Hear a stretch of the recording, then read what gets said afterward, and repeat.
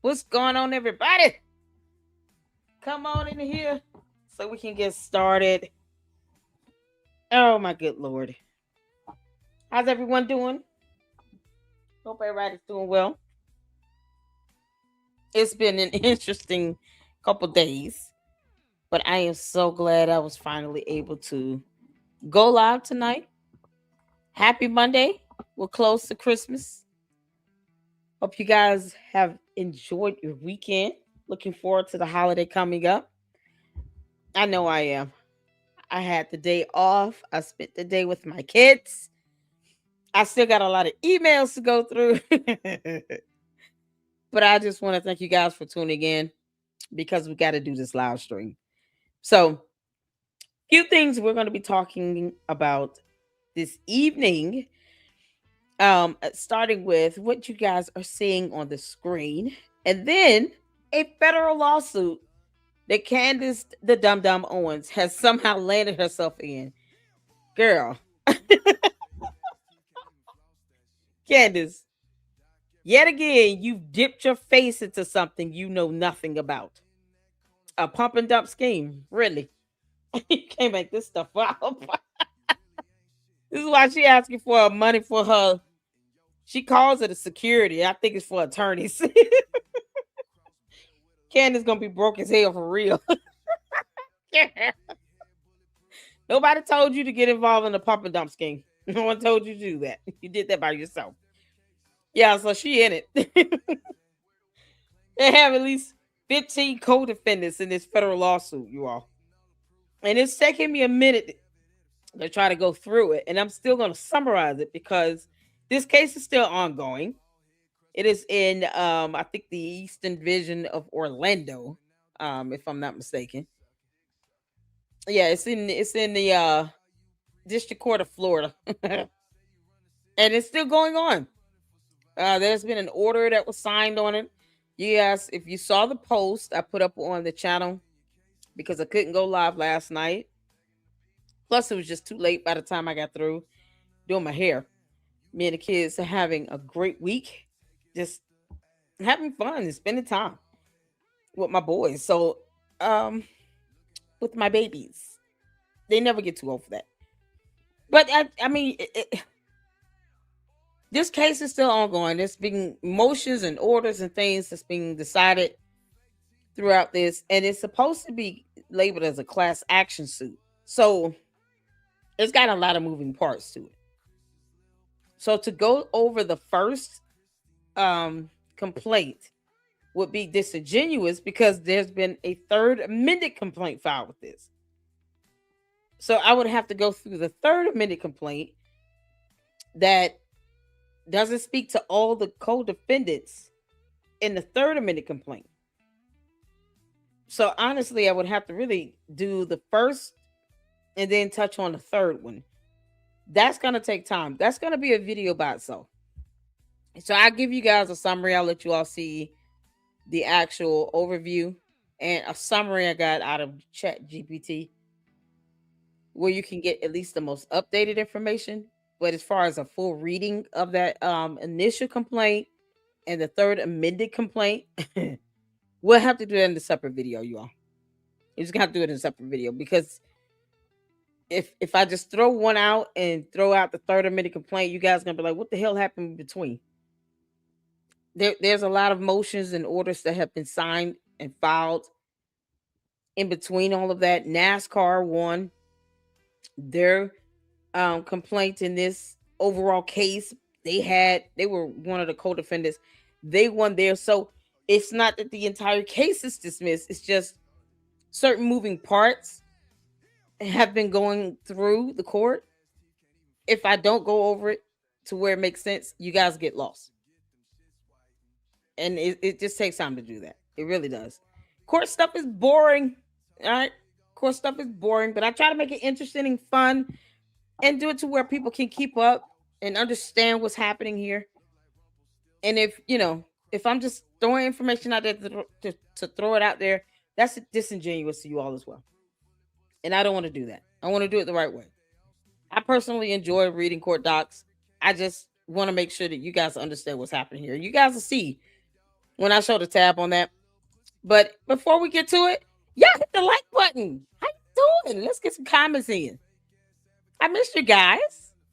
I hope everyone's doing well. What's going on, Francisca? Shout out to my mods. I have the best mods on YouTube. Shout out to Francisca. How you doing, honey? It's almost Christmas time. Now I'm so excited. I hope you guys are as well. Ready for a good meal. What's going on, Blue? Watching Paramount Tactical. He's got a lot of info on this Mitch Snow. He's a known criminal and liar. Oh, yes, he is. Yeah, I have 2 court docs I'm about to show you all. Since he claimed that he sued the government, right? Y'all see what I got up just still. And it's crazy because it's only literally 2 documents that have been uh posted up to this docket. Going back to 2022 and 20 another order from March of 2025. But he claims he spent so much money on litigation. Yeah. We'll go over that in a second. Paramount Tactical is live. I'll have to check out his video when we get done. Y'all see what's up. I had that up so you guys can see there is a court case on this. And it's closed. I don't understand what the guy's talking about. Whatever lawsuit he has against the government, this is the only thing I've been able to find against any government agency, the Department of the Interior. So I'm sitting here like, okay, the last Candace show we did was the one from Thursday of last week where she interviewed this clown. And then she's like, oh, I'm going to help you raise money. They still have this gifts and go thing going on. It's like a GoFundMe. It's just named something else, but it's the same thing. He's raised over $135,000 for a matter that is closed. But he didn't tell what the case number is or give case details of the actual lawsuit he has with the federal government.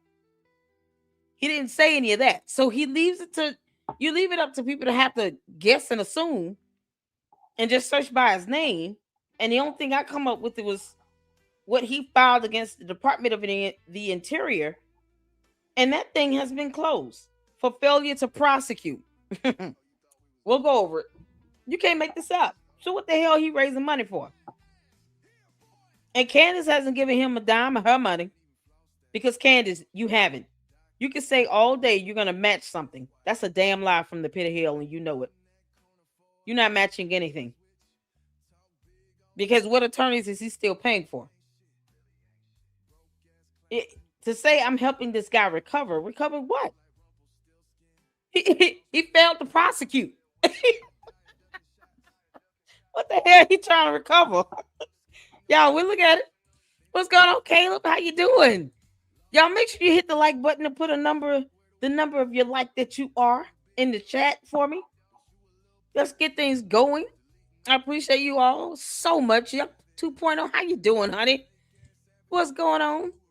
I'm going to put y'all comments up. I appreciate you all for tuning in. What's going on, Mira?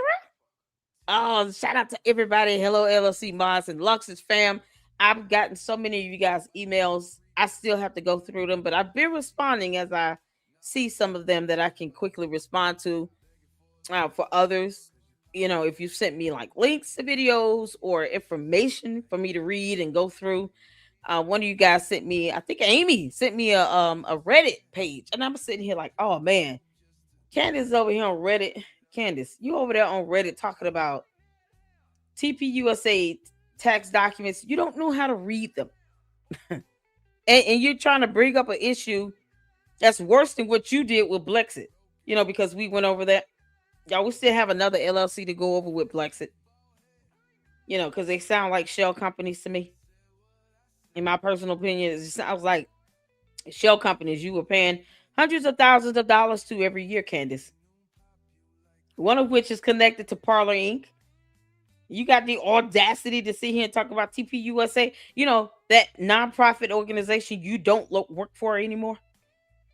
You're no longer affiliated or associated with.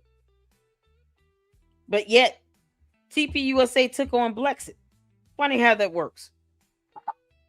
So unless you're trying to say, Candace, TPUSA should not have taken on Blexit because of all these shady ties to these weird-ass LLCs with Blexit, then what is your purpose? Because you're not pointing out anything that's just so astounding. She doesn't know how to connect dots. She's not an investigator. She's not a journalist. So what the hell is the purpose? She's saying they're stealing, they're doing fraud, all this other stuff she can't prove. We're still waiting on that FBI text message. She's a clown. Anyone watch Candace? I haven't seen her new episode up. I didn't see a new episode up. We haven't gone over the episode on Friday, so that we will cover tonight. Because I do want to be caught up in case she does do something. I think my brother Jay Witt.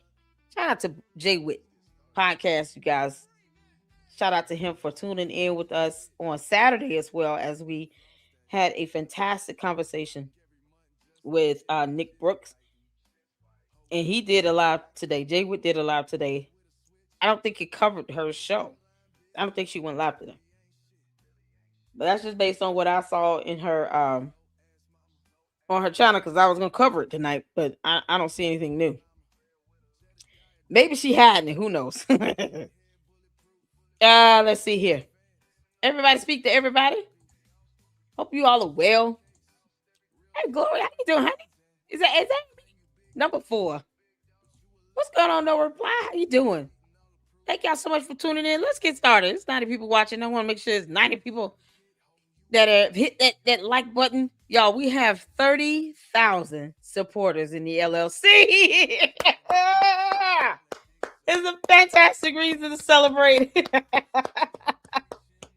We hit it. 30,000 supporters in the LLC. I refreshed and we hit the number, you all. We had been so close for days. And I was like, oh, come on. Let's do it. You're enjoying this great content here in the LLC. Hit that sub button. Hit that subscribe button. Hit the like button. And let's keep this content up in the algorithm, because people need to see this. Candace, you sitting here raising money for this clown, right? So let's take a look at Justia. Because Justia saying, this is the only case I've been able to find. Just so y'all can see it. Only case I've been able to find dealing with Mitchell Snow and any government agency that he's suing. So this is case number 23-1196, filed back on November 30th of 2022. This went to U.S. Court of Appeals, Federal Circuit. And then you guys see here the 2 dates where these orders were filed. They're orders from the court. So the first one was back on May 11, 2023. And the second one here was back on March 5th, 2025, earlier this year. This is the only docket entry you see here. Basically, appeal docketed received November 18, 2022. I'm seeing an appeal, but I'm not seeing the actual case. And I'm just kind of like, what the heck is going on here? So he had an attorney based on this second document here, but we're going to take a look at this first one, because it looks like it just looks like he was by himself. He was pro se, but I'm just showing you all what I read. Oh, shoot. Let me go back. Go back. Okay. So if you all see here, oh, man. There we go. Let me share this tab. Look at this. Candace. This right here says this. I want to make sure you all can see this. This is the first document. It's basically, it's an order. And of course, non-precedential, meaning it does not set precedents. There's no landmark ruling or anything, where precedence has been established. It's as simple as this. You have Mitchell Snow, petitioner v. Department of the Interior, respondent, 2023-1196, petition for review of the Merit Systems Protection Board and number, and then there's this, DC-07 52-22-0107-I-1. And here's the order. Petitioner having failed to file an appendix required by Federal Circuit Rule 30A within the time permitted by the rules, it is ordered that the petition for review be and the same hereby is dismissed for failure to prosecute.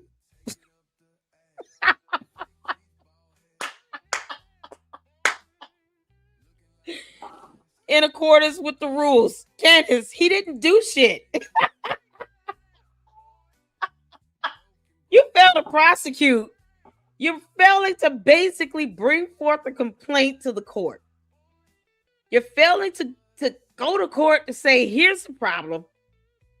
Here's the filings. And he didn't do whatever he was supposed to do within a timely manner. What the hell are they raising all this money for? Why is this a thing? $135,000 for what? His Christmas is about to be merry and bright. But it damn sure ain't got nothing to do with an attorney. So is he trying to file another lawsuit again? How's this going? Yeah, this is so weird. It doesn't make sense.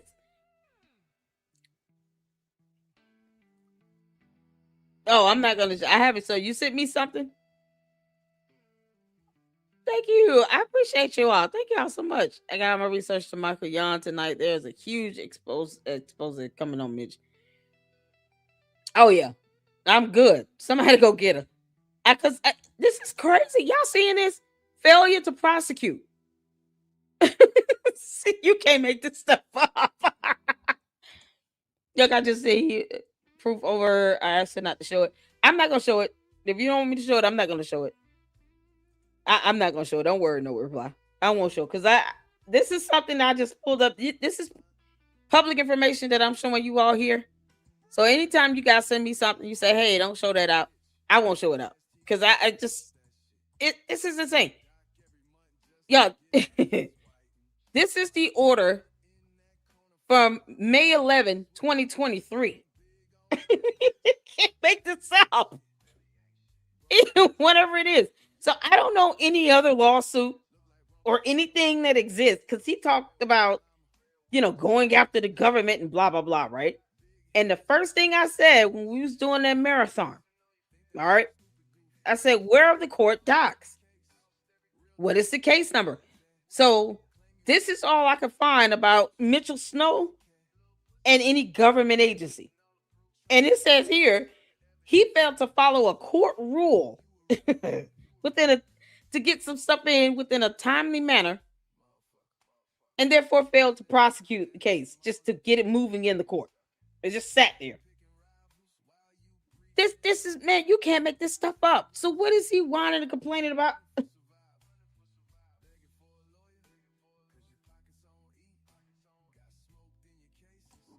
So I don't know what's going on. I really don't. But this is where we are, people. You all see that order? Y'all see it? I know you're a solid LCL church. Yeah. Thank you so much. I appreciate that. Paramount Tactical getting on his ass. Good. Everybody need to get on his ass. Because he's raising $135,000 so far out of people. Now, let me tell you something. I don't stop people from giving money to somebody. I give you a heads up. Like I said, I put out the information, I put out the facts, and people take from that what they want. Right? I'm not here to dissuade anybody from anything because the candy asses, the cult members, they can't stand that. They hate that. They hate when you try to tell them like, this dude he's a con artist.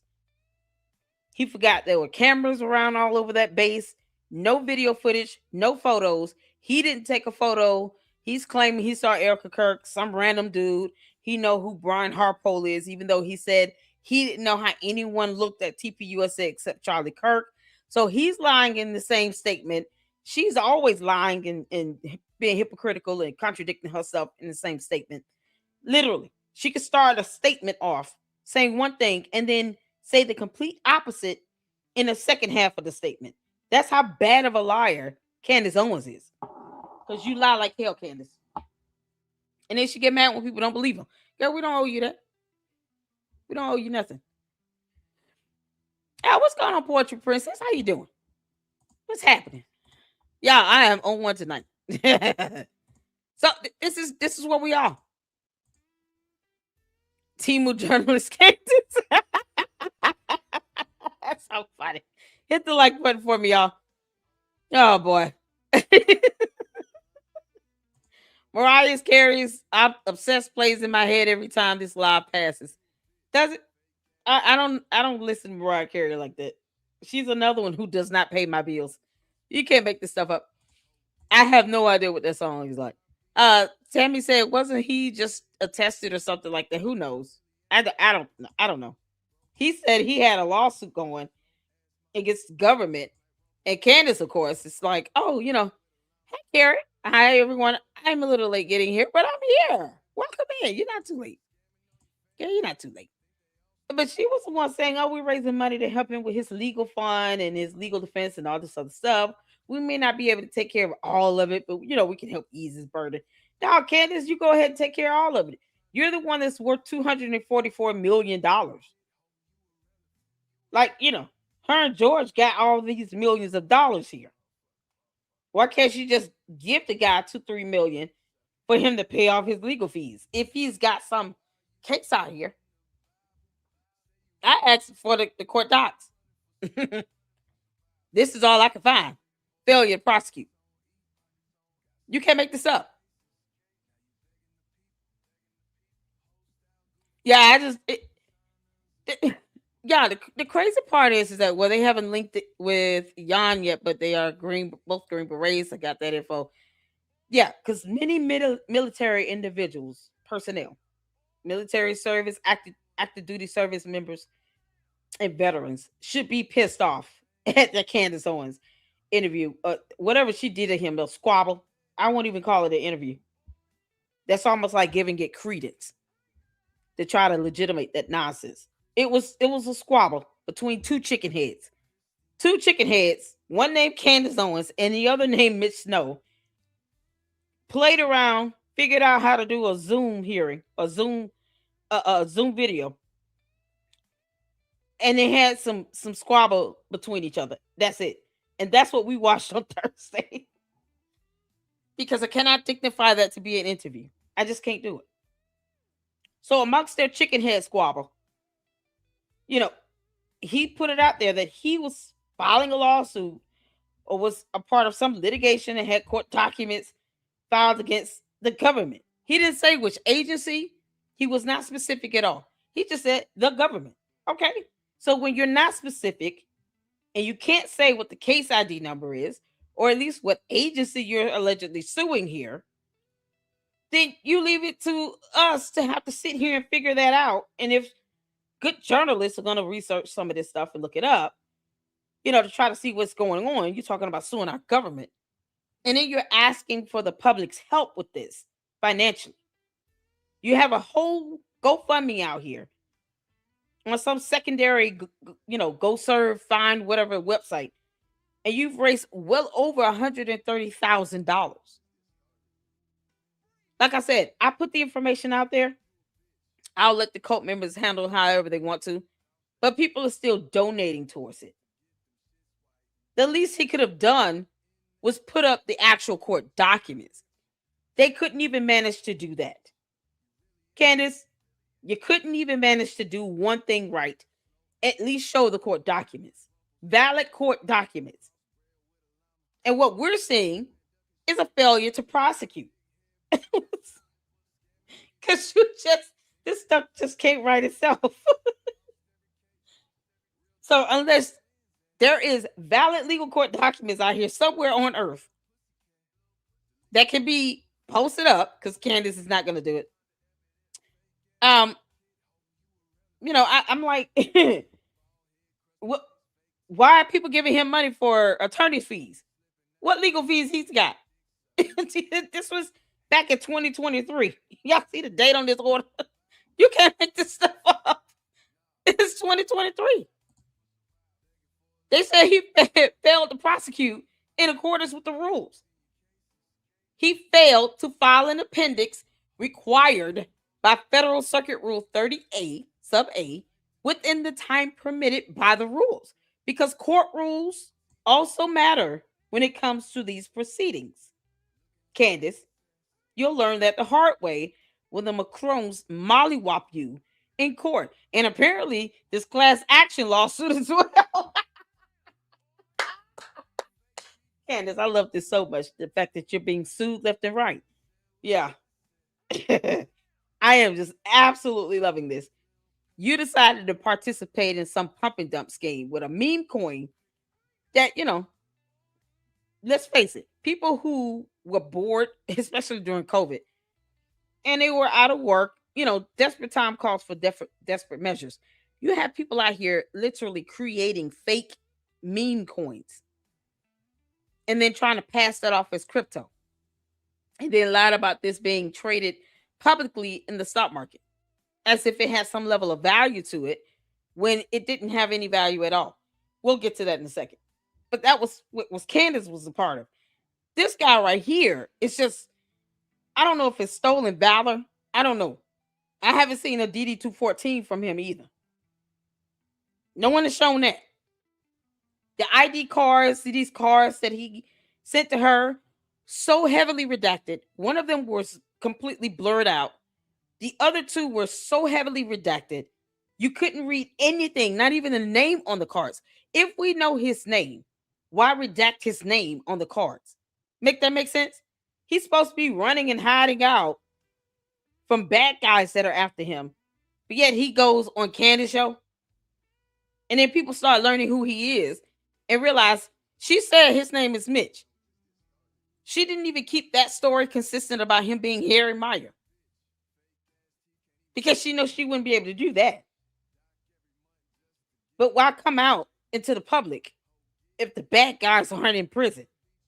If you don't have any level of protection, you're afraid, but you come out and you go along with this ruse. He took pictures of him being outside in the same black polo he just so happened to be wearing when he was having this squabble with Candace. This is insane. And the only thing I can find as far as him in a government agency going to court, his incompetent ass couldn't even follow court rule. He failed to prosecute. So they told him, go sit your ass down somewhere. Go sit down. So let's go to the other document because it was two of them. Yeah, it's two of these documents here. So we're back on this one on Justia dockets and filings. There's one from March 5th. What does that say? Lord have mercy. This one is, and you guys can see, filed March 5th, 2025. That was this year. This is also non-precedential because no precedence has been set because he didn't do shit. So this is Mitchell Snow, petitioner v. Department of the Interior. Judgment. Devon Miller, law offices of Patrick J. McAndrew. Now, this is the one I said where he had an attorney representing him. I don't know why.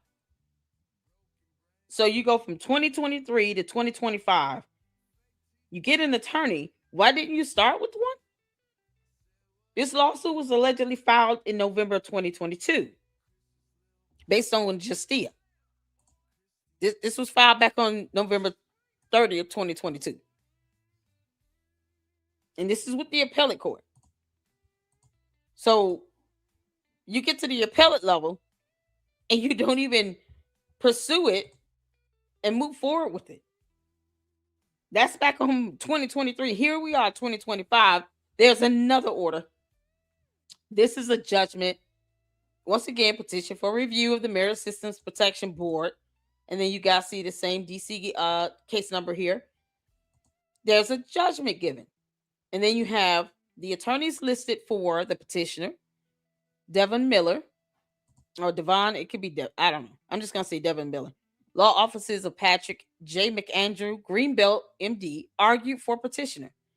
And then Albert S. Erosi, Commercial Litigation Branch, Civil Division, U.S. Department of Justice, Washington, D.C., argued for respondent. Also represented by Brian M. Boynton, Eric P. Bruskin, Patricia M. McCarthy. This cause, having been heard and considered, It is ordered and adjudged. Per curiam, affirmed. Basically, they affirmed what they said in 2023. Per curiam, per curiam, sorry, per curiam means unanimous. So when you file an appeal, what you end up having is what's known as a judicial panel. There might be 2 to 3 judges on that panel, maybe even 4, depending on which level you're at. The Supreme Court, of course, has what, seven judges, 11. I mean, is it 9? Why do I not know that? I think it's 7. Yeah, whatever. It's an odd number, and then you got the tiebreaker being the Chief Justice. So here with this appellate level court, federal circuit, I think it was 3: Prost, Toronto, and Stark. These are the 3 judges here. Y'all see that? Circuit judges. They unanimously decided their the previous ruling they gave, where they dismissed it because you failed to prosecute, was affirmed.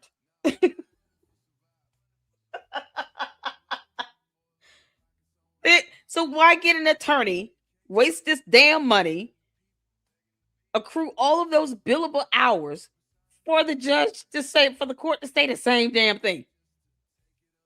Y'all, it's just barely 2 pages here. We're barely at 2 pages. They said, affirm, bye, get your ass out of here. You wasting our time. We got things to do. No one had to come here for this, to tell you the same old thing over again. Why are you here? This guy is full of crap. It is so crazy. And Candace does not care about her cult members because they're helping this clown raise all this stupid money, and for what? $135,000, and for what? Let's see where it is, because every time you refresh it, oh look, it went up. 135,625. They're still giving him money, and they can't even see what the court documents are. This is insane. Hey, Proudly, bro, how you doing, honey? Yeah, he's like, Candace, validation. You can't make this up. VFT has even changed his take on the bullet. It's like a spell Candace has put on people, but when you break out of that spell, you are free to see the truth. Yeah, Candace, you don't run shit in my house, girl. That's why I say exactly what I want to say. You don't pay my rent. Child boo. They claim Israel's giving me $7,000. I'm still waiting on whatever. This is so crazy. Yeah, this is what happens when you get, when you get evidence up. This is what happens, Candace, when he says he's suing the government and he can't say what that means. The government said, the court said, bye, Felicia. And it's like, you came back again March 5th, 2 years later, almost 2 years later. Then you got an attorney that argued for you. And then you had the whole government, the Department of the Interior. Of course, they're going to be represented by our Department of Justice. It's like the government having attorneys to represent itself, to which is entitled to have some level of defense for. So no one should expect any government agency to not have a representation. Just like everyone individually is entitled to representation, so is government agencies. And they came in and they said, okay, we heard all this before. You said what you said. Unanimously, we're deciding for you to kick rocks. We've already told you this. We're upholding that ruling. We're not going through this no more. And here you can go see Federal Circuit R 36. There you go. Bye. Y'all, you can't make this stuff up. So, I mean, honestly, what more is there to do? When he was not specific in the lawsuit that he said he was pursuing against the government, and he just said, random buzzwords to try to make it seem like, he's just doing something so important. Yeah, no, that's not how this works. That's not how this works. I can still see the court documents. Unless they are redacted, there should still be a case initiated. But you can't even, this is the only case I could find. I ain't find anything else. Now, you all see something else? Let me know. Say, here's the lawsuit. If it's the Department of the Interior, these are the rulings from the appellate court. That means they basically said he failed to prosecute, so they dismissed it. Kick rocks, go home, leave us alone. That's it. You can't force the courts to bend and manipulate to your will. That's not how it works, Candace Owens. You will find out the hard way. We're here for it. We're all here to watch Candace Owens find out the hard way how things work in court. She will lose terribly. I guess she figured, if I'm going to lose, I might as well just double down and keep calling somebody a man. Because she knows she's not winning that. But she brought that on herself. I have no sympathy. Candace, you're a grown-ass woman with 4 kids. I only feel bad for the kids. That's it. I don't even feel bad for, boys club. Because he grown too. And he letting this stuff happen. It's he gonna, oh man, he's gonna be writing so many checks for judgments being issued against his dumb wife. Like another 10 mil. I have to write a check for another 10 million. Why are we doing this? Because she won't stop running her mouth and lying. No, Candace, keep talking. So they can just keep gathering evidence against you. That's how this goes. You run your mouth, they gather evidence.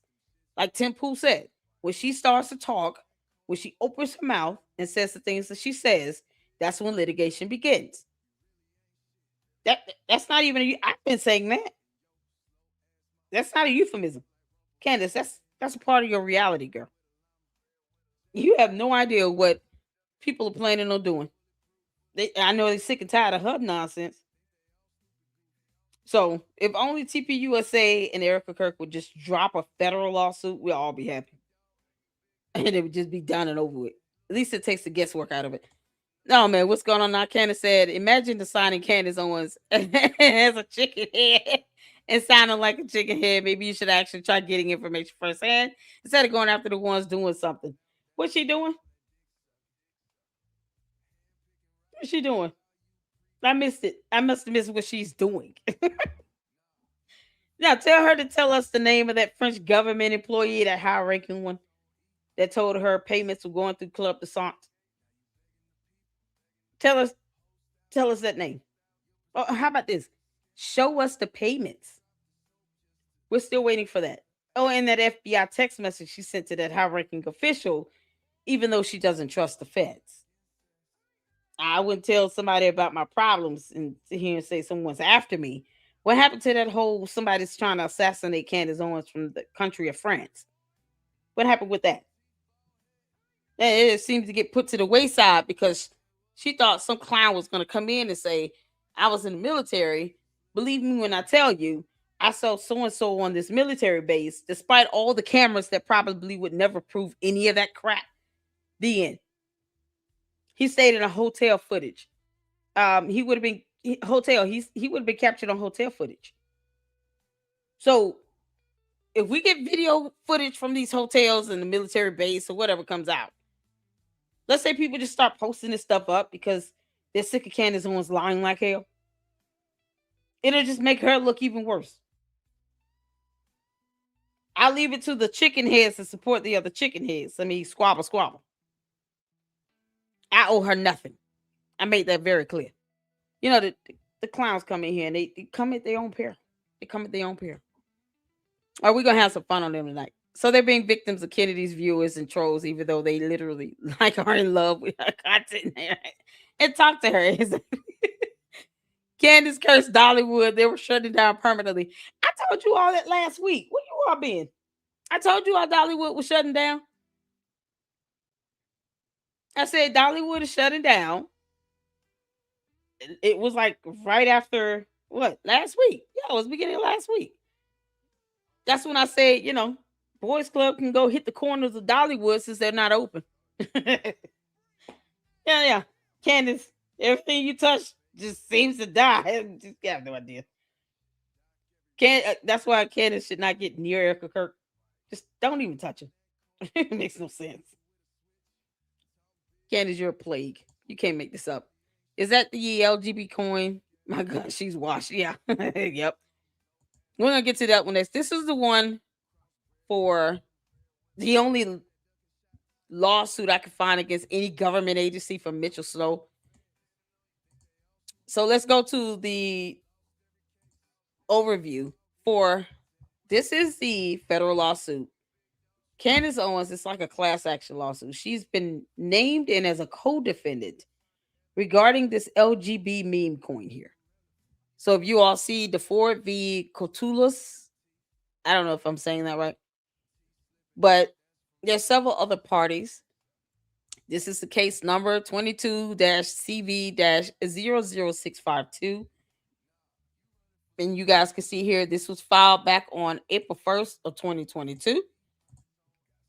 And this is a fraud lawsuit. So they're alleging, of course, fraud because they're saying these meme coins, which had no value to it, were promoted by all of these, people like Candace and other conservatives, people like influencers, companies like NASCAR, and had investors excited about buying these coins, which really gives it the value that it has because they're not valuable on the market, right? They only become valuable when they're actually being traded on the market and they're giving some level of valuation.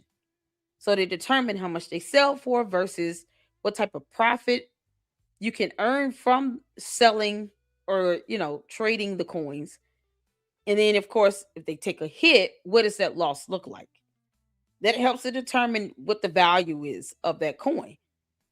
But when you create a coin out of nowhere, and then you get all of these influencers, people on social media, like Candace wants to sit here and say, hey, you guys go buy these coins, right?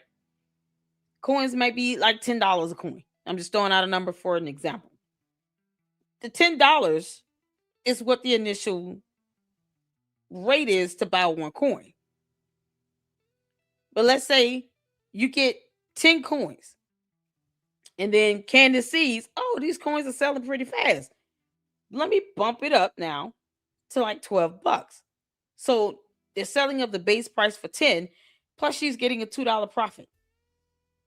So what she does is she gets people to buy all these coins based on how many ever number of coins have been created.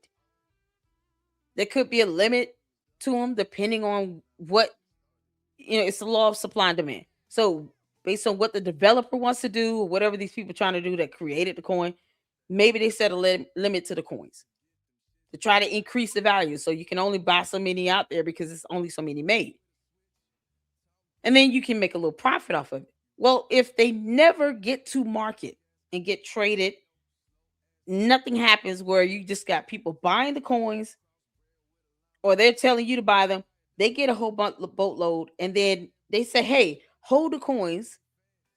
And when, we start putting them out there, then people can start buying them and we'll start selling them. What they start doing is they sell it up front. They'll tell everybody else to hold them, but they start selling theirs. They're making money, but they don't tell their platform, they don't tell their audience that they're actually selling their coins. So Candace buys 100, but she doesn't tell everybody else she's bought 100. She didn't tell everybody that she's about to sell. So when she sells them, she's able to sell them and get a profit. So she's getting all that cash coming in. Meanwhile, other people in her audience just sitting on these coins. And then what happens is once she gets rid of all of hers and she's made the money she's going to make, so they pump them out and then they just dump them out onto everyone else. Once they've gotten rid of them, then they tell everybody, oh, okay, here's how much the peak they've sold for. Now you all can buy these coins or you can start selling them. Then they realize these coins don't have any value to it. They mean nothing. But Candace has already sold hers without telling people. And now she gets all the profit. She gets all that money. This was going on so bad. You had other celebrities getting charged by the SEC, including Kim Dark Kardashian. It's funny, Candace, you become another Kim Kardashian. No different than what Kim Kardashian did. And a lot of those celebrities involved in it, you have, man, there's the kid in jail from FTX. He's in prison. He had a whole fraud company. FTX was one big Ponzi scheme. And the worst thing is he's not the only person that had these fake coins out here. FTX was just a whole fake company.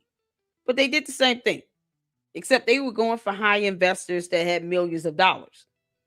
And they just created these fake coins, told people that these were valuable. People bought them, and then turned around and realized they just stuck with all these fake coins that may or may not even exist. And if they do, they have no value. They're worth pennies. And of course, people got mad. Sam Bankman-Fried is sitting in prison. Oh, he in prison. That's a smaller scale of what Candace did. It's a pump and dump. So this is what you have here, and you have this class action lawsuit that started at. Let me ascend so you guys can see where it started. Back on April 1st of 2022. So this is the original complaint with some attachments with it.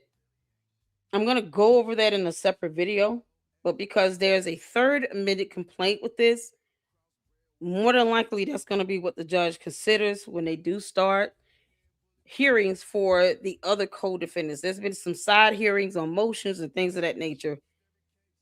But as far as the complaint of the original co-defendants, because this is long. If y'all see this is God, it goes on forever. Look at all of this all this entries in here that's been made here. All this movement to this case. I mean, and I'm scrolling for days. So you may have some motions that were specific to certain co-defendants, and then those co-defendants filed motions against the co-plaintiffs, and it's just back and forth. I mean, you guys can see how long this is going, right? All the way down to December of 2025, where you have this page 104. Look at that, page 104. So I dropped this link in the chat. You guys can go on this website. This is just a docket. Some of the information, some of the documents, you can click on it and it'll pull up. You can download the PDF. If you see this here, buy on Pacer, you got to pay for that. I have a Pacer account, but if I had to get all these court documents, it would cost me hundreds of dollars. I don't care if you see 20 cents. That's per page. So it would cost a shit ton of money to get the entire docket for this case. Plus, I don't need all of it to really go over the bulk of it.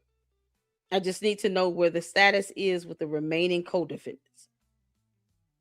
And that third amended complaint that has the co-defendants listed, that's going to be the one that the judge, go ahead and allow it to flow through the court. Because you can file a complaint, but if it's amended, they want to go with the most recently amended complaint.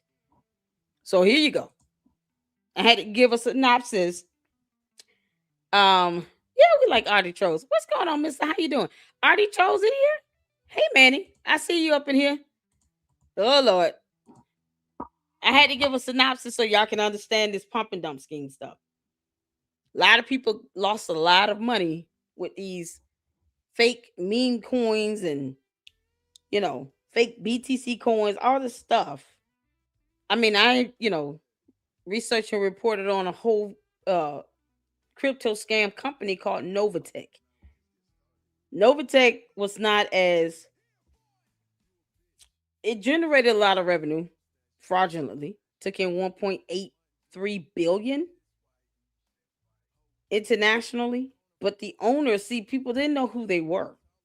The Petions, they understood how to stay quiet. At least they weren't really all over social media like that, and when they did, come out and do a video, or they did some sort of a meeting or something with their so-called, with the pyramid scheme, the pyramid leaders, the sponsors, the ones who went out and, the promoters that went in and brought in people into the pyramid scheme, to to their stupid Ponzi scheme.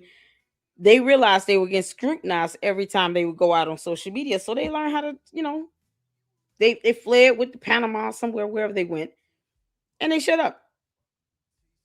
So that's the difference between like a Sam Bankman-Fried and a Cynthia and Eddie Pettion. But they were huge Ponzi schemes. They were crypto scams. And Sam Bankman-Fried was just hanging out with people who were famous. He was arrogant with his. Cynthia Pettion literally called herself Reverend CEO Cynthia Pettion. So she too weaponized Christianity. She didn't believe in it.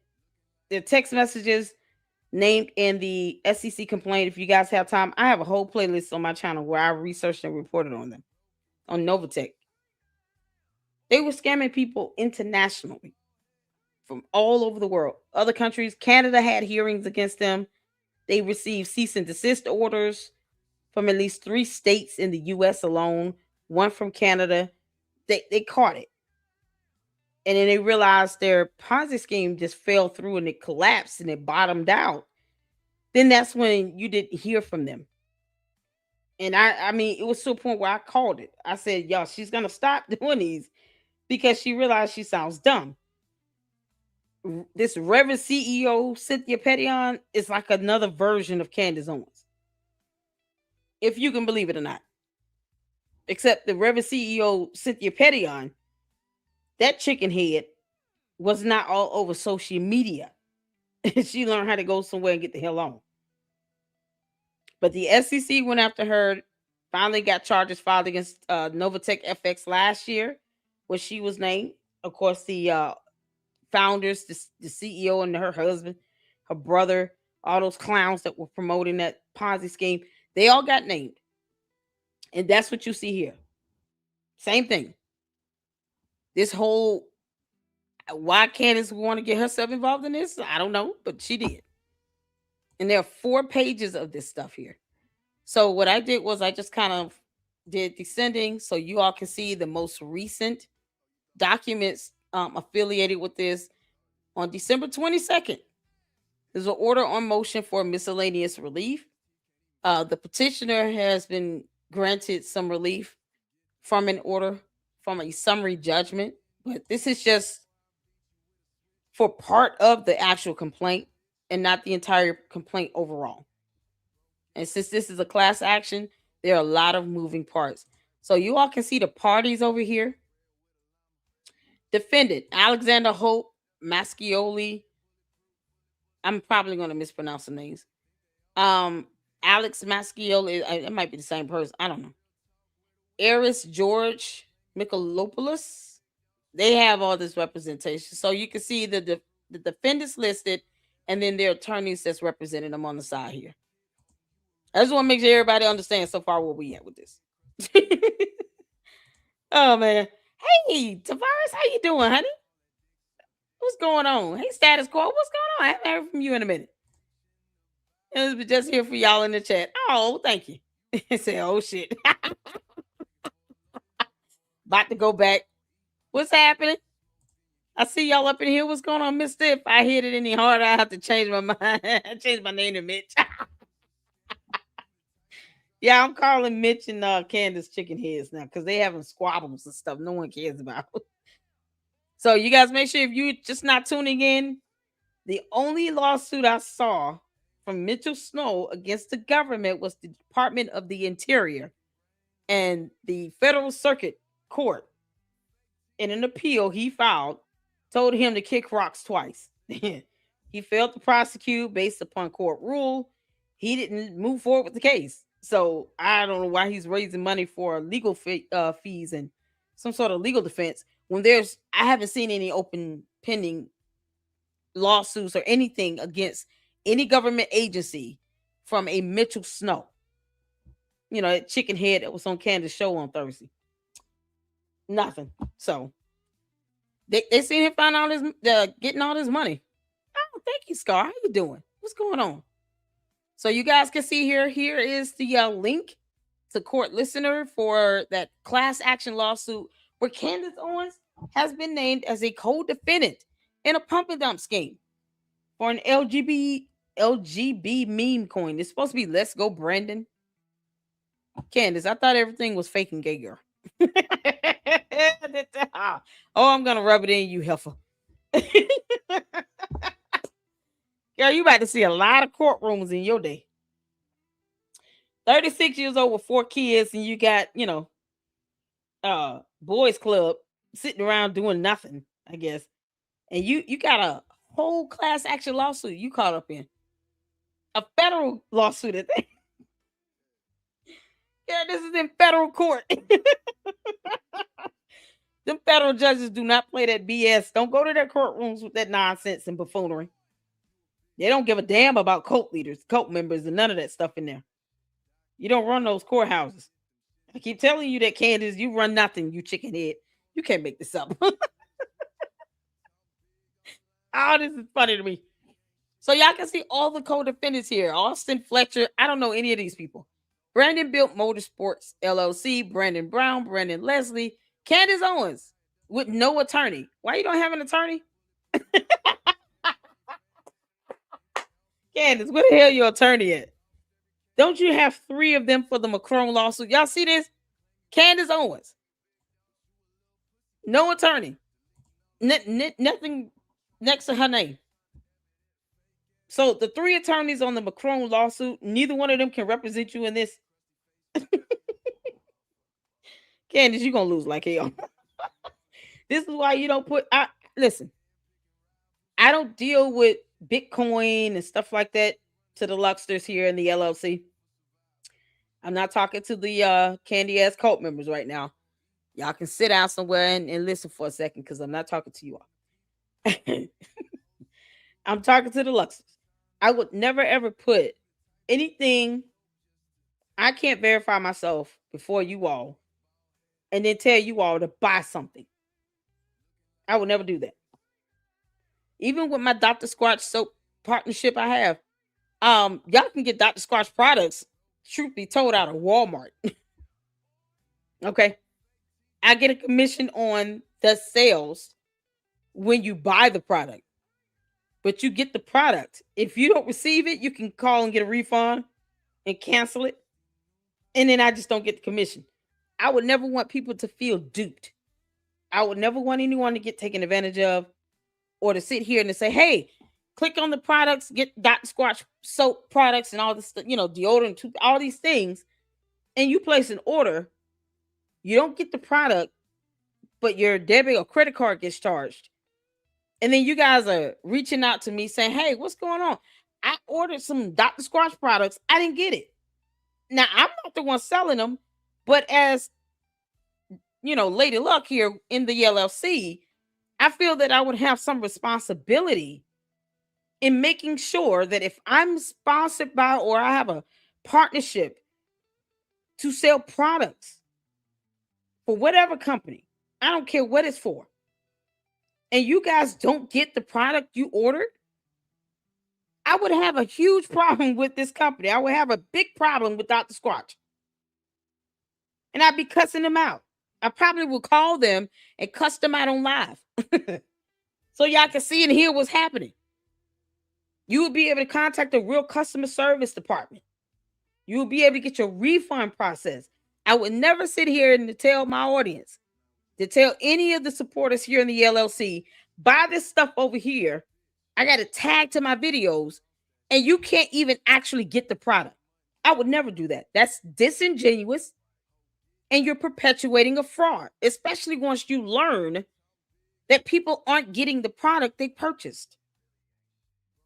And then I'm still telling you all to buy it, knowing that people aren't receiving it. That would be fraudulent of me. Would that not be?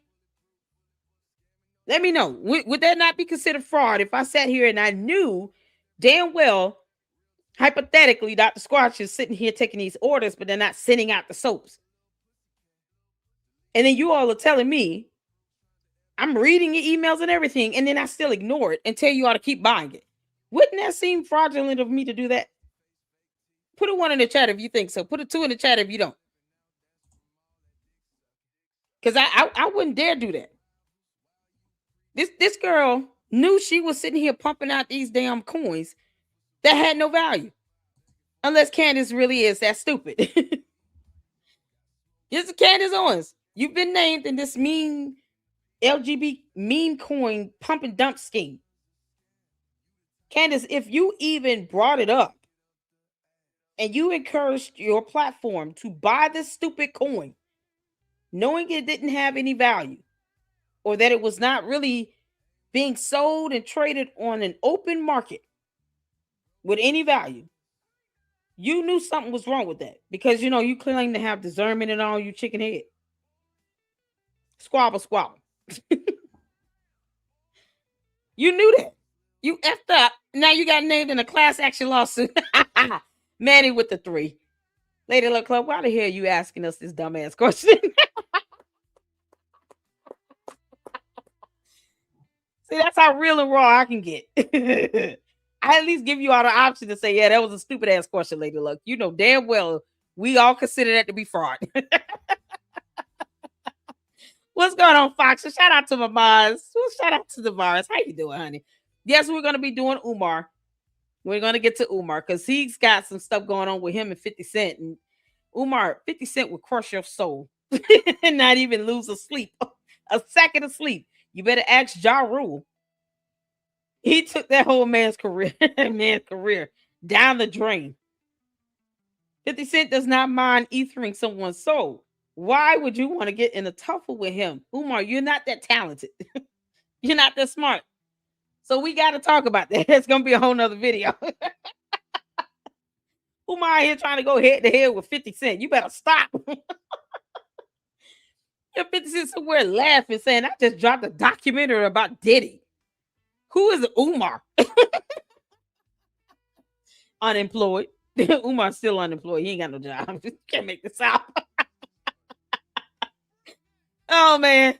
Shout out to y'all. Is Tatum named in his filing? You know what? That's a good question. Let me see. I wonder, this is going alphabetically. I'm assuming by the first name.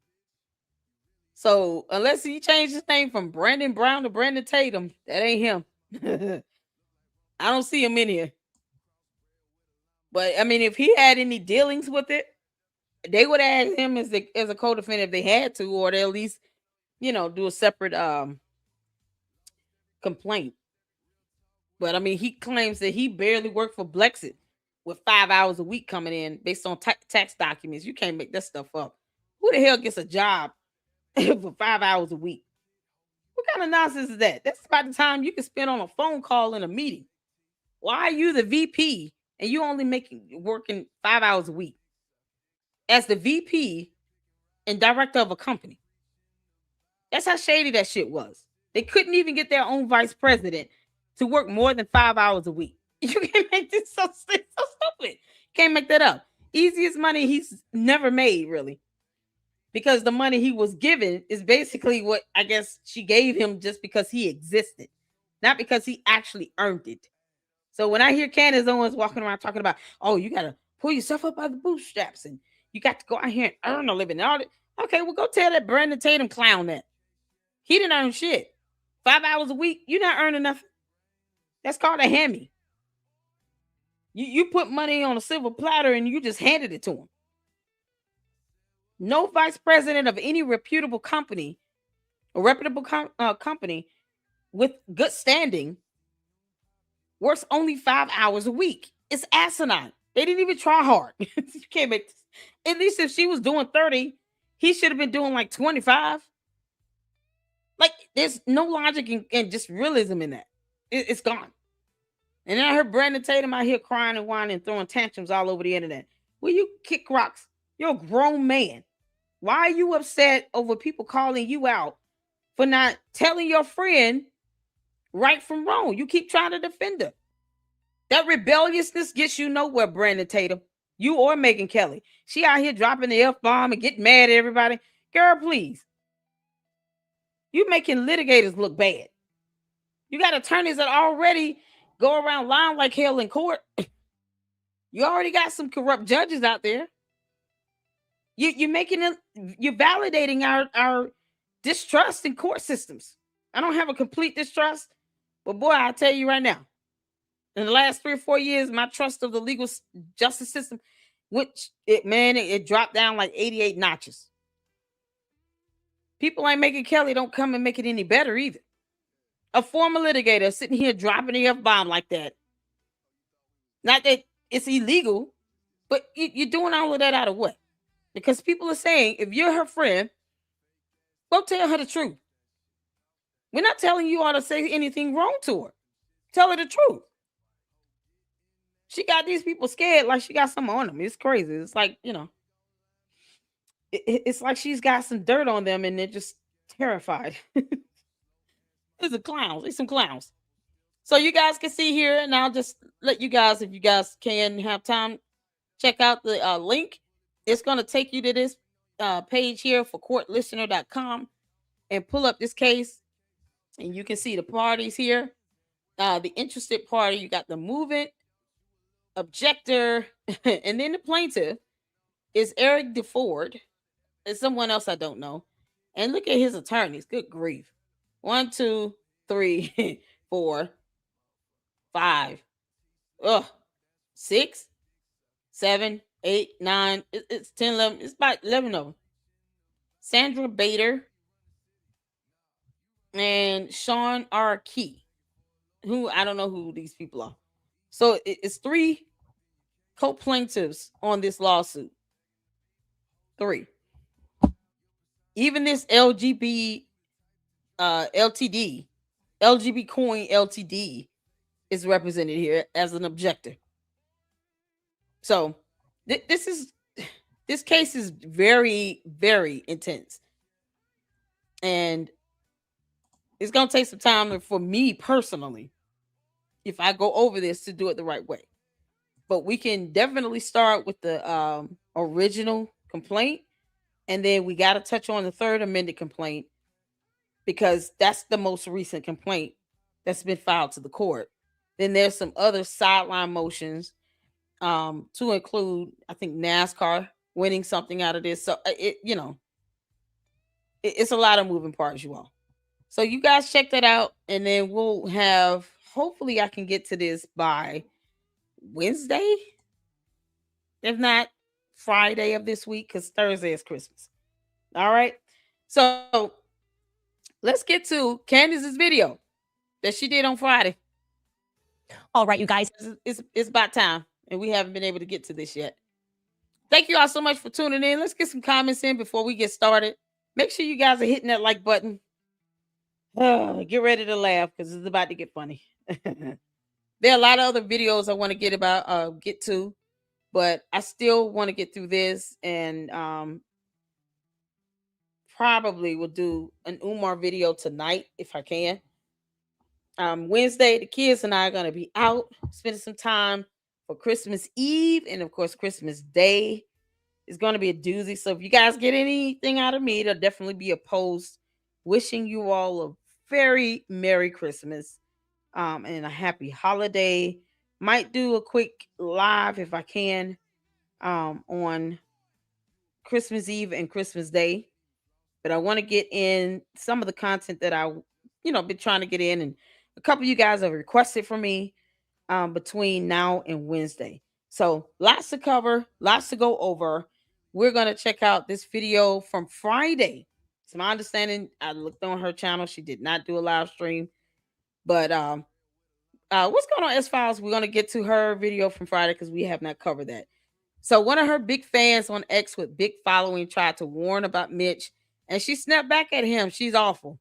Yeah, Candace, you're a clown. You chicken head. This heifer decides to get mad at everybody but herself. Candace, you're the only one that dug this hole for yourself. The least you can do is pull yourself out of it by your bootstraps. She loves saying that crap. Now you see how it feels, Candace. Do you see how it feels? Now you got to finally do something for yourself. Hey, no one has to believe you, girl. No one has to believe you, heifer. We don't have to trust nothing you say. We don't have to do that. We don't have to trust anything that comes out of your mouth. We don't owe you that. And then you bring on a clown who deep down, it's just my opinion here. I feel like there's some stolen valor involved. Just my opinion. And until I see a DD214, that's what I'm going to go with. Because anybody can change the color of their hair, cut it in a certain way, get some glasses, especially if they look like the person that they're trying to portray. Because what if he's portraying Mitchell Snow? Y'all saw my thumbnail. What if he's only portraying that? But he's not Mitchell Snow? Because why wouldn't he bring a DD214? And why in the hell would he redact the ID card so bad to where you can't see the name? But you're telling us your name. So if I have something that says the Lady Luck Club on it, there's no reason for me to redact it when everybody knows that my name is the Lady Luck Club. That's what I go by. Why redact something when we already know what it is? We already know your name, so why redact the name field on those ID cards? And then 2, I want to see video footage or a photo of Erica Kirk, Brian Harpool, and whoever that other dude is on that military base. Because Candace wants people to believe that in this reality here on Earth, United States military bases do not have cameras, especially if they're considered to be intelligence military bases. They have cameras everywhere. There was a camera, we pointed it out on her video. She pulled up the photo she pulled up of that camp, of that base. There was a camera right on that pole. It was white. And I'm sitting here saying, wouldn't this idiot have been recorded on that camera? He would have. There's no way you're going to scramble cameras at all. Surveillance cameras on a military base. They will lock down that military base in a hot second and have everybody in place, like go in your rooms or stand still, because our cameras have been somehow short-circuited. It's impossible for something like that to happen, and it doesn't make the news. Because they're going to want to find out who the hell did it. I've never heard of a military base being scrambled because one person named Mitchell Snow wants to go on walk around talking about, I want some documents. It's a stupid thing to do over something that petty that he can't prove actually happened. If that makes sense. He didn't prove he went there because the photo he took was just outside random. He didn't prove that he was in a hotel. He didn't prove any of that. We didn't see his cell phone coordinates pinged to a tower with the coordinates near that camp or that base. Nothing. No evidence on that.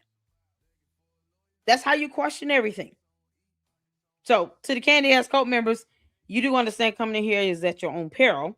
I'm on one tonight. And yes, we're going to laugh at you. Can't make this up. Oh, man. Umar thinks he is. Umar thinks he's a guy. He's another one. Him and Umar Johnson and Candace Owens need to just finally, give in to their temptations because they're like 2 peas in the pod. I wouldn't be surprised if one day they did end up talking and having each other on their platform. Because reasons. Can't make this up. They're the same. They're one and the same. Tatum does the fulfillment for her merch with his clothing company. Yes. Who told me that address? And I know Jay Witt covered this too, I think. Where the merchandise, and she said that she has a P.O. box that's specifically for her merchandise when the Macron's first lawsuit was being served to her.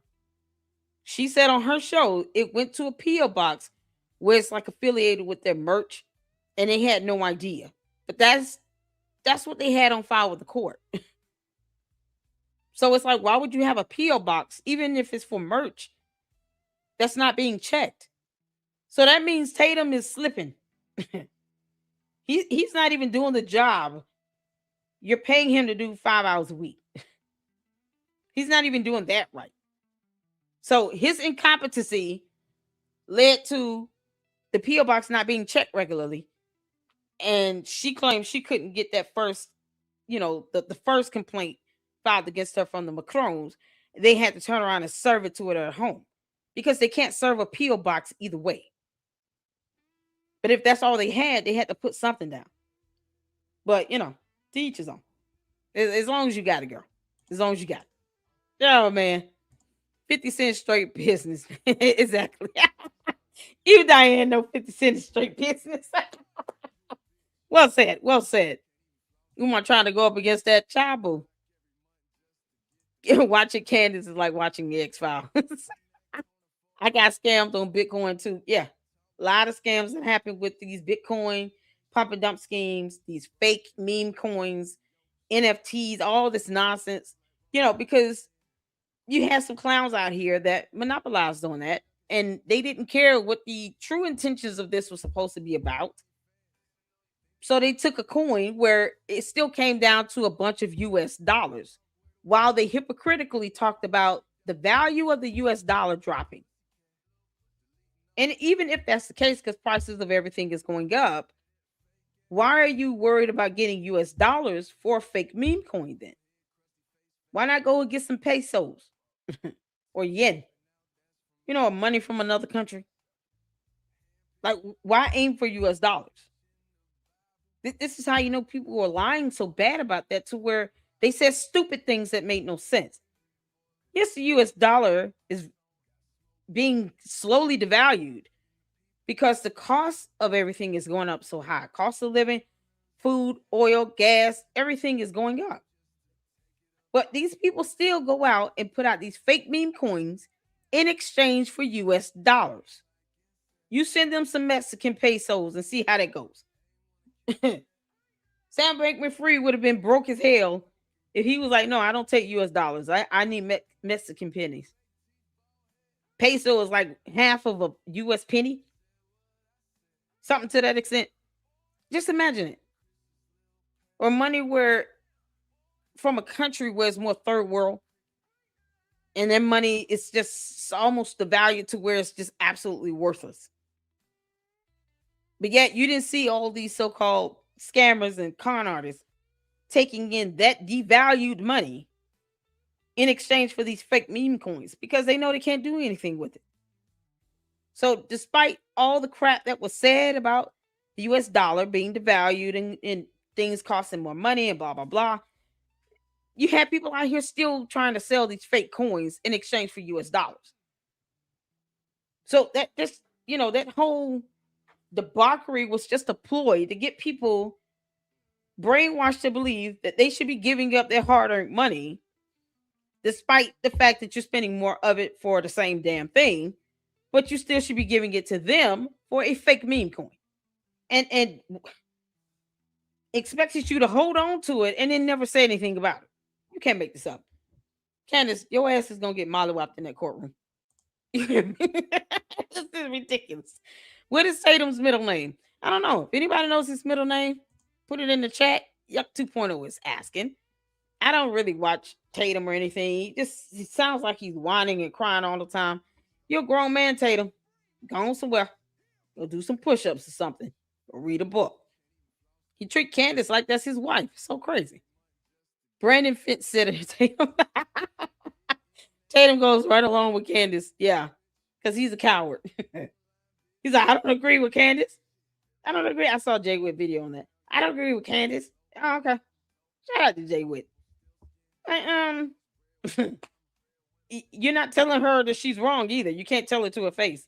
Because Tatum, we dare you to say it to Candace's face that she's dead ass wrong. We dare you. What a clown he is. He's a clown. Oh, man. Brandon Orlando Tatum, born April 22nd, 1987. There you go. Mira, there you go. Thank you. Thank you, Mira. When are you doing the Umar live? It will be after this. It will be after this, because I do want to get it in, because this whole thing between Umar and 50 Cent is just comical to me, because Umar knows he can claim to be whatever the hell he want to be. What he is definitely is unemployed. So he's not making any money. 50 Cent sees him as a cockroach in the end. It's, and I don't have to side with 50 Cent. It's just a matter of, look who you're trying to go up against. You're trying to get your name out there and attach yourself to somebody like a 50 Cent who had no problem destroying Ja Rule's career. He definitely has no problem finishing off Umar Johnson because Umar doesn't have a career in the first place. He still has no job. He doesn't have a career. So 50 Cent's go eat his ass if he don't leave him alone. His initials are BOT. Y'all, Brandon Orlando Tatum. Yeah, he's a bot. Y'all, hashtag bot in the chat. Hey, Susan Q, how you doing, honey? Well, shout out to Amy. Amy here. Amy has emailed me as well. Please do not think that you're, spamming me with the emails, especially if I know who you are and you're a supporter, a firm supporter, and you're being very genuine. Even if people give me, some tips and constructive criticism, things of that nature, I definitely listen. Yeah, am I going to completely stop cussing? I'm working on it, but it's a slow progress. But even for the information, everybody doesn't agree with me calling Candace Owens a chicken head or a heifer, or jackass or a donkey. Everybody idiot, dumb, stupid. Like most people don't agree to all that. A lot of people don't. Me, if I start holding back, it'll bother me even more. So I get it all out. Candace has said a lot worse about a lot of people, many of which were just completely untrue and just false. Candace truly is very ignorant of a lot of things. And ignorant is the lack of knowledge. That's the definition of that term. I don't profess to know everything, but I at least research and read. And if anyone has a case ID number with Mitchell Snow suing the government, please email it to me. Because, I just want to go over it for a good giggle. Another lawsuit from 2022. Yep. You holding back from that. All right, y'all ready? We're going to get to this video here. Thank y'all so much for tuning in. Hit that like button. Let's get the candy ass cult members pissed off, because they already big mad and they hate my guts. I don't really care. Let's piss them off even more and get to this video here and let's get in a good laugh. Thank you all so much. Put a 1 in the chat where you can see it here. Let's do it. Happy Friday. Well, I just want to start by saying that it's pretty obvious that Ben Shapiro is terrified. We can all see that now that Charlie Kirk is dead. He seems to be taking multiple stages and demanding an allegiance to Erica Kirk. In fact, it almost seems like he's demanding that nobody inquire further about Erica Kirk. It's odd because Ben had no allegiance to Charlie Kirk when he was alive. So what is it about Charlie's widow in particular that is inspiring his very public nervous breakdown? Personally, I think he knows something about her. That is what I am sensing, that he knows something about Erica Kirk. And every time he speaks, I grow more certain that Israel might be involved with 9/10. So let's keep investigating. Welcome back to Candace. Oh, bride of Chuck.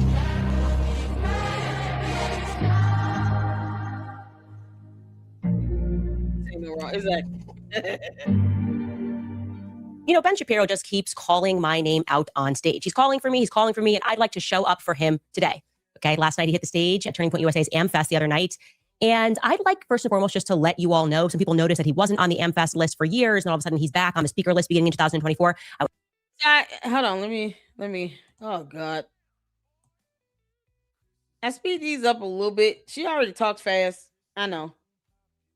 But for the sake of brevity, because I do give commentary, and just as a heads up, I have to give commentary. Otherwise, it's just a copy and paste from her video. I'm not doing it. I have to give commentary and debunk throughout because she may say something. If I'm trying to wait 5 or 10 minutes in between, I'll probably forget because I'm not writing this stuff down. I'm just, going off the top of the head. But that's how we rock it here in the Lady Luck Club. I am going to pause and give commentary. So you, Cheryl, shout out to you. Shout out to my mods. I want you all to see and understand that there are people who have their views and ideas on things. Whether we're all aligned with it or not, it's fine. This is what I mean. Personally, I think Tatum knows exactly what he's doing, and he's a coward. But if it comes off reasonable and understandable to you all, then that's fine too. I don't really know him like that. I don't listen to him, but I can tell by the way he keeps going at this. Y'all coming at me about Candace Owens. Why does he care about comments? Now they care about comments. and the bots. Because if Candace doesn't like it, she's gonna call you a bot. Because Brandon Orlando Tatum is a bot. I mean, literally. But if Candace doesn't like it, whatever is being said about her, she'll just pass it off as a bot. It could be her actual supporters that are disappointed in her flipping the script, I guess. I don't know why they expected anything any differently, but she called them bots. So she didn't even give a damn how they felt. She just saw they criticizing me. They must be bots. Because my supporters don't. It's like her supporters never criticize her. In her world, in her mindset, her supporters are not supposed to criticize her. If you do, you're a bot. And that means if she expects no criticism, she's a cult leader. That's some cult shit right there. But there's some who, like with Megyn Kelly, some people feel like Megyn Kelly was being genuine. And she just doesn't want to get added into the rift. I get it. So you always feel free to, we can be respectful here in the LLC. The Candy Ass cult members are incapable of doing that, but we can still be respectful when it comes to expressing our opinions and thoughts, even if it's different. No one is shutting up Candace Owens. She's still talking. When she does not do a show, it's because she chose not to do it, not because someone told her to shut the hell up. When Erica Kirk told her to stop, she hasn't, and she still has not. And as opposed to that being honored with some level of integrity, you see how the Candy Ass cult members start acting. And then the bots push out this dumb narrative now where they're just like, oh, screw Erica Kirk. She's not important. Who cares? She's fake, blah, blah, blah. Because they're trying to justify why they simply can't honor someone else's wishes. When your rights start to bleed into someone else's life and override the rights of others, we're no longer talking about a right. It's called you enforcing your will upon someone else. We don't do that here. So I say what I say. I pause when I pause. That's how I operate. If you would like to see this whole video in its entirety, feel free to go check it out on Candace channel. But as for me over here in the Lady Luck Club, I have to pause. I have to give commentary. Pretty much that's how that works. And no one rushes me through that, not even the Candy Ass cult members, because I don't give a damn how they feel either way. The same ones be walking around here talking about I'm getting $7,000. They don't leave a super. Shout out to all of y'all. Hit the like button. Thank you all so much for tuning in. We finally hit 30,000 supporters, and I am excited. Yes. All right, let's get back to it. I want to let you know how that actually happened. So the story goes, obviously, that in 2024, Ben fired me in March. Well, he would say management fired me. But firing me wasn't enough. He wanted to make sure my reputation and livelihood was also destroyed. Of course, what happened thereafter is Charlie Kirk instantly came out and supported me because we were like brother and sister, always supporting each other publicly. And then I showed you guys a few episodes ago that we found out as I was going to speak in Dallas at their YWLS convention that Ben had sent an intern who was going to ask me a question while I was on stage, but we sort of rumbled this plan. And I called Ben out on stage. Ben did not like that I called him out on stage. So he began working behind the scenes to have Jewish donors start threatening Charlie to make sure that I wasn't invited to speak at year end because I was an anti-Semite. This is what Charlie told me. And instead, he wanted to be invited. So he's just going to purchase a friendship, right? So he comes at Turning Point USA, and this is what was divulged to me from Andrew Colvett at the time, willing to...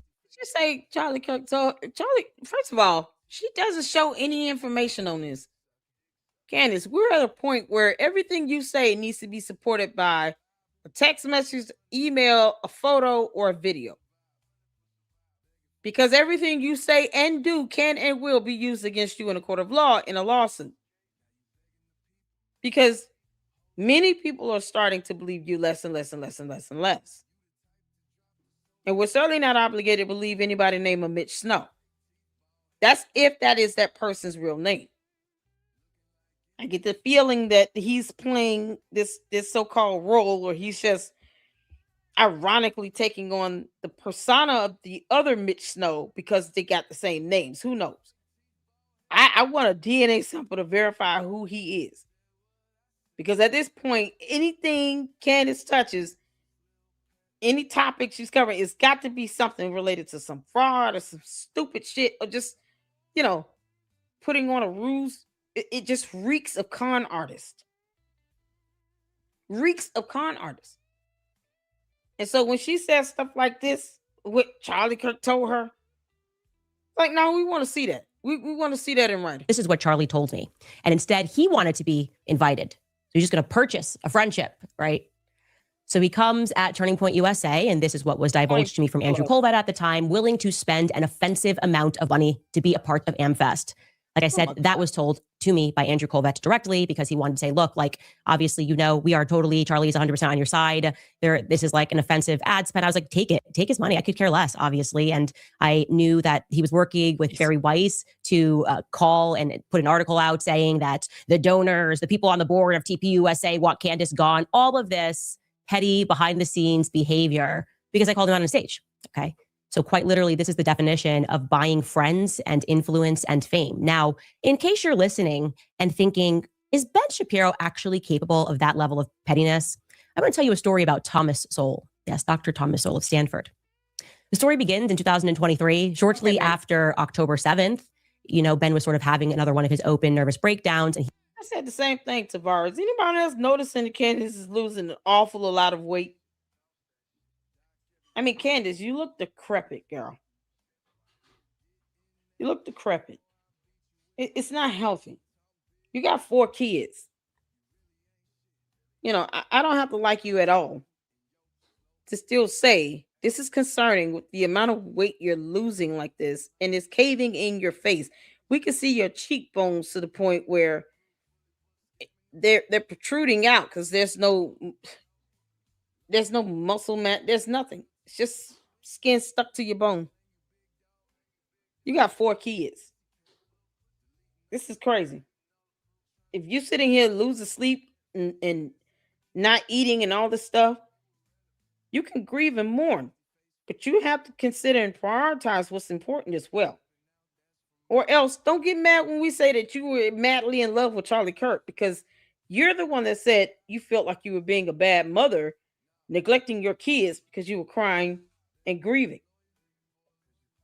But yet you can't show text messages from the last 12 months that was sent from Charlie Kirk. And it was proven that you unfollowed him and he unfollowed you. Y'all weren't even following each other. So the hit dog would holler. Okay. Let's just keep that in mind. Hit dogs always holler.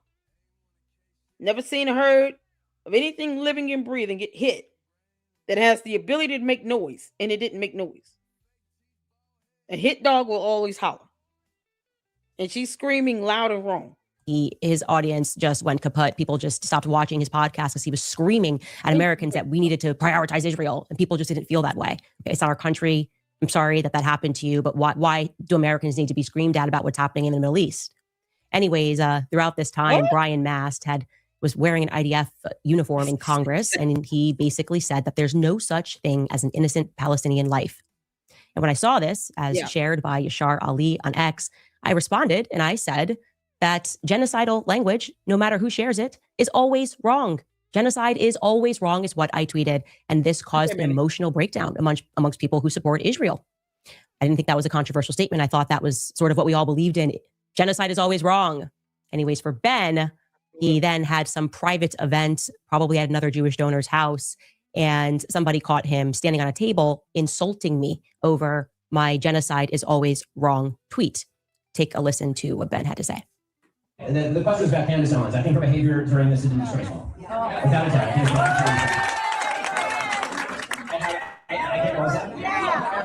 Yeah, she still works for my company. I think she's been absolutely disgraceful. I think that her faux sophistication on these particular issues has been ridiculous. It's not faux sophistication, it's ridiculous. Everybody can see the moves that she's making, the things that she's saying, and I find them disreputable, disgraceful. She works at my company. You can imagine that the internet went crazy because they wanted me to respond to him. I can't believe this. They worked together, they're colleagues. Let's leak it. And irrelevant, that was on the morning of November 14th. I was 6 days away from giving birth. I was very heavily. Candace, you You act as if no one can say anything critical of you. There have been plenty of people that have been laid off or fired when they were pregnant. Question is why? Being pregnant does not mean that you somehow lose your morals or integrity or breach a contract when you're working for someone, that is Jewish, and then you're saying things that are, just vile against Jewish people. But then when somebody clap back at your little ass, you want to sit here and talk about, oh, I'm the victim and woe is me. I was 6 days from giving birth. Erica Kirk has 2 small kids. The oldest is still asking when is daddy coming home. She still has to continue to explain to her daughter why she will never see her father again and why he's with Jesus. You can't make this up. You have no care or concern for those 2 kids. Because I guess in your mind and in your world, you and Charlie should have had those kids. I can't imagine anyone being this soulless to the point where you don't even show any level of humanity when it comes to the children. They have to grow up and watch your videos of you obsessing over their father, talking about how you neglected your own kids because you were grieving and mourning and crying. And Boys Club doesn't give 2 shits, I guess. He doesn't care at all. He doesn't give a damn. He won't tell you to stop. And even if he said it, we clearly see that you don't care and you will never stop. Despite the fact that she picks and chooses when he's the man of the house and when he's just a cockroach, I guess. I don't know. But if he were to tell her to stop, she would ignore him just as much as she ignored Erica Kirk. And then try to twist it up, say, no, stop lying. You will stop lying. No. You don't get to add on after the fact. Especially when everything's recording in a damn video. You can't make this stuff up. People are going to criticize you. You chose to be a public figure. You think somewhere in your head, Bone Quisha, that you are number one. When that's not the case. And at some point, you're going to have to find some new material. Some new content. See, I'm going to go over this lawsuit. And that's going to be a whole video by itself. Because content. People need to know that you're sitting here being involved with scams and schemes. You're not above reproach when it comes to that. And then you bring a big ass fraud and a con artist, this chicken head on your channel, and you put that person before not just your audience, but everybody else to sit here and to say something about Erica Kirk. Because Candace, you're still a coward. Funny how you couldn't just say that yourself, right? You couldn't just say, I heard, Erica Kirk was on the base and they saw her. No, you brought on a chicken head to do all of that. Now you're fundraising for him. And for what? Is that the fee you promised him? But you agreed to give this man $250,000 to come on your show and say that BS? Because you knew he was going to take a lot of heat. You knew he was going to be subjected to scrutiny. But see, true journalists, people who just have just some discernment, they see through all that BS. What we see is you playing the puppet master. While you bring in another con artist who obviously didn't mind, you using him for this BS. With no evidence, no proof, no nothing, cards redacted. We don't know what the hell it is. And you're just playing this game because you're trying to save face. And now you get upset when people criticize your ass. No, we don't care. Just like you don't care about Erica Kirk's 2 kids that will not see their dad in this lifetime. We don't care that you were 6 days away from giving birth. That does not mean that people are not going to criticize you because of that. Oh, let's not say what needs to be said about Candace Owens because she's about to give birth. Child, please. And yet you take away Brigitte Macron's motherhood. She gave birth 3 times. You see how the chickens come home to roost, Candace? Now no one gives a damn. And you want to sit here and you're throwing spaghetti at the wall. I was 6 days from giving birth. First, you were weaponizing God And now you're sitting here trying to blame everything on the pregnancy. Yeah, just blame it on that baby that's going to one day watch this video as well and say, well, what do I have to do with this, mommy? This is insane. The hypocrisy of it all. Pregnant. Anyways, I wake up to this, and shockingly, I'm not.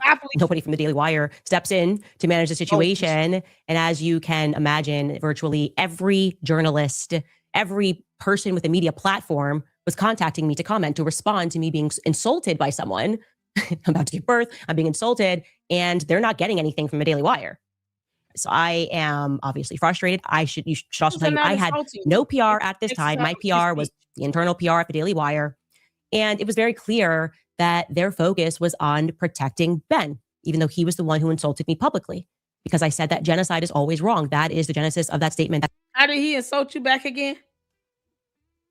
Perhaps I missed this insult, because I could have sworn he had right to free speech and expression as well. If he considers himself to be a journalist or a reporter or whatever, he's a member of the press. He has the right to that too. He has the right to publish information that is of the interest of the public. You do not get to dictate that. You nor your candy ass cult members, because no one cares how they feel or what they think either. If you have a hive mentality, we already know you people copy and paste the same damn thing. We don't care. You're not getting anything any different out of the cult members or the bots. We don't care. Keep copying and pasting. We don't care. But this is crazy. Oh, he's insulting me because he gave you criticism. Standing on a table, insulting me over my genocide is always wrong tweet. Take a listen to what Ben had to say. That's not an insult. And the question is about Candace Owens. I think her behavior during this has been disgraceful. Without a doubt. Yeah, and she's still working for my company. I think she's been absolutely disgraceful. I think that her faux sophistication on these particular issues has been ridiculous. It's not faux sophistication, it's ridiculous. Everybody can see the moves that she's making and the things that she's saying, and I find them disreputable. Disreputable, disgraceful. Yeah, disreputable, disgraceful. It's not an insult. And you can take it how you want, really. We don't care. It's called free speech. What he said was not illegal. How about that? Since we want to be clear and draw the line in the sand on what just happened here, Ben Shapiro did not say anything illegal at all.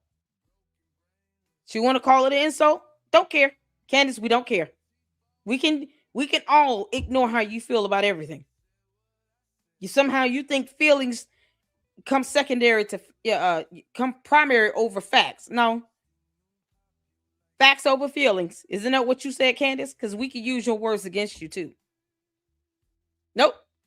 Facts have nothing to do with your feelings, and they don't care about it. He gave his opinion and his thought of you being disgraceful and disreputable. That's it. For some reason now, the world is going to end because Candace feels insulted. Who gives a damn? Graceful. She works at my company. You can imagine that the internet went crazy because they wanted me to respond to him. I can't believe this. They work together, they're colleagues. Somehow this gets leaked. And I want to mention, because it's very relevant, that was on the morning of November 14th. I was 6 days away from giving birth. I was very heavily pregnant. Anyways, I wake up to this, and shockingly, nobody from the Daily Wire steps in to manage the situation. And as you can imagine, virtually every journalist, every person with a media platform was contacting me to comment, to respond to me being insulted by someone. I'm about to give birth. I'm being insulted, and they're not getting anything from the Daily Wire. So I am obviously frustrated. You should also tell you, I had no PR at this time. My PR was the internal PR at the Daily Wire. And it was very clear that their focus was on protecting Ben, even though he was the one who insulted me publicly, because I said that genocide is always wrong. That is the genesis of that statement. That's all I said. Obviously, So you get to insult anyone from Israel or Jewish people by accusing them, all of them, of doing something. Do you understand what stereotyping is, Candace? Yet another word you can't define. Neither can your dumb cult members and bots. Because again, so they say dumb things like this, what you're seeing here in the chat. Like I care about what color skin she has. I'm not going to stop saying what I want to say because you don't dictate free speech. Not up in here. So what personality are we dealing with today, Candace? I feel Bonquisha coming out. Y'all say hello to Bonquisha. She's in full force and full effect. Wanted to respond angrily to the press. Y'all. I wanted to hit back at Ben. And I guess you could sort of say my perspective was an eye for an eye, but my husband was a better person than me. You've been that way. You still are that way. She's still an eye for an eye. Candace is still very petty and vindictive. You have no content. You're a gossiper, you clown. Hence why you're being sued as well. Because of that eye for an eye thing. Had you just, kept your cool and just read the Macron lawsuit, they would have never felt compelled to file an amended complaint because you doubled down on your BS. Still no scientific evidence to prove that, by the way. But you chose to double down. And since you don't want anyone to tell you when to shut the hell up, keep talking, girl. Keep talking. So all this evidence can be used against you. Keep damn talking. I never said I wanted her to stop talking. I wanted to damn keep putting out evidence. That's all she's doing at this point. Instructed me that morning to instead take a deep breath, relax, okay? Don't think about what you're feeling in the moment. Think about how you're going to feel in the future. And he instructed me to instead read the Bible, the Sermon on the Mount. I read through it. And he reminds me that everybody who wants to comment, they don't care about me either, right? They're selling headlines. They want the clicks. They want the drama. And I'm going to feed into that for what reason? For what reason, actually, am I going to give a comment and say something about Ben Shapiro? Blessed are the peacemakers, right? Don't buy into this click culture. And so I tweeted that actually my husband was right. I called for peace. I tweeted, blessed are the peacemakers. And I made the mistake. I guess it was a mistake. That after I tweeted, blessed are the peacemakers, and I'm thinking that I'm going to be commended. Yeah, the hypocrisy in this is strong, Candace. What happened to that same concept with Erica Kirk? Candace, you reap what you sow. Since you want to throw out scriptures, we can all do this. You reap what you sow. Bible also states that you should not lie. You should not steal. You should not kill. You're killing the spirit of Christmas for all these kids out here, especially Charlie Kirk's 2 kids, that have to worry about your cult members trying to find out where their father is buried. You have no idea the damage you're doing to those 2 children. But yet somehow, blessed are the peacemakers. God said, leave me out of your BS, girl. Leave him out your drama. You've already weaponized Christianity after you put it in air quotes, because Christians was in air quotes in her last episode from Thursday. She put Christians in her air quotes as if she's not one herself. But she won't speak to these Catholic priests that go out here essaying little boys, because they've been doing that for decades. When I get back to work, like, wow, you really took the high road.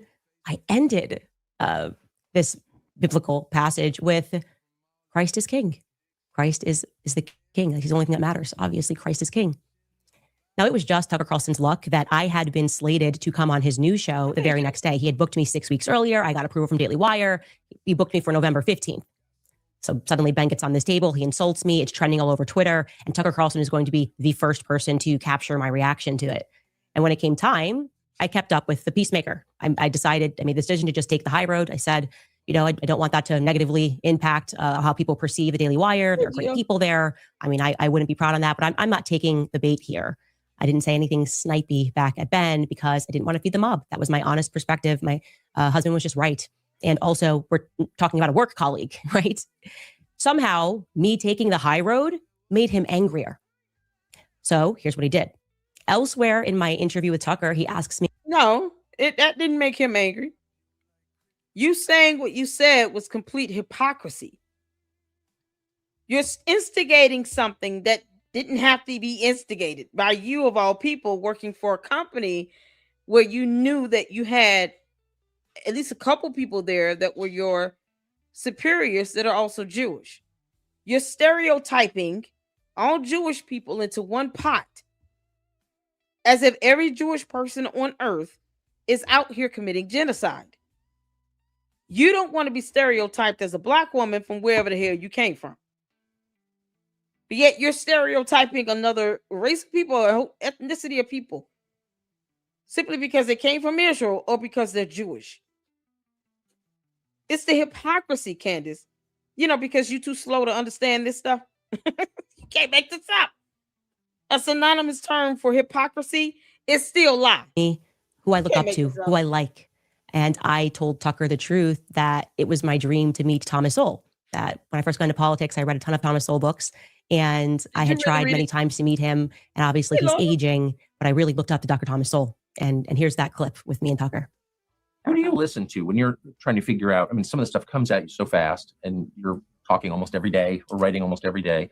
Who do you read or listen to try to make sense or bounce ideas off of? I have been obsessed with Thomas Sowell.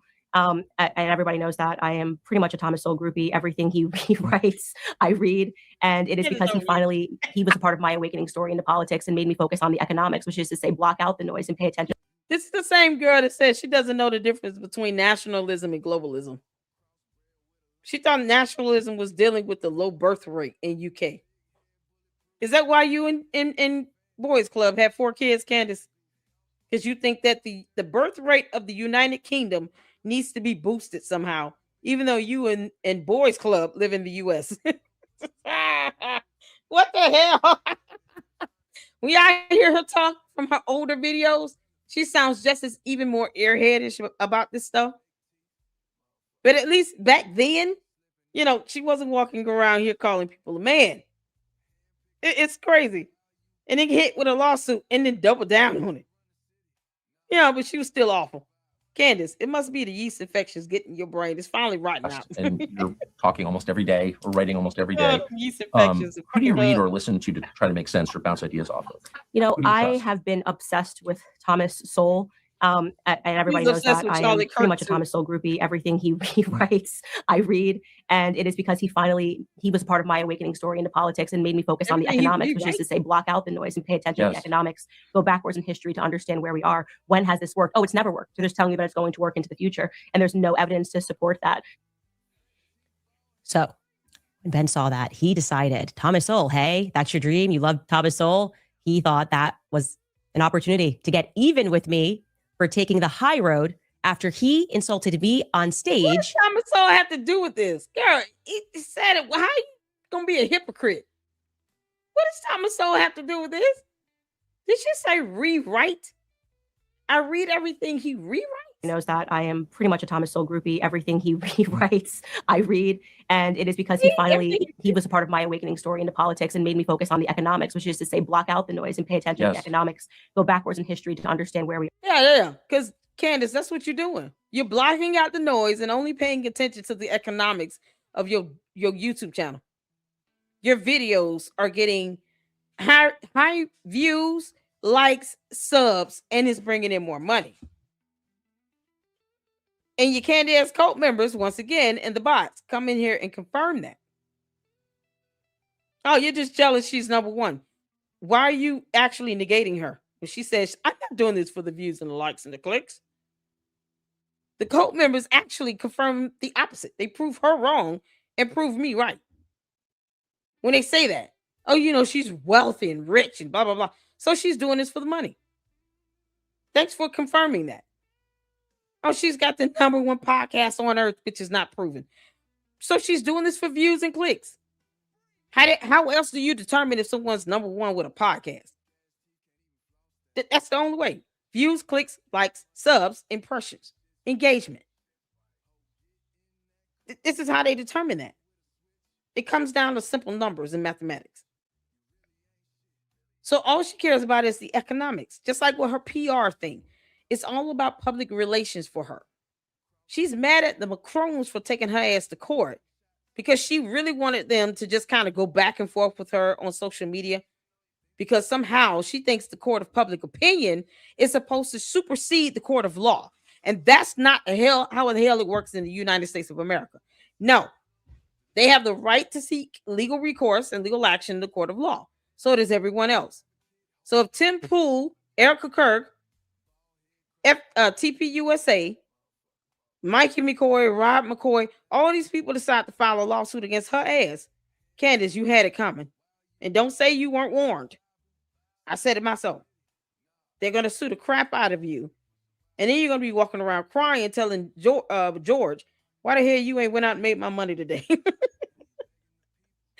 Then I tell you, go out there and say that boy. When has this worked? Oh, it's never worked. So they're just telling you that it's going to work into the future. And there's no evidence to support that. Give me my money.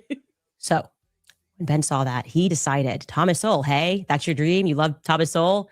He thought that was an opportunity to get even with me for taking the high road after he insulted me on stage because he's deeply jealous of Tucker Carlson for reasons that I cannot quite understand. Ben had his team reach out and schedule an interview with Thomas Sowell, which they paid for an offensive amount of money, I presume, to effectively purchase a black man who has no idea what's going on. He's very old, he's in his 90s, to hurt my feelings, okay? Interview with Tucker is on the 15th. I think it premieres on the 16th. And Ben gets Thomas Sowell, who he doesn't care about. I'm working at the Daily Wire at this moment, and I'm about to give birth in 3 days. But hear ye. Allow me to make this declaration. Candace Amber Owens Farmer, a.k.a. Bonquisha, does not care about Charlie Kirk and his 2 kids that have been left behind with their mother. You know, because reasons. She doesn't care about them. Candace doesn't care about anyone. So it's mighty ironic and hypocritical for her to point out yet again how someone cares about someone when she cares about no one. You know, because Candace, you said it yourself. I hate everyone. That's what you said. That's why I put it up as a thumbnail in one of my videos. This was supposed to be like an FU Candace for taking the high road and saying that genocide is always wrong. No. That is what I mean when I say he is an incredibly petty man. Okay. Potty mouth. Now we know how this ends. I then am fired not for what I said, but for what they assumed that I meant and for trolls that I didn't respond to. And I want to be clear. You can fire whoever you want. You really can if you're a business owner. It's just that this was atypical in the fashion that it was done, right? It wasn't done in the way where you just say, okay, get out of here. It's not working. Instead, what they decided to do was humiliate me in front of all of the other employees by, rather than having a conversation, sort of dramatically having me exit after doing my show, not knowing that I was going to be fired. And then they had put together a stage in my studio and put up clips put together basically a whole package, like almost like a high school play, and conducted what I honestly, when I look back, because it recently leaked what happened at this quote unquote town hall, this is a slave hanging. This is a slave hanging, right? Gather around. Everybody else is a slave. Well, stop. Y'all know I haven't seen this episode, right? Because I can't. This is why I can't watch your bullshit alone. Girl. No. Every single slave from Africa, I don't care where you're from, of melanin, with melanin, is rolling over in their grave simultaneously. I just felt the earth shake with that massive rolling over of all dead slaves in the ground. You can't make this up. Now she wants to talk about slavery. Y'all see how the comments shift. Whatever she's talked about recently, that's what the bots and the candy ass cult members put out there. Now they're on this, black on black, something, blah, blah, blah. Like I give a damn. I don't care what color she is. I'm gonna call her out when she's wrong. I don't give a damn about her skin color. I don't. But this nonsense right here, Candace, everybody's, what the hell? Oh, what? She's talking about the people that actually gave her the opportunity to get a damn job and to make a lot of money in this job. You know what? I'm gonna be honest. I would love to make 6 figures. I'm not even gonna lie. I'll go out there. If they offer me a job, I will take it. Because I know I'm gonna get paid well. This girl had the opportunity because she claims she came from the hood, you know. She bought that life. Now I really want to do an interview with her cousin. Unless they're gonna just come on and be completely disingenuous, because I'm not gonna stop talking my talk. I'm not gonna stop saying what I've been saying about Candace. I'm gonna say it to her face too if I have to. But I really would like to interview her. I want to interview, one of her siblings. I really want to do that. I would love to interview one of her siblings if they're willing to actually speak candidly. Candace, you're talking about slavery. They gave you a chance to work for them. They didn't have to do that. You would think that they would not have hired you because they don't believe in DEI. They don't believe in selecting someone trying to keep things diversified and none of that shit. They believe that you should have the qualifications and be competent, to be able to do the job, which is a fair argument, right? You don't want to hire someone simply because they're Black. But they could have literally just decided, we're not going to hire Black people if that's what it came down to. They hired her ass. And even Ben, I think at AmFest, had to say something about his, it speaks a lot to my ability to, be a judgment of character, something to that extent, because he hired her. So he even had to crack that joke on himself because he realized, I hired this heifer. I gave her an opportunity to come work for us. She was a conservative voice. She was loud and wrong, but she was still loud. The thing is, Candace was trying to be the loudest Black female conservative in the room. So all others who had came along and had been, conservatives, they either get treated like secondhand, second-rate type trash or something, or they're getting attention for all the wrong reasons. People like Kimberly Klasick and what's her name? Is it Treehouse? Something Tree. That did the interview with Milk Bar, a former law enforcement officer now, whom Candace Owens doxed, by the way. And that woman had people looking for her fresh out of prison. These were people who were already in the conservative, movement as Black women speaking out. And she just so happened to rise above the ranks because of her mouth. Not because she did anything spectacular. It's because she was the loudest person in the room. And now that the noise is dying down, she's still trying to be the loudest person in the room. And that's not how it's working for her at this point. She's not the only Black female conservative. And I'm not political at all. I don't lean one way or the other. So let's say Kimberly Klasick decided to start speaking out more. She would have an opportunity to be just as, well known and to have a successful. I think she does have a platform, by the way. But Kimberly Klasick could have been another voice. You have other Black women that has something to say. It could have been a positive, pivotal voice in the conservative movement as Black women. And Candace literally thinks she's supposed to be the only one. That's the problem. Never made room for someone else to come in and to be able to put out what they think and feel and how and their ideas on progressing it forward. None of that. Just her. And people are now realizing, like, okay, we should not have given Candace Owens all of this leverage. We should have evened it out. Because look what happens. A monster has been created. And now she's still loud and wrong and doesn't give a damn about anybody and is saying what she wants to say while she wants to victimize herself, talking about people trying to shut me up. And now she wants to talk about slavery. You can't make this up. You can't make this up. Almost like a high school play, and conducted what I honestly, when I look back, because it recently leaked what happened at this quote unquote town hall, this is a slave hanging. This is a slave hanging, right? Gather around, everybody else is a slave. And let me tell you how this one messed up. Gather around and watch us whip this person. This is literally how I feel when I watch this, okay? And you'll know what not to do next. And here is a video of the then CEO, Jeremy Boring, which somehow Steven Crowder got a hold of this week or last week or whatever.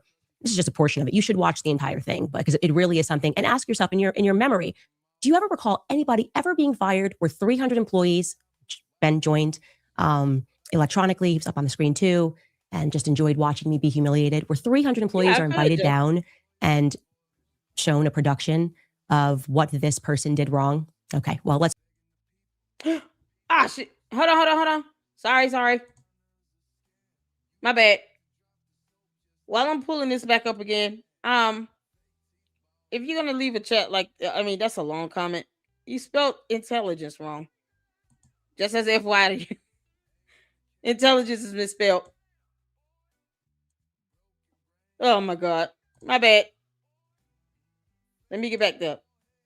Yeah, you can read you can read a comment. Well, just do spell check. I don't understand this. You're gonna sit here and defend her. Do spell check. Okay, well, let's watch a little bit of this video. Candace made no statement at all in the days after Hamas terrorists raped, murdered, and tortured over 1,000 Israeli civilians, mostly Jews, some Americans. And then they took hundreds more hostage.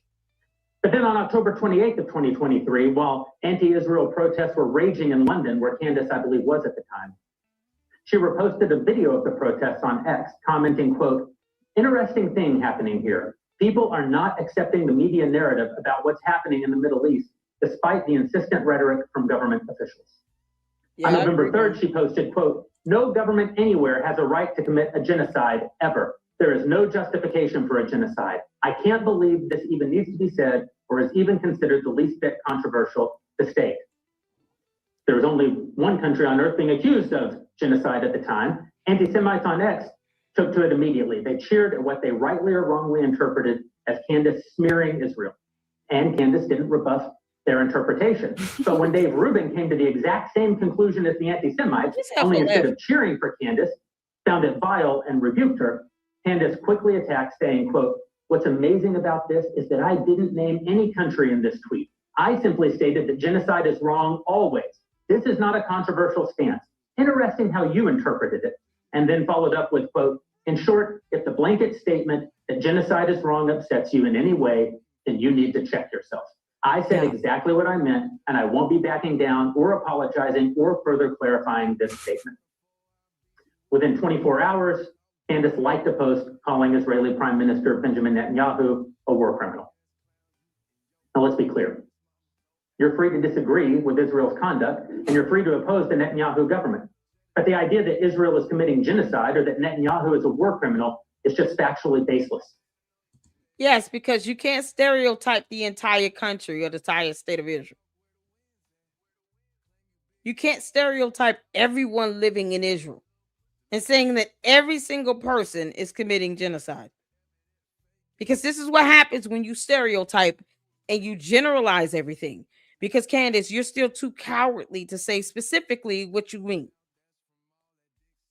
And then you want to get upset when someone takes a general statement you made and they made an assumption based off of other statements you made as well.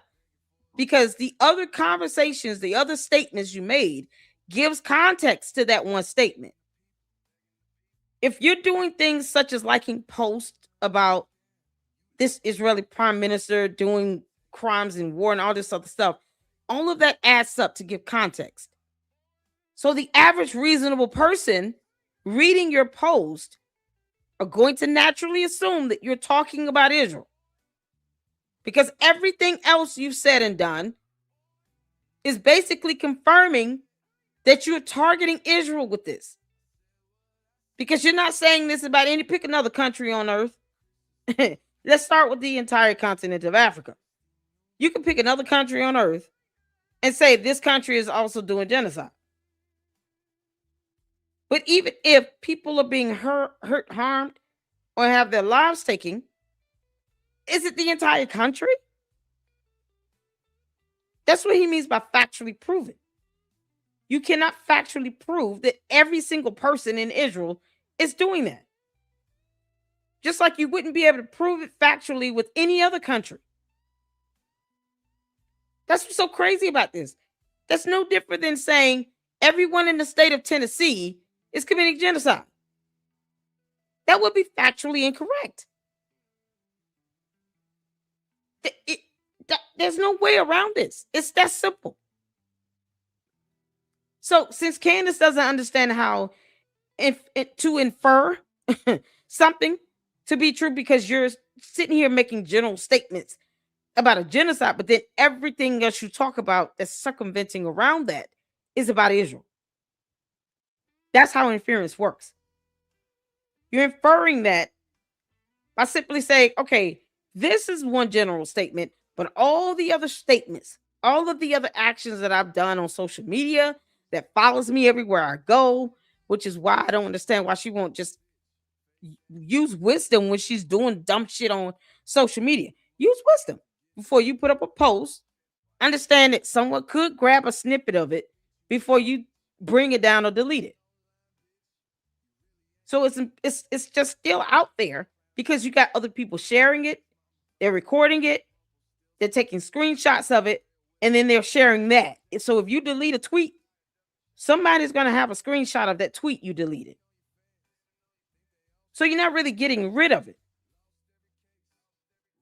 So unless you don't care, like she says she doesn't, she will never apologize for it.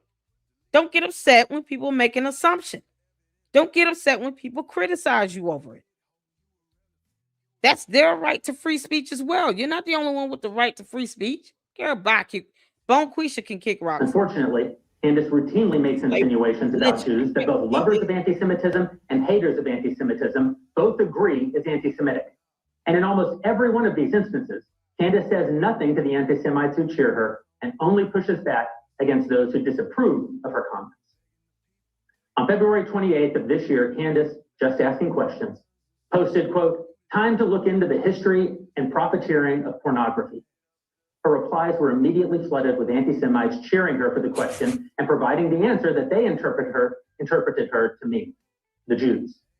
Once again, Candace did nothing to disabuse the anti-Semites of their assumption.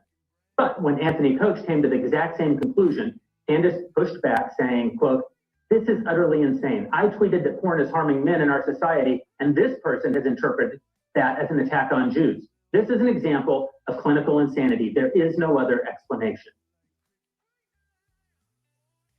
So you get mad at their assumptions and their conclusions, but yet you want everybody to think that your assumption and conclusion is somehow coming out of the mouth of God himself. You know, because see, your cult members are going to keep putting you on this dumbass pedestal, treating you like you're Jesus, if not higher than that at this point. But for the rest of us, which is the majority, Candace, you're going to have a hard fall right after your pride. Pride comes before the fall, you know, because we could just quote scriptures as well, since that's something you seem to want to do nowadays. Weaponize Christianity while you still also attack Christianity. Make that make sense? Yourself is sitting here lying, laughing and lying and smirking all at the same time, and then topping it off with lynch slavery and something like you can't make this stuff up. I stand by all of those tweets. Pornography is harming You don't get mad when men. someone says something We should about look into who profits off of pornography. Genocide is always wrong, no matter which country calls for it, whatever. What was controversial about anything that I say? Now, I'm again wanting you to, these are my crimes. Just imagine 300 people being brought and said, like, she said this, and this is what we know. And then he goes into a diatribe about the real meaning of Christ is King, and he shows videos of Nick Fuentes. Candace, I dare you to say the same thing about Russia. You know that country you said you want to go move to? Remember how you said in your video you wanted to become Russian? Because you're sick of the U.S. because, you know, people aren't going to cater to your tantrums. Y'all remember when she said that? She said that a couple weeks ago. You know, I just want to move to Russia. I just want to become Russian. Bye, Felicia. Actually, it was 3 weeks ago. I just want to be Russian now. Bye. We'll help you pack, heifer. I dare you say, or your candy ass cult members say, that Russia is committing mass genocide. I dare you, Candace. Come on, you coward. You're going to go all the way there, heifer. Bonquisha is supposed to be the boldest of all those personalities in your head. So go ahead and I dare you to say Russia is committing mass genocide. The entire country. I go ahead and say it. And then turn around and say you're not going to apologize for it, Candace Owens. I dare you. I triple dog dare you. ahead, Candace. Say that Russia is doing the same thing. Let's see how well it goes. I'm just curious to see her say something like that and see what happens 5 days later. Go ahead, Candace. Why don't you tell everybody how Russia's committing mass genocide? Because you're saying it doesn't matter which country, right? See, here's where we use your words against you, you moron. You're sitting here saying that mass genocide is bad, doesn't matter which country it's coming from. So why can't you say the same thing about Russia? And this time be specific. You don't have to generalize something. If you say what you mean and you mean what you say, and you're not apologizing for it, then why generalize? Why not be specific from the beginning? I triple dog dare Candace to say that Russia is committing mass genocide. We'll wait. We'll wait, Heifer. Tez, which had nothing to do with me. I had never even spoken. I think only one time I'd spoken ever to Fuentes, and it was pertaining to Kanye. Yeah, that was it. But I'm showing you this because it's important for you to understand that this has never stopped. I want you to imagine if you view yourself to be a slave owner, and that slave not only survives like this public whipping, but that escapes and becomes successful. That's pretty much my relationship with Ben Shapiro since he's fired me, because they have not stopped. They have not stopped. I am talking about people working behind the scenes to call advertisers, attempting to bankrupt me in courts, sending undercover interns to stalk me. He has issued thus far 3 court proceedings, okay, for every solitary petty infraction against things that I say. He's worked with Barry Weiss behind the scenes to have articles written about me. It is nonstop. I refer to this, just to be clear, as legal abuse. It's legal abuse. You, and I have put up with a lot of it. I have put up with the pettiness of even suing me because I interviewed a USS Liberty survivor who mentioned your name as you pretend that you care about free speech and debate. I've put up with a lot of it, but today I draw the line. I draw the line with this miserable imp when it comes to Charlie Kirk. Okay? Don't try me on this, but you keep trying me on this. You are an Yeah. What you think you doing?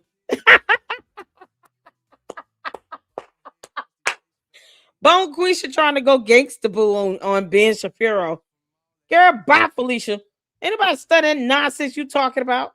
You can't make this stuff.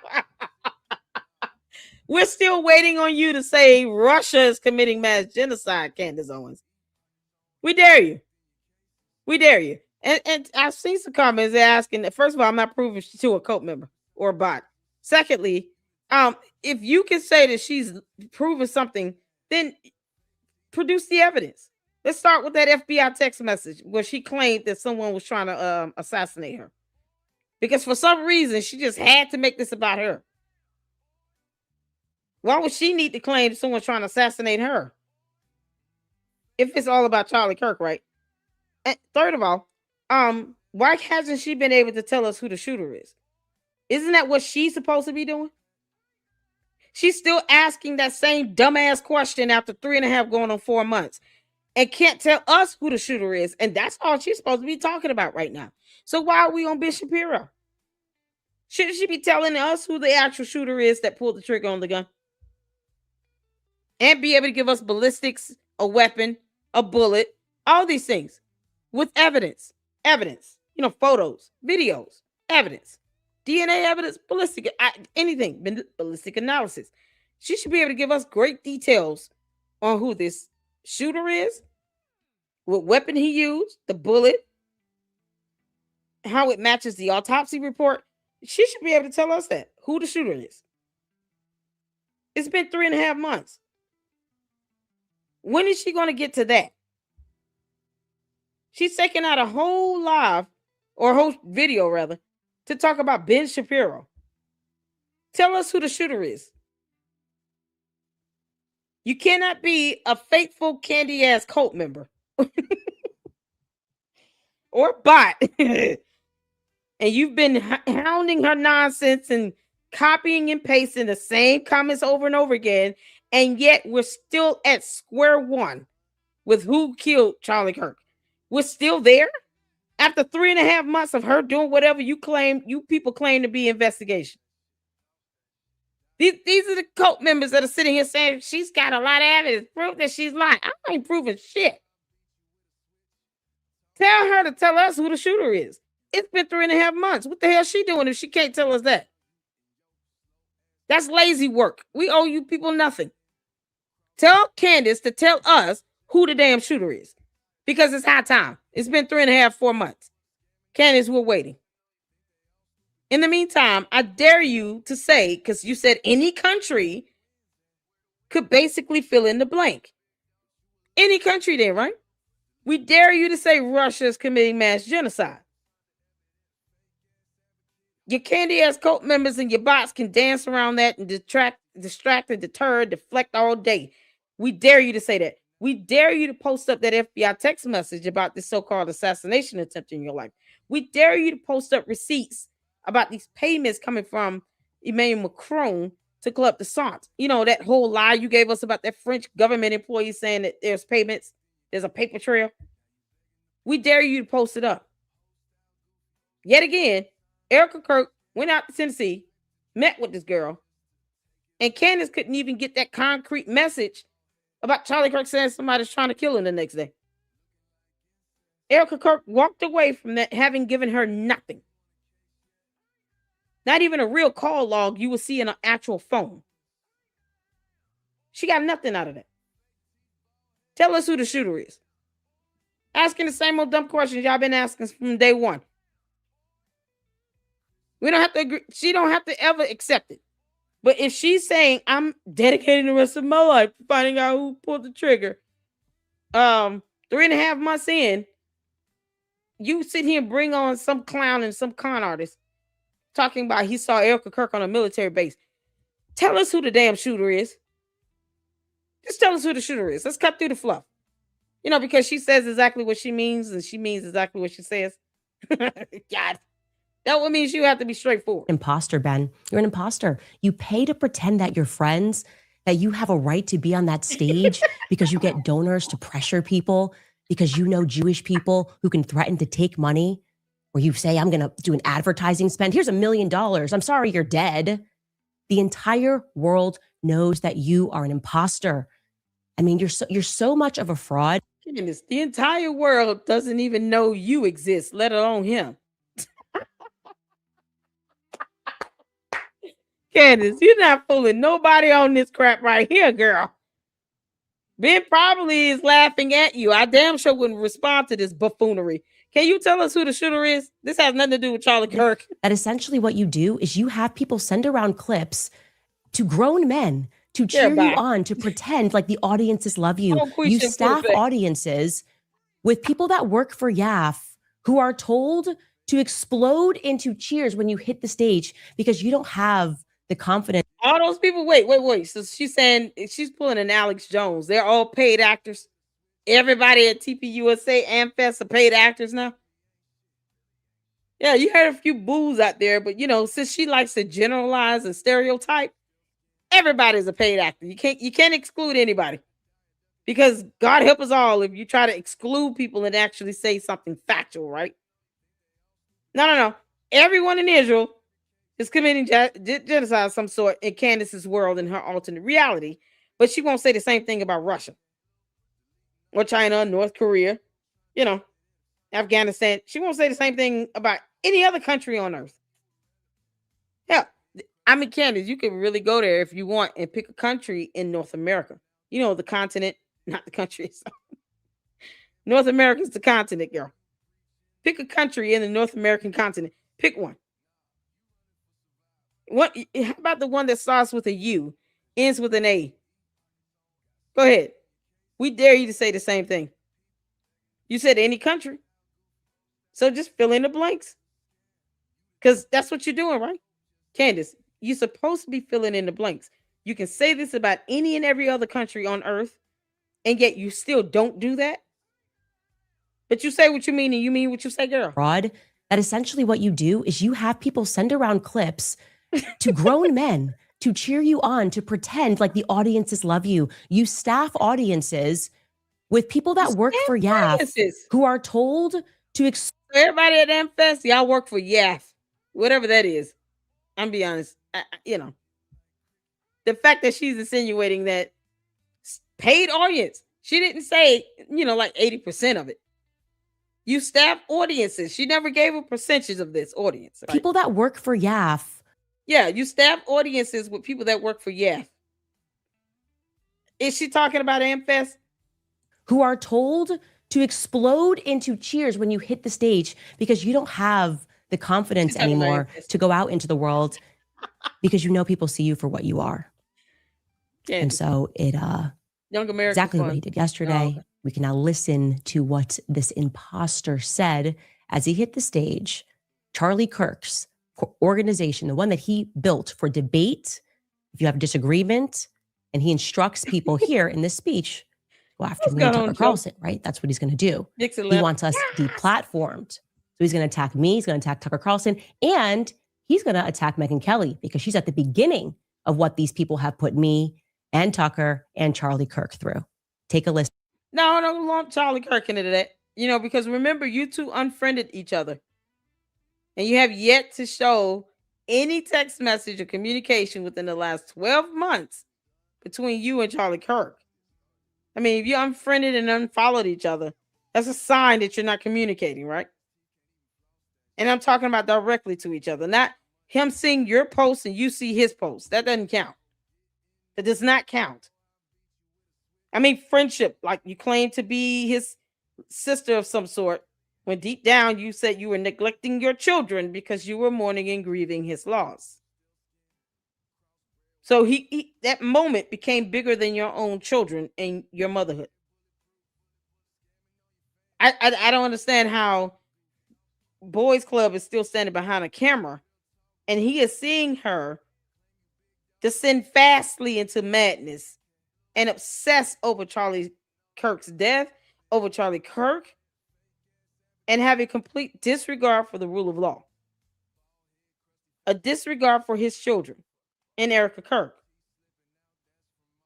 Oh, I haven't seen any overwhelming evidence.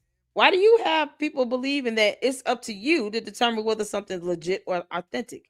Why should anyone care whether or not you've seen anything, Candace? Because we're here for that, girl.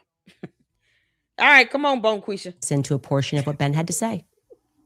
So, if Candace Owens decides to spend every day since the murder of Charlie Kirk casting aspersions at TPUSA and the people who work here, who worked with Charlie every single day, his best friends, to cast aspersions. I just got to go back again because she said a paid audience. She said this is a paid audience clips for YAF. To grown men, to cheer you on, to pretend like the audiences love you. You staff audiences with people that work for YAF who are told to... Yeah, so the AmFest audience worked for YAF. All of you people are paid staff members of YAF. How many people were at AmFest? How many people fit in that building they were in? It looked like at least 30,000 people. I mean, it's just huge. That's a huge stadium. And you're saying, Candace, these people are paid audiences. You staff audiences. People that work for YAF. People that work for YAF. So the entire audience at AmFest are paid individuals that work for YAF. Because she didn't differentiate that at all. She didn't say at least 60% of them. Or 70%. Or 30% of them. Or just 49 to 51. No. She's not giving a realistic number of people. She's saying you staff audiences with people that work for YAF. So that's all of them. Even if the ones that were booing him and were actually disagreeing with what he said, they're all paid employees of YAF. Everybody in the audience. Got it. You are told to explode into cheers when you hit the stage because you don't have the confidence anymore to go out into the world because people see you for what you are. Oh, no. And so it exactly what he did yesterday. We can now listen with to all what of this imposter said as he hit the stage. Charlie Kirk's organization, the one that he built for debate, if you have a disagreement, and he instructs people here in this speech, go after me and Tucker Carlson, right? That's what he's going to do. He wants us deplatformed. So he's going to attack me. He's going to attack Tucker Carlson. And he's going to attack Megyn Kelly because she's at the beginning of what these people have put me and Tucker and Charlie Kirk through. Take a listen to a portion of what Ben had to say. They got 7,000. So, if Candace Owens decides to spend every day since the murder of Charlie Kirk casting aspersions at TPUSA, and the people who work here, who worked with Charlie every single day, his best friends, to cast aspersions at Mikey McCoy and Andrew Colvin and Blake Neff and Tyler Boyer, and yes, at Erica Kirk, and to imply or outright claim complicity in a cover-up over Charlie's murder, to spew absolutely baseless trash implicating everyone from French intelligence to Mossad to members of TPUSA in Charlie's murder or a cover-up in that murder, then we, as people with a microphone, have a moral obligation to call that out by name. So no, Tucker Carlson, it is not an excuse to go silent on Candace's targeting of TPUSA. There you go. It's YAF. It's the Young Americans Foundation, a conservative nonprofit organization in the U.S. that focuses on promoting free enterprise, limited government, and traditional values. That would include exercising the First Amendment of the United States Constitution, Candace Owens. You're not the only one with the right to free speech, heifer. So they went up there and they just embarrassed Bone Quisha to death. Okay. Y'all, Bone Quisha is on full effect today. You can't make this up. He never said that exactly, Susan Q.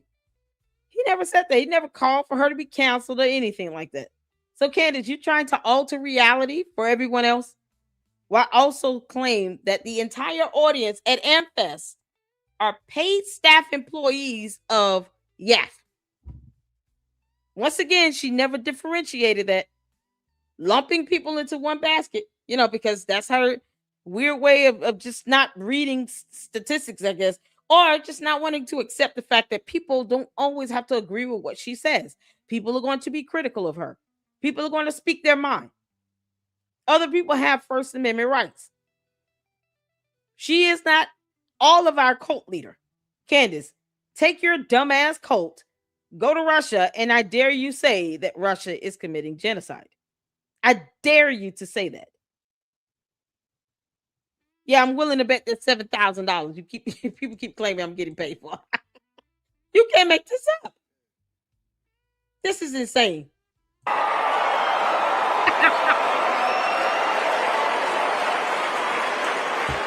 Or to mirror the bullshit lines of questioning because you love Candace personally. The same holds true of Megyn Kelly, a person I consider a friend, characterizing Candace as a young mother and thus shying away from condemning her actions or fibbing about them.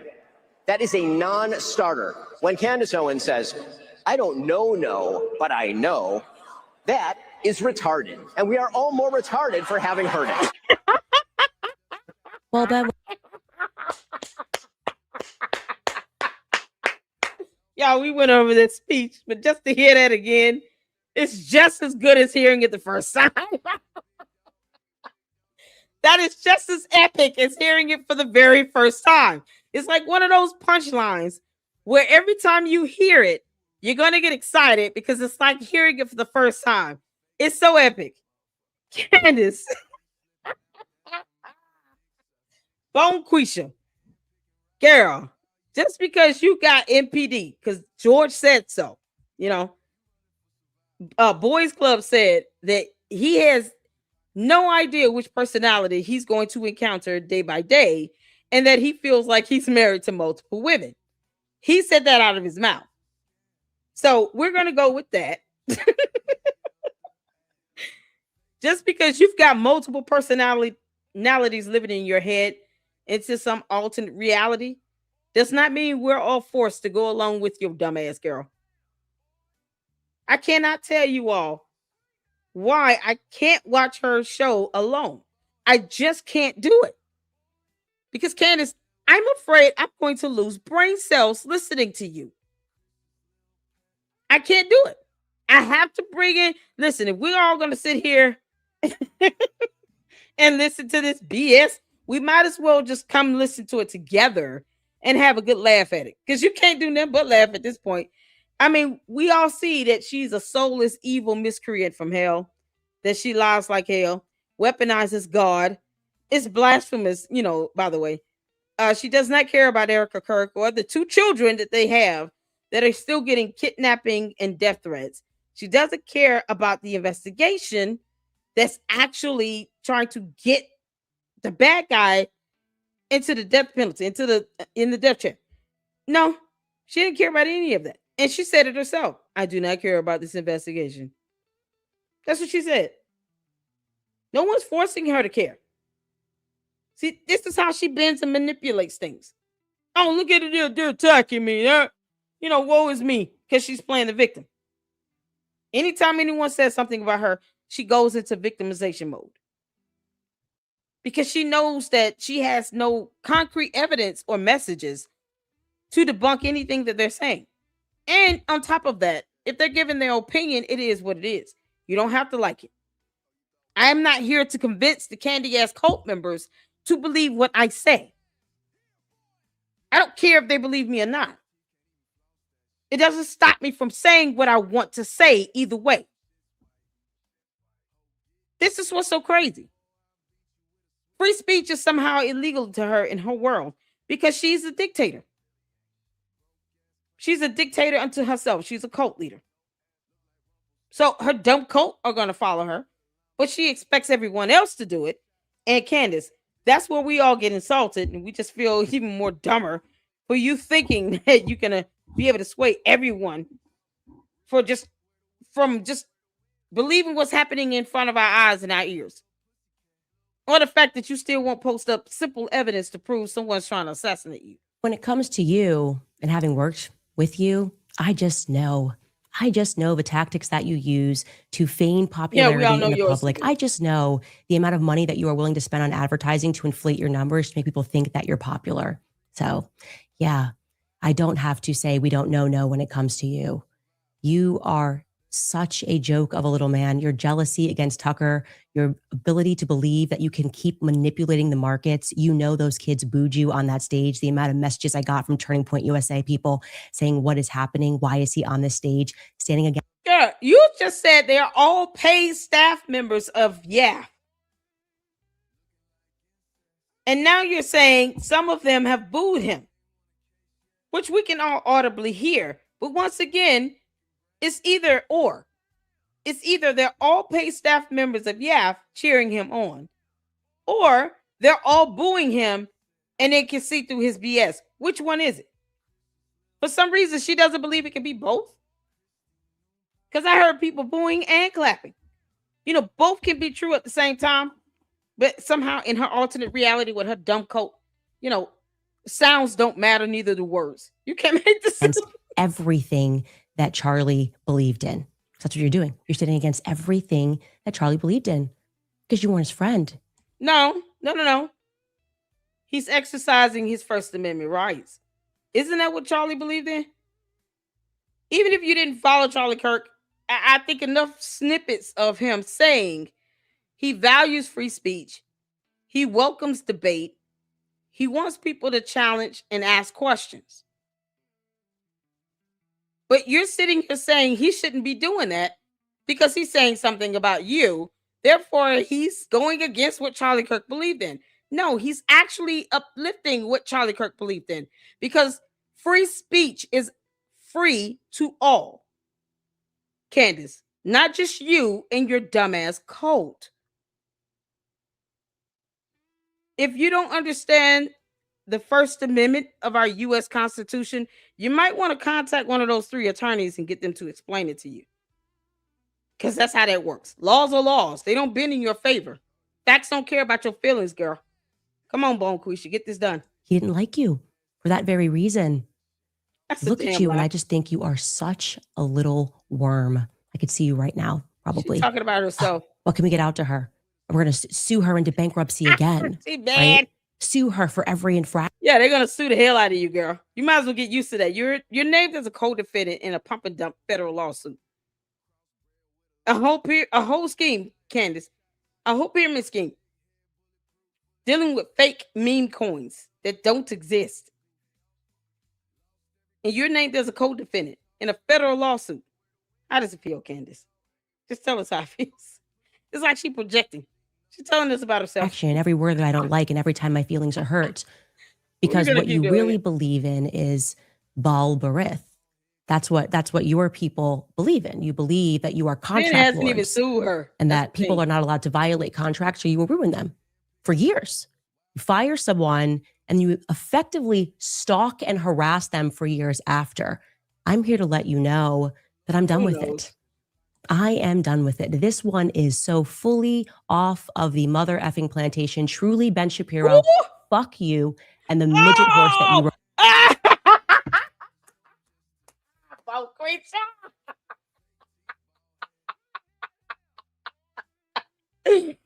Oh, Boquisha got an attitude. Lord mercy.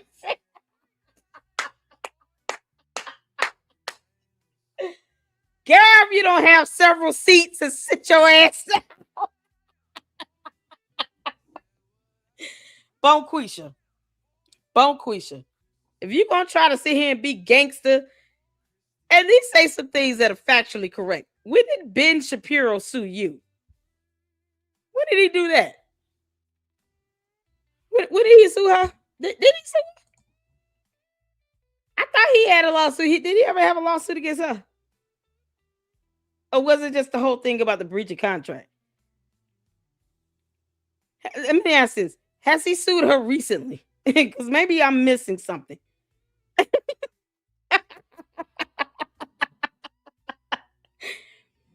You can't make this up. Oh my God, Boquisha just dropped the F-bomb.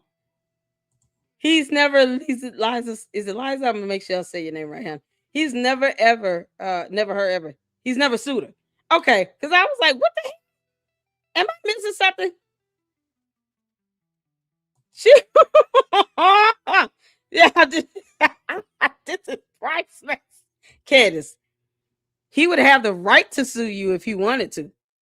Because, like any other American citizen, he has the right to seek legal recourse in the court of law.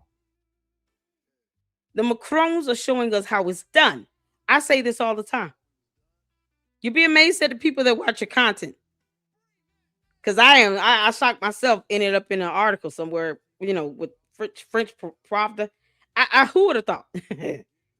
But I'm here for it. Candace, if Ben Shapiro wants to sue you into oblivion, he can. He can. The only thing you can do is take your ass to court and stop trying to dodge it. You know the way you're doing this with the Macrons? You took all this big talk. You sitting here dropping the F-bomb and all this stuff, girl. Yeah, you can run your mouth, but when you get hit with a lawsuit, now it's, they're trying to bankrupt me. How broke are you?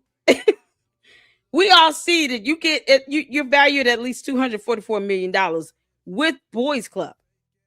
Now take him out the equation, you probably would be broke as hell. But I highly doubt that if he were to sue you, you would not be able to pay that judgment out in one check. Candace, you're the one making all this money, and your cult members tell us every single time they come in this chat that you're rich. So if you're rich, because this is cult leader speak right here. This is how cult leaders talk. If you're rich, Candace, why are you screaming and hollering about being bankrupt? Why? I thought she was rich. Candy ass cult members tell us all the time. I've got plenty of comments from your candy ass cult members and from the dumb bots that don't do spell checks, because they refuse to do a spell check. But the bots and the cult members always reminding us here in the LLC particularly that you're rich and wealthy and that you got a lot of fucking money. Because we can both say that word. And yet now she's sitting here crying, talking about, oh, you want to sue me into bankruptcy. You just trying to sue me for me to be bankrupt. But according to your cult members and your bots, you're not going to be bankrupt. They say you're rich and wealthy. And they worship the ground you walk on. Lest we not forget, you're capable of fundraising for some random dude from this other chicken head. And he's got 135,000. Where we at? Because, this is real time update here. 135,840. Like, this is a possibility. The goal is $250,000. If I were to start a GoFundMe right now, how would that do? Some person who can't even present a DD-214 and verify with DNA testing his true identity has been able to raise $135,000 simply because you said so, because you're a cult leader. But you have people out here struggling to put food on the table, let alone buy their kids a Christmas gift. You're sitting here talking about you're going to be bankrupt from a lawsuit, Candace. You're going to be bankrupt from a lawsuit. Unless that lawsuit is for $300 million, you're not going to be bankrupt at all. You're not. Now, if it ends up being where you get Alex Jones, then you had that comment. You had all of that coming, especially from the Macrons. You had it coming. What is she supposed to be doing right now? What she think she's doing? He's gonna sue you, Candace, and if he wants to sue you into oblivion, he can do that. All you got to do is go to court. Go hire 3 more attorneys. It should be fine. And every time my feelings are hurt, because what you really believe in is Baal Barith. That's saying what is happening. Why is he on the stage standing against everything that Charlie believed in? That's what you're doing. She's trying to gaslight everything that Charlie believed in. Because you weren't his friend. He didn't like you for that very reason. Look at you, and I just think you are such a little worm. I could see you right now, probably. What can we get out to her? We're going to sue her into bankruptcy again. Exactly. Right? Sue her for every infraction, every word that I don't like, and every time my feelings are hurt. Because what you really believe in is Baal Barith. That's what your people believe in. You believe that you are contract lords and that people are not allowed to violate contracts or you will ruin them for years. You fire someone and you effectively stalk and harass them for years after. I'm here to let you know that I'm done with it. I am done with it. This one is so fully off of the mother effing plantation. Truly, Ben Shapiro, fuck you and the midget horse that you rode in on. And I say that on behalf of the world. No, you don't. You're going to get applaud. The devil is a liar. And so are you, Candace Amber Owens Farmer, a.k.a. Bonquisha. You do not speak on behalf of the world. I don't know why you keep trying to do that. Just because you're a cult leader doesn't mean you're a cult leader of Earth. You alien. Y'all know she said she's an alien.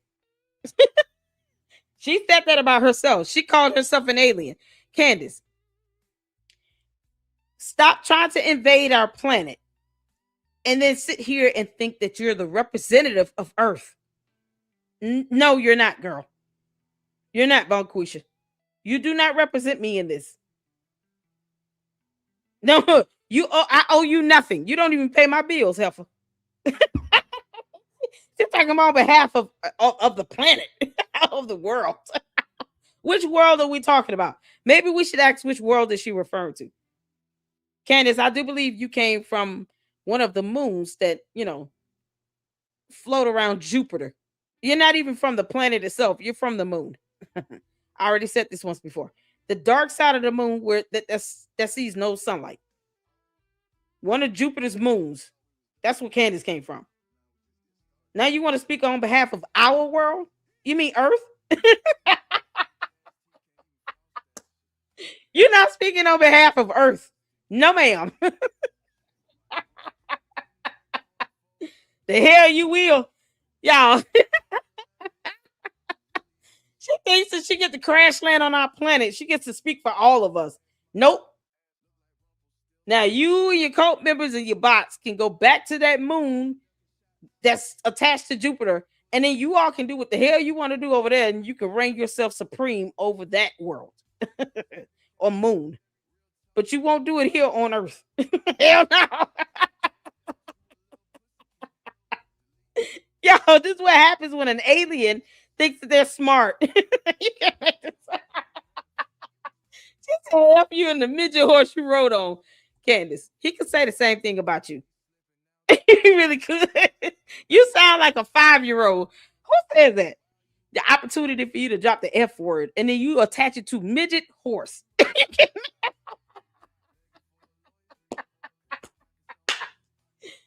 didn't even say jackass or donkey butt. Like, you can't. You went back to first grade with that insult. What the hell is happening?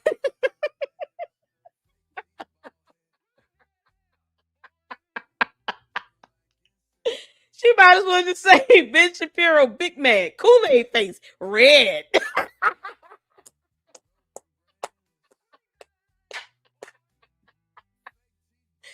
Girl, bye. You're not even doing this right. God, oh, you bad at this, Candace. You are bad at this, Bonquisha. Candace, Bonquisha, we had a Karen, a Jennifer, the alien. You know, when she's herself in raw form, alien. That's it. You can't make this up, girl. How do you drop the ball on saying "F you" and the midget horse you rode on? You might as well just call it a unicorn. F you and the rainbow colored unicorn you came in on, My Little Pony. My Little Pony.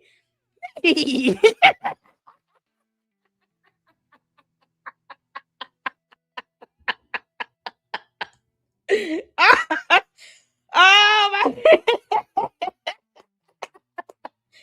Candace, My Little Pony says stop stealing their lines, okay? They ain't got time for this. Stop stealing their lines. Tell Funny Bone, stop spamming my chat. See you, his stupid emoji. You trying to get my attention? You've got it. What the hell you want? And you gonna copy and paste? You're literally proving my point, you bot. Can you come up with something else? Yeah, be creative and come up with a new comment. What the hell wrong with you? You're spamming the chat. Put his dumb ass in timeout. You come back with something funny, Bone. You come back with something funny. How about that? That's a challenge to you. You can't make this up. My Little Pony has got to be highly insulted right now. How dare you? By Konstantin Kisin and Andrew Christus King Clavin and all of the people, the men who have to keep applauding what you do like you're a 4-year-old to make you feel good. Girl. But the rest of the world can't stand you. You're obnoxious. You have absolutely no values that exist outside of the Talmud. You describe yourself as a Talmudic Jew, and I've learned what's in that Talmud. I gotta go back. Oh, My Little Pony is gonna be so against everything that Charlie believed in. That's what you're doing. You're sitting against everything that Charlie believed in because you weren't his friend. He didn't like you for that very reason. Look at you, and I just think you are such a little worm. I could see you right now, probably. Oh, what can we get out to her? We're going to sue her into bankruptcy again, right? Yep.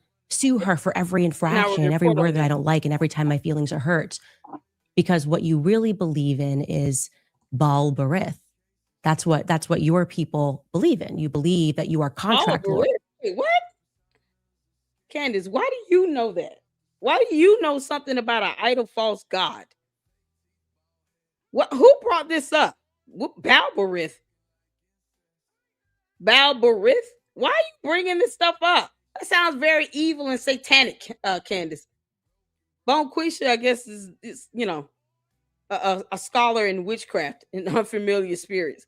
Perhaps Bonquisha is the one that came up with the idea to say that, Charlie Kirk came to her in a vision, a deceased person came to her in a vision, because you're talking some satanic, demonic nonsense here about Baal Berith. Well, Candace, no one needs to know anything about that. Who pulled the trigger on the gun? Since you don't believe it's Tyler Robinson, who pulled the damn trigger? What does any of this have to do with you telling us who pulled the trigger? That's what your people believe in. You believe that you are contract lords and that people are not allowed to violate contracts or you will ruin them for years. Is that fire someone and you effectively stalk and harass them for years after. Candace, a breach of contract is illegal. And you can be held legally liable in court too for damages. Period.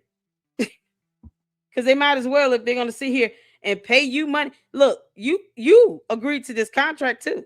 That contract works two ways. So if she was the one filing a lawsuit, it wouldn't be a big deal. They sued her for breaching the contract. Now she's calling them a made up idol god of some sort. The Lord of the contracts. Girl, just go all the way there. Just say Lord of the Rings. I'm here to let you know that I'm done with it. I am done with it. This one is so fully off of the mother effing plantation. Truly, Ben Shapiro, mother effing fuck plantation. you and the midget horse that you rode in on. And I say that on behalf of the world. Patty mouth. Your children got to see this video, Candace. You understand? Yeah, because you want to come off like a perfectionist. See, here's where I'm just so happy and free at this. I'm always myself. And sometimes I cuss. It is what it is. Candace tries to portray this image that she doesn't do these things, even though she lies like hell. But she definitely tries to come off like she doesn't use profanity. And so what she does, it is funny to hear. You know, insulting My Little Pony and midget horses and all these things, Capricorns, unicorns. Like, you can't make this up. This is priceless. And then you trying to speak on her behalf of the planet. This is insane. If he sues you, Candace, he sued you. That's it. The earth is not going to stop revolving around the sun because yet another person has sued you. When you're already now involved in a federal lawsuit regarding a pump and dump scheme, and you're being sued from the Macrons, that you're definitely bound to lose. We just want you to stay true to your word for once and go to the discovery phase. Don't try to settle with them. Go ahead and let that go to trial. It's a jury trial demand, by the way. Please give us something to continue to report on when it comes to you and the Macron's lawsuit and go to trial. I don't even know why you filing a motion to dismiss. Why? You want to go to discovery phase? You want to have subpoena power?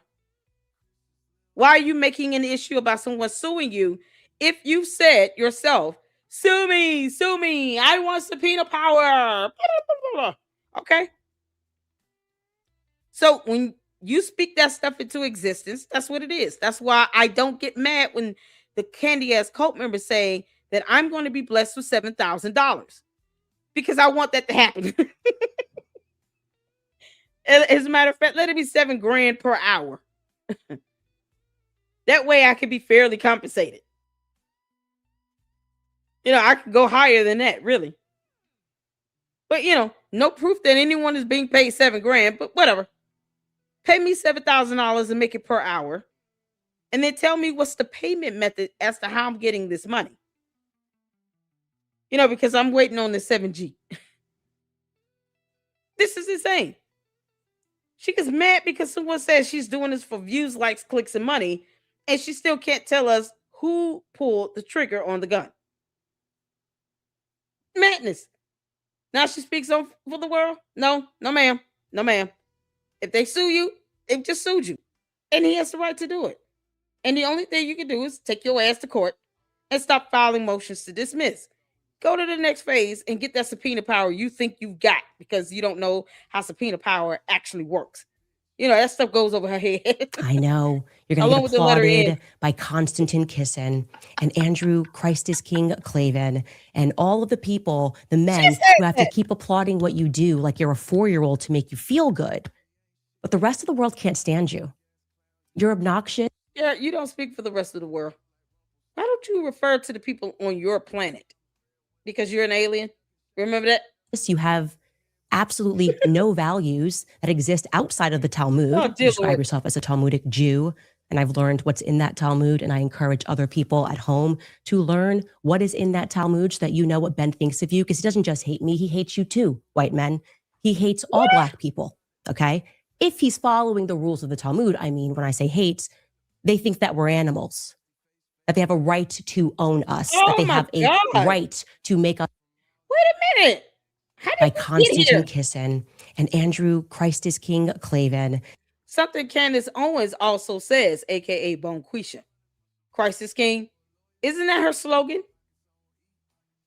So when all of a sudden you want to challenge that because you put Christians in air quotes now, why are you acting as if that's a new slogan or something? She says that all the time. Isn't that how she identifies her cult members? They all say Christ is King. Now Andrew COVID came up with it.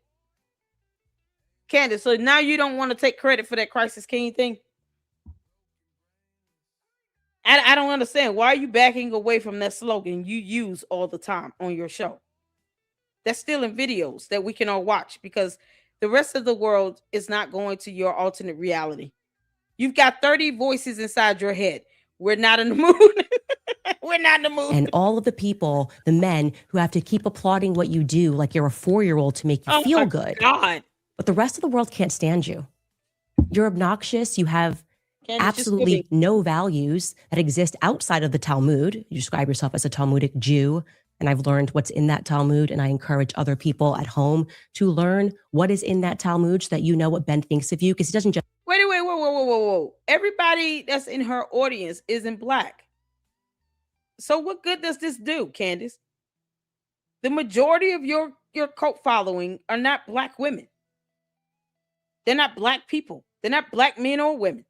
The majority of her cult following are not black people, male or female. So what good would that book be to the majority of her audience? What good is that book? I don't get it. I don't need to read that book. If he is a Jewish person, does it make him Caucasian?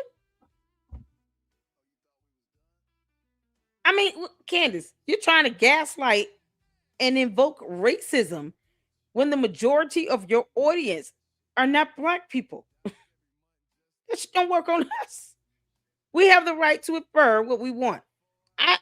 What the hell? So we supposed to be angry? I'm not. Chabu. Candace does not pay my rent, so I still owe her nothing. Does hate me? He hates you too, white men. He hates all black people. Okay. If he's following the rules of the Talmud, I mean, when I say hates, you can't make they think that we're animals, that they have a right to own us, that they have a right to make us worship them, that they have a right. You clown. When did I say that? I said the majority of her audience, of her supporters, are not even black people. So for her to try to gaslight people on racism or the aspects of slavery is a moot point. It's futile. The majority of her audience they're not black. You can read that book if you want to, go for it. Who the hell telling you not to read? Because they can't hear words now either. Who said you shouldn't read? I said, what good is that book to her audience when the majority of her audience are not black people? She's trying to get people riled up to look at Ben Shapiro like Ben Shapiro is racist when he hired Candace Owens, who looking at her as a black woman.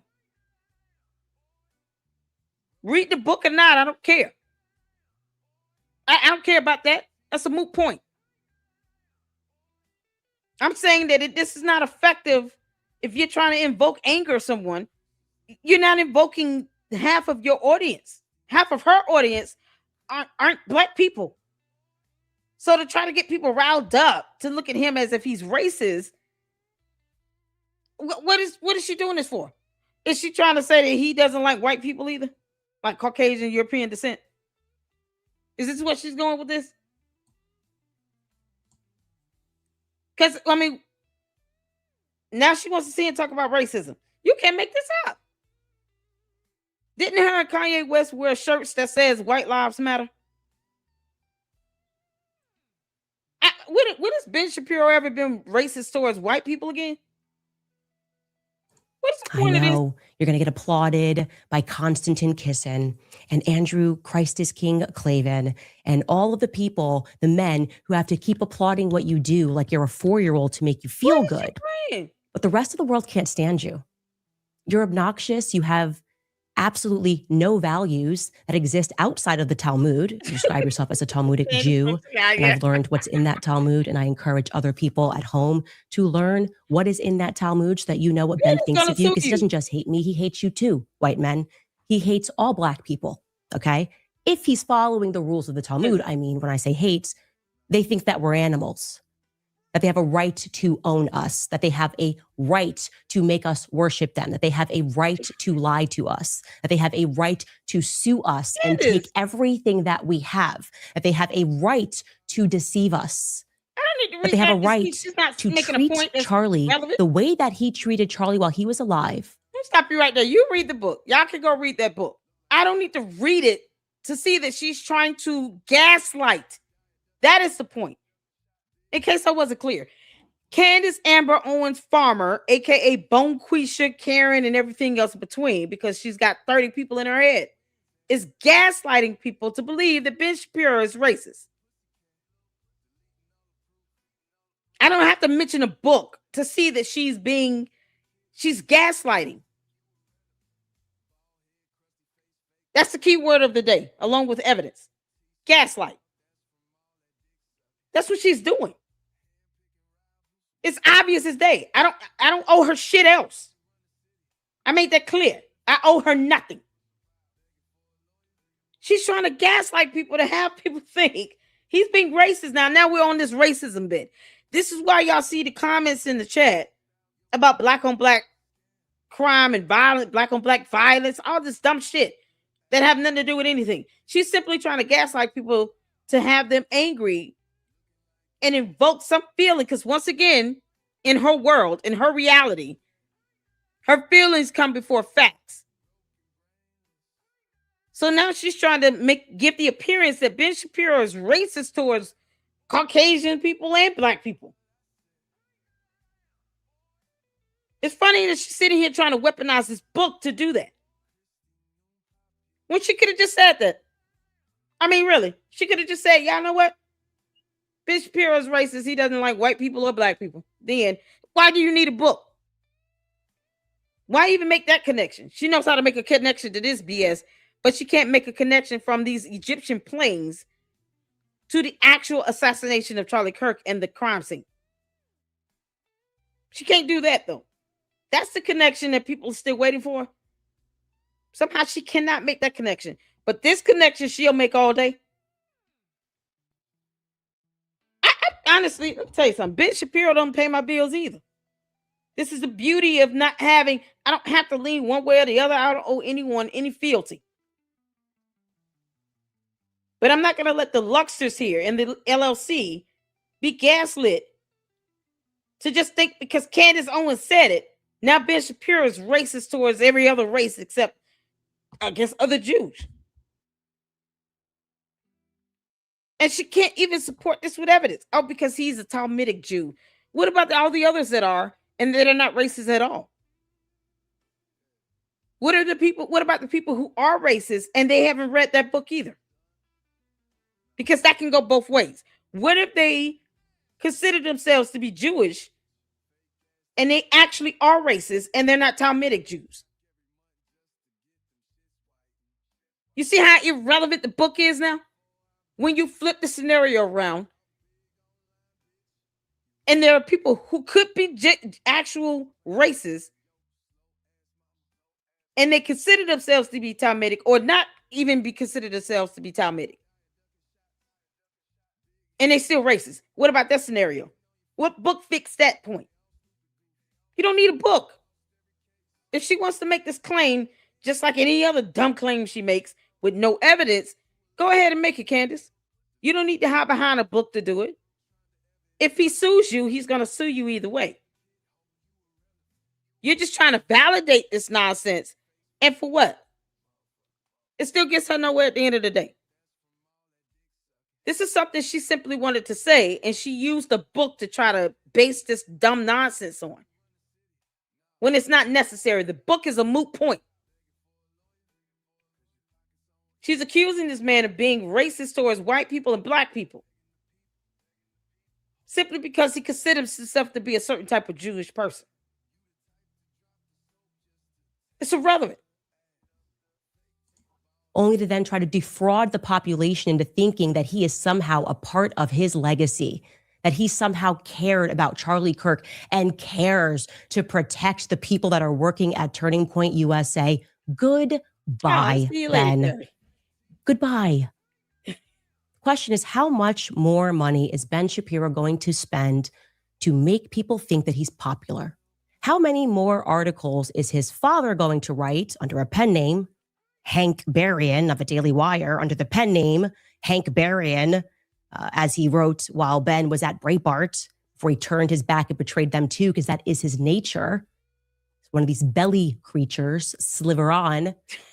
God. Question is, how many more weeks and years do we have to keep pretending like Ben Shapiro is relevant? It's an open-ended question. Candace, you've made him more important now because you're talking about him. I guess he should thank you for keeping his name out there. Candace, he doesn't pay our mortgage. You're the only one sitting here trying to call him a racist. No one is doing this right now but you. All because he's got a standing ovation. You this mad about something he said at AmFest, but you just told him F you and the My Little Pony horse he came on, you know, the midget horse and all. Now you're saying, oh, you're racist because you're this type of Jew. What? Oh, God. What does this have to do with anything related to the person that pulled the trigger on the gun? You're supposed to be finding that out, Candace. Bonquisha needs to step aside because apparently, you know, the hood in that just will not allow her to tell us who the shooter is, you know, because she doesn't believe it's Tyler Robinson. Because evidence and videos and the confession. No, never mind all that. Tell us who the shooter is, Candace. Tell us who pulled the trigger. That's what you're supposed to be doing. Of course, what followed Ben Shapiro on stage is somebody who Charlie Kirk loved very much and who he fought for to the very end against the Jewish donors who were pressuring him, some of them because Ben Shapiro insisted that they do. Take a listen to what Tucker Carlson had to say when he hit the stage. The prediction that, you know, at some point when Republicans took power again, which I did everything I could, you know, to help, and really felt that was important. I still think, you know, I was right. But I really thought that the impulse to deplatform people, or even to use the word platform as a verb, which it's not, it's a noun, don't steal my nouns, deplatform and denounce. Why haven't you denounced somebody else? The whole like Red Guard cultural revolution thing that we so hated and feared on the left that we did everything we could to usher in a new time where you could have an actual debate. I mean, this kind of was the whole point of Charlie Kirk's public life. And I think that he died for it. I really believe that. And I know a lot about it because the last several months of Charlie's life were devoted in part to arguing about this event, in fact, this speech, in fact, my speech here, which he asked me to do earlier this year, this summer, and was immediately put under just immense pressure from people who give money to Turning Point, I would assume good people, but who wanted him to take me off the roster.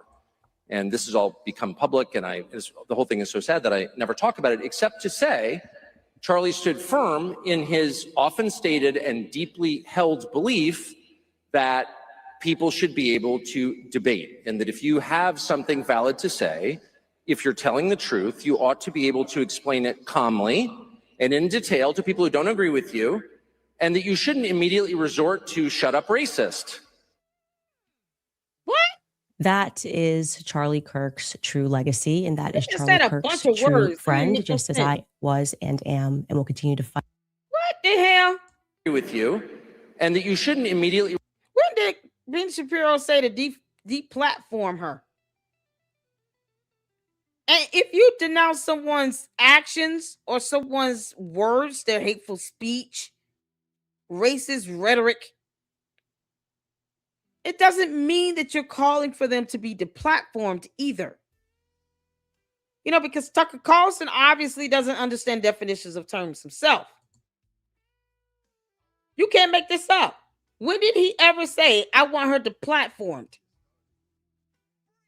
He just wants people to call out someone when they're saying something that is not substantiated with facts and evidence, such as, you know, I sent a text message to the FBI agent that's pretty high ranking as well, and then you don't post that FBI text message.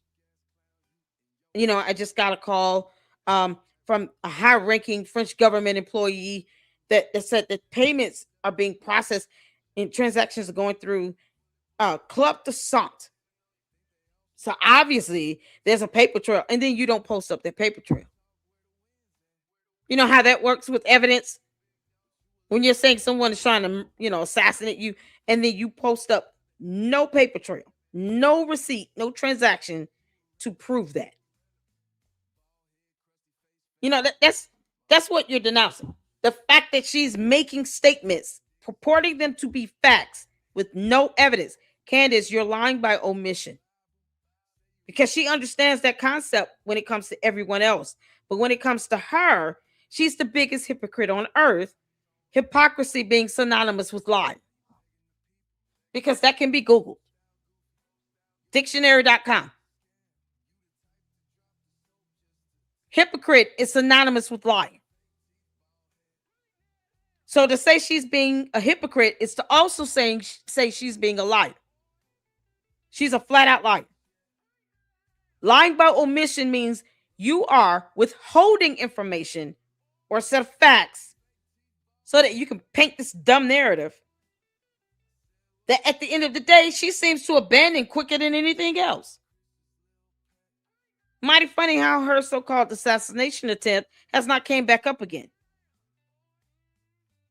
But we're still waiting for her to tell us who that French government employee is, or to post up the transactions from Club de Sant, while her dumb cult members and bots still ask stupid questions outside of the point at hand. Because they're distracting and deterring people from the point at hand, because they know she doesn't have any evidence to prove that. Don't you think she would have posted those transactions if she had them? Because I know everyone else with a brain knows that Candace, if she had proof of those transactions about someone trying to assassinate her from another country, she would have posted it up. But yet again, she keeps digging this hole for herself. That's another added complaint that the Macrons could put down to the lawsuit, or they could file separately. Candace, either way, you cannot stop someone from suing you. You don't have the power or the authority to do that. The only thing you can do is, if Ben Shapiro sues you, is go to court. And do like you always do.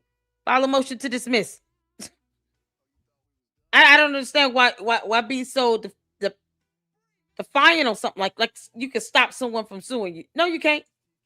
Girl, bye. Resort to shut up racist. That is Charlie Kirk's true legacy, and that is Charlie Kirk's true friend, just as I was and am and will continue to fight and ask questions about who killed Charlie Kirk. And to people that are at home, I implore you to wake up to these people who believe that they are contract lords. I challenge Black Americans to wake up to your true history, because your quarrel is not with white. Okay, so if you have a contract with someone, you shouldn't follow it because laws are not laws as well in the land of Candyland.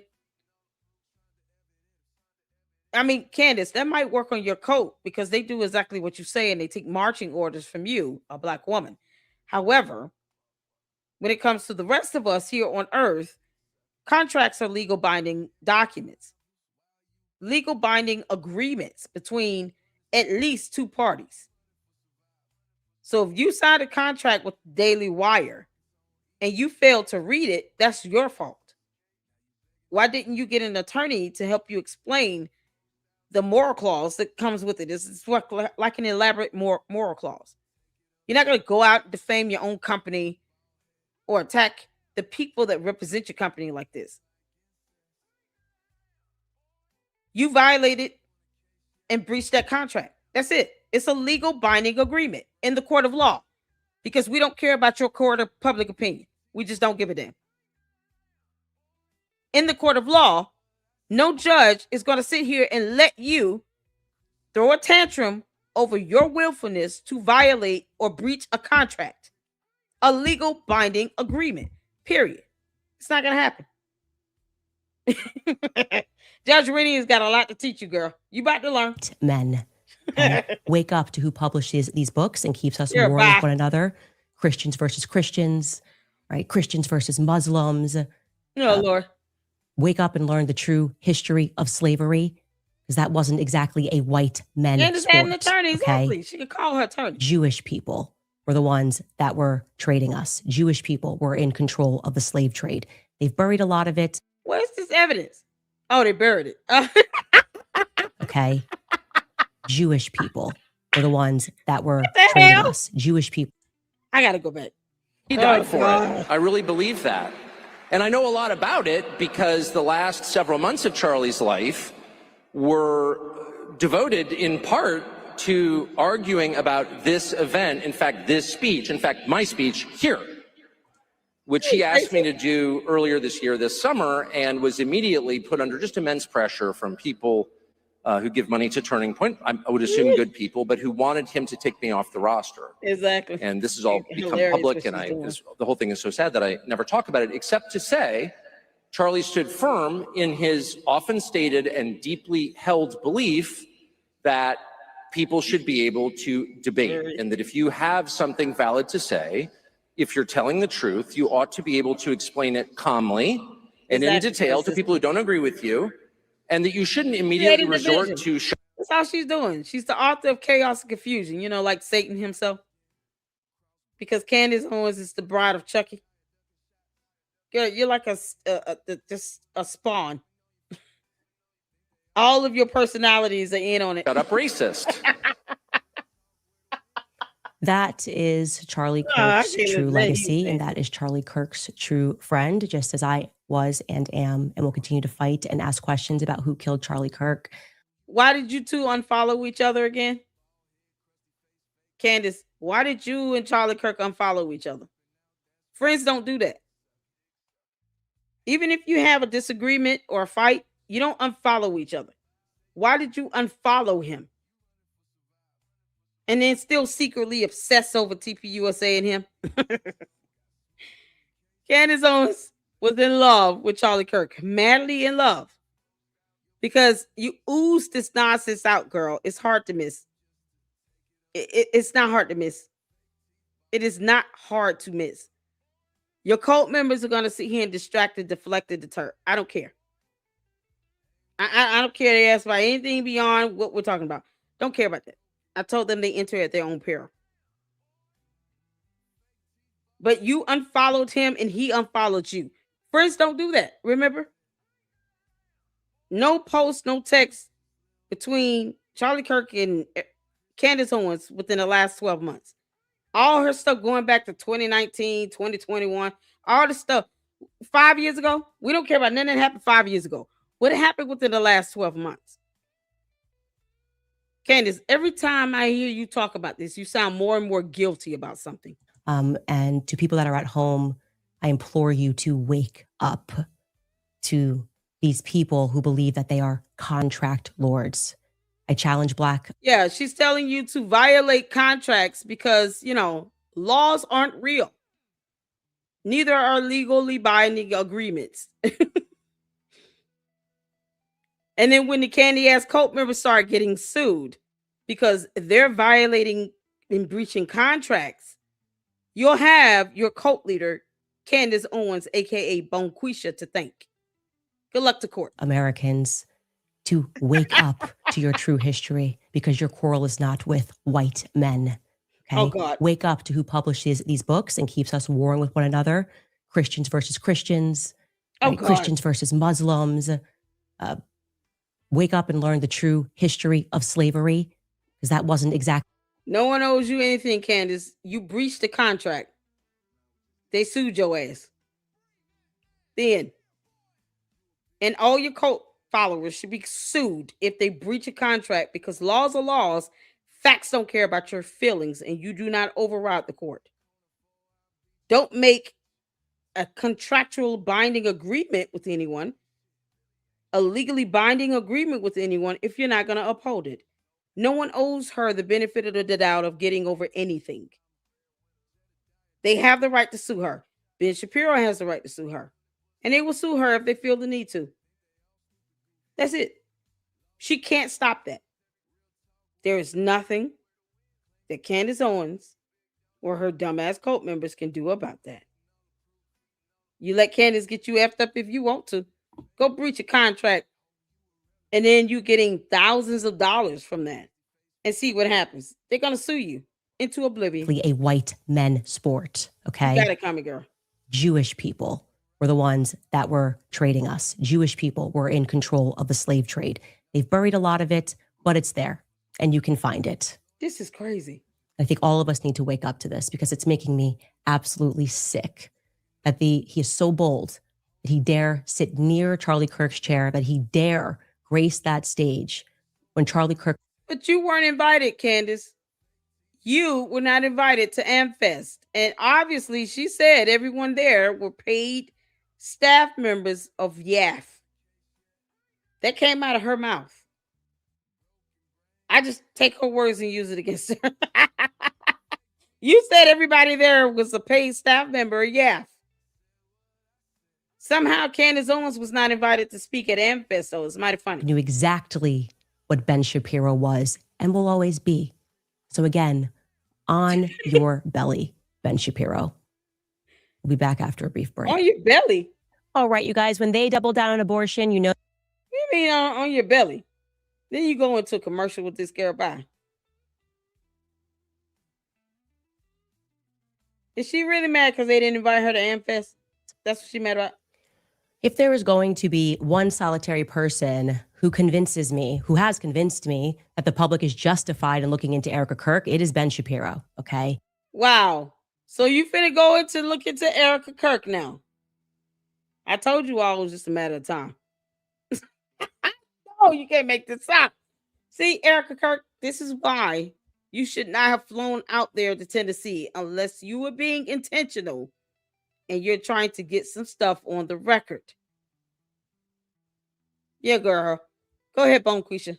Usher that lawsuit into your life. Didn't like Charlie. You're telling me he's just obsessed with defending the honor of his widow? No, he's fearful. He's fearful of something about Erica Kirk. He just keeps calling out Erica Kirk on stage, demanding allegiance to Erica Kirk. Who are you? Actually, who are you? Why are you in this conversation? Why were you so quick to say... While she invokes herself into the entirety of Charlie Kirk's assassination, even to go so far as to say someone's trying to assassinate her, thereby taking away the attention of the fact that she cannot tell us who pulled the trigger. You would pick up his bloody mic and carry on. And didn't you just fire half of your force that was involved in Daily Wire Kids, only to then drop $1 million on Charlie's show? Care. Again, weaseling your way into the chair when you weren't invited to go on there, but Matt Walsh was, because that's what you do. Wheel and deal behind the scenes to make people think that you're liked. It's embarrassing, really, Ben. It's truly, honestly embarrassing. Why are you not embarrassed to be alive? I don't understand it. Anyways, so his general demeanor is starting to make me think that there's something there, right? The Fort Huachuca thing, it's definitively compelling, I would say. I am learning also that Fort Huachuca has ties to Liberty University and that you can attend classes there and achieve your degree at Liberty University. Still working to verify that. But Mark Amadei, we're going to get to that, actually, that congressman in a second. Amadei has come out and really kind of not answered where he was on the morning of the 9th. And as I said, I don't know if we can rely entirely on the memory of one person who believes that he saw these individuals. But what I can say is that wait a minute. What? Oh, wait a minute. Think that there's something there, right? The Fort Huachuca thing, it's definitively compelling, I would say. No, you came up with that BS and then you brought in some fool and some clown who didn't show a DD-214 yet. I don't even care who he claims to be. I want a DNA profile done on him to prove his identity. Because that's the only way I could be assured. Raw, concrete, scientific evidence. This man did not show a DD-214, but gave 3 cards, one of which was blurred, 2 were heavily redacted, didn't even show his name. We look up one court document, one lawsuit against a government agency from a Mitchell Snow, and it was dismissed with failure to prosecute based on court rule. And yet she's raising money for his legal aid fund. Really, Ben, it's truly, honestly embarrassing. Why are you not embarrassed to be alive? I don't understand it. Anyways, Candace. So it's so mad. Candace, I hope he's laughing at your ass. Okay, Bonquish. His general demeanor is starting to make me think that there's something there, right? The Fort Huachuca thing, it's definitively compelling, I would say. I am learning also that Fort Huachuca has ties to Liberty University, and that you can attend classes there and achieve your degree at Liberty University, still working to verify. Candace, are you thinking about going back to school? Because you should probably go back to school to try to prove those 2 degrees you said you've earned. You know, that journalism and English degree? You said you got 2 degrees. You know, you're too much of a narcissist and a cult leader to not prove that you have 2 degrees. Why don't you just show us the degrees? Hold them up. They would have come in a little binder thing, nice little binder folds, real thick, leather bound. Why don't you just hold up the 2 degrees? Or why are they not framed in some sort of beautiful, nice frame on the back of your wall behind you? You could have your degrees hanging behind you so that people can see you actually have a degree in English and a degree in journalism. There's a thought. When are you going to show proof of those 2 degrees, Candace? Because we haven't seen proof of 2 degrees. Why don't you just show us the degrees? Go back to school, Candace, so you can get those degrees. By that, Mark Amadei, we're going to get to that congressman in a second. Amadei has come out and really kind of not answered where he was on the morning of the 9th. And as I said, I don't know if we can rely entirely on the memory of one person who believes that he saw these individuals. But what I can say, he believes he saw them, but yet there are cameras that would have definitely recorded it. Why did you ask him for the security camera footage? He claimed he was there to get documentation. How about this, Candace? Why didn't you ask him, did you pull out your cell phone and take a photo of this? Because wouldn't it be highly unusual to see someone like an Erica Kirk there with a Brian Harpool when they should have been? One was with her mother. Erica Kirk was with her mother at the hospital with her mother. There's hospital security camera footage that would put Erica Kirk in a hospital with her mom. Because, it's cameras there as well. Brian Harpool was with Charlie Kirk. So somehow they showed up magically at this, military base that's got cameras all around. But not only did he not get the footage of the security camera that was installed all over the base, because one of them we pointed out in the photo she posted at a pole. It's a white camera. That's not the only camera on that base. Then she fails to ask him, why didn't you just pull out your cell phone and take a picture? You took a picture of yourself. Did she not show us a picture that he took allegedly while he's standing outside with nothing behind him? But he's supposed to be on a military base looking for the CID building. But he takes a picture wearing, ironically, the same black polo shirt. And he has nothing in the background. Just bush, trees, and dirt, and one paved road. But she did not ask him, why didn't you pull out your phone and take a photo of Erica Kirk? How did you identify her if you said the only person you recognized with TPUSA was Charlie Kirk? Then how did you identify Erica Kirk or Brian Harpool? Other people that will be affiliated with TPUSA? She didn't correct him on that either. Candace, you didn't ask for any DD-214. Where's the photos of this green pickup truck? Where's the hotel security camera footage? You think he would just take more than just one photo of himself? This grown-ass man who had the opportunity to take a photo on a military base of Erica Kirk, Brian Harple, some congressman wearing a congressman's suit, but he didn't pull out the phone and do it. But he took one of himself. He got a selfie in. Like we give a damn about that. No hotel security camera footage. None of that shit. Yeah, okay. Go ahead, Bonquisha. As you were. Is that we verified 1000% that he was where he said he was, that there was a meeting. No, you didn't. Says that there was a meeting. We verified that Blake Neff, Captain Neff was there. The one that he says was nice, but he got questioned for a very long time. They wanted to hold him for 24 hours. So everything else that people are trying to dig up about Mitch, you can just ignore. Okay, that is a distraction, right? The only way that you can help debunk anything that he has said is to say, oh, actually, I was the person that was there. It wasn't this congressman, it was me. Or I was staying at the Candlewood Inn and Suites and I saw this couple or, these two individuals in the hotel as well.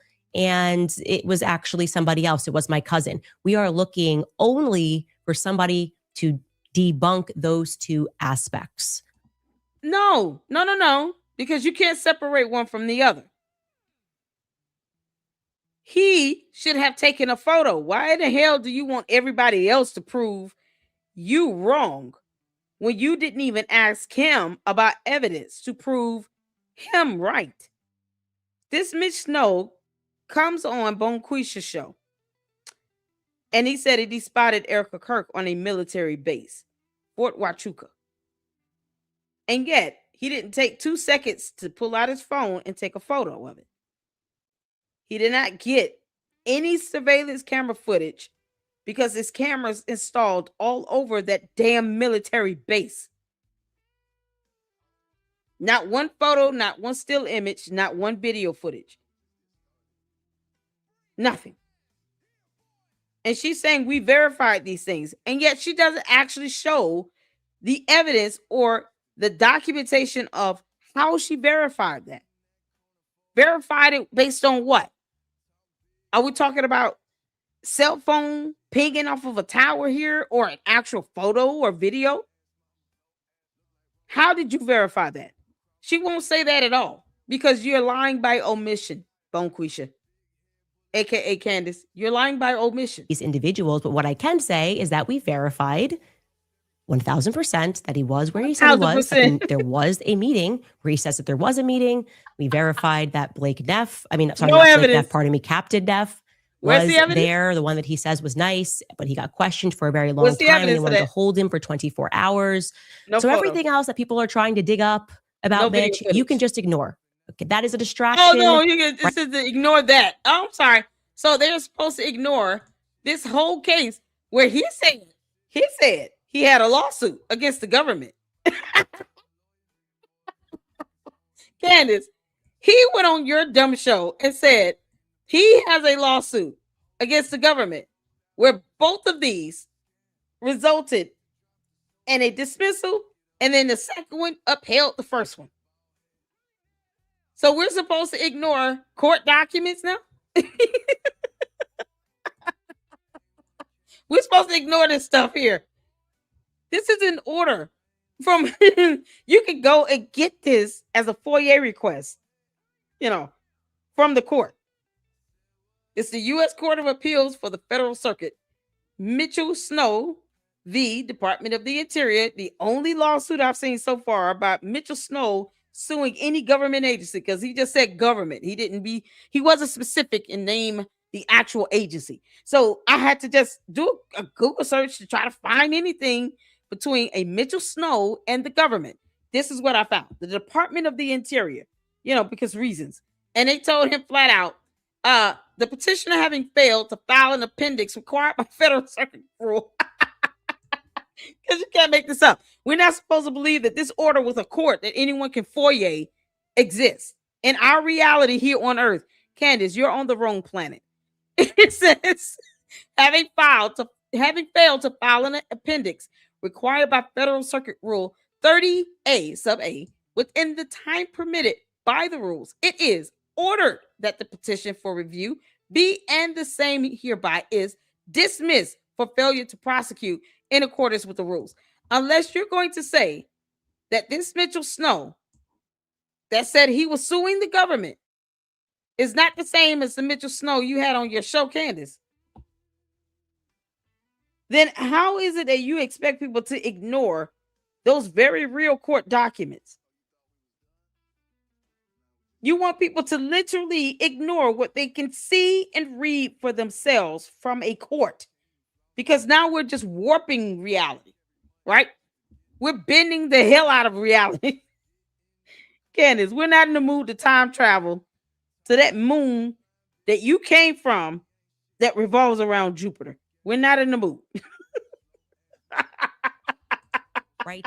The only way that you can help debunk anything that he has said is to say, oh, actually, you know, I was the person that was there. It wasn't this congressman. It was no. Just show us a photo. We don't care about the congressman. Did they pull the trigger? Candace, did this congressman pull the trigger? You want people to believe what you say because you know that you're fundraising for this con artist and this scammer. And there is no open federal lawsuit because I'm still waiting to get the court docs here. So why didn't you post that up? Candace, you are bad at this. You are bad at this, girl. You said he was suing the government. Why didn't you post up those court documents? You posted up a selfie photo he took. A photo of two people in the military high ranking. And a photo of redacted or blurred out ID cards where you can't even see the damn name. But you didn't post up the court documents. So you want your cult to believe everything you say, which they already do. But you expect everyone else to do that, which is an insult to our intelligence. Me. Or I was staying at the Candlewood Inn and Suites and I saw this couple or, you know, these two individuals in the hotel as well. And it was actually somebody else. It was my cousin. We are looking only for somebody to debunk those two aspects. We don't have to do that. You do it. You call the hotel and get the hotel security camera footage. They have a camera outside the hotel, in the lobby, at the check-in desk, at the elevators, in each hallway. You got cameras everywhere in that hotel. You get the camera footage and send us the make and model and the license plate tag number for this green pickup truck. Because you said somebody got picked up in a pickup truck that's green, but no make and model of it. You're supposed to be showing this evidence, Candace, because that's how this works. You know, because you're bad at this. That's how good journalism works. You don't sit here and put that stuff out there. You can't show it. I can pull up these orders because I researched it first. I could talk about this federal lawsuit where you're a co-defendant because, you know, pump and dump schemes and stuff, because I actually can show the court docket. You have not shown any court documents on anything. And yet your court is giving this man money for some legal defense. We just saw an order where a case was dismissed because he failed to prosecute based on a court rule. So where are the other court documents if I'm wrong? Okay, because he was where he says he was, and everything else we have verified. Ignore the noise and stay focused on that note, because we did know that he was going to get attacked by a lot of trolls. And I did tell you we would put together a Give, Send, Go. You can support Mitch at givesendgo.com/Candace podcast. I literally just hit publish on this right before we went live because I realized I hadn't done it. I need to fill out more and a little bit more about his story, but give. No. You have nothing else to fill out. So if this helps us see, if y'all see these orders posted up, and it's got Lady Luck Club Sucks on it, it's because she got it from my video. Candace, when he tried to go back with an attorney to fight the previous ruling, they upheld it again. This cause, having been heard and considered, it is ordered and adjudged per curiam. Frost, Toronto, and Stark, 3 whole judges, circuit judges at that, affirmed their ruling previously. It was dismissed. Candace, you raising money for this? It was dismissed. This was dismissed. See that? Failure to prosecute in accordance with the rules. So he couldn't even follow the rules and do it the right way. And then when he tried to get an attorney, it was too damn late. And they're like, look, stop wasting our time. We already done told your ass. Bye-bye.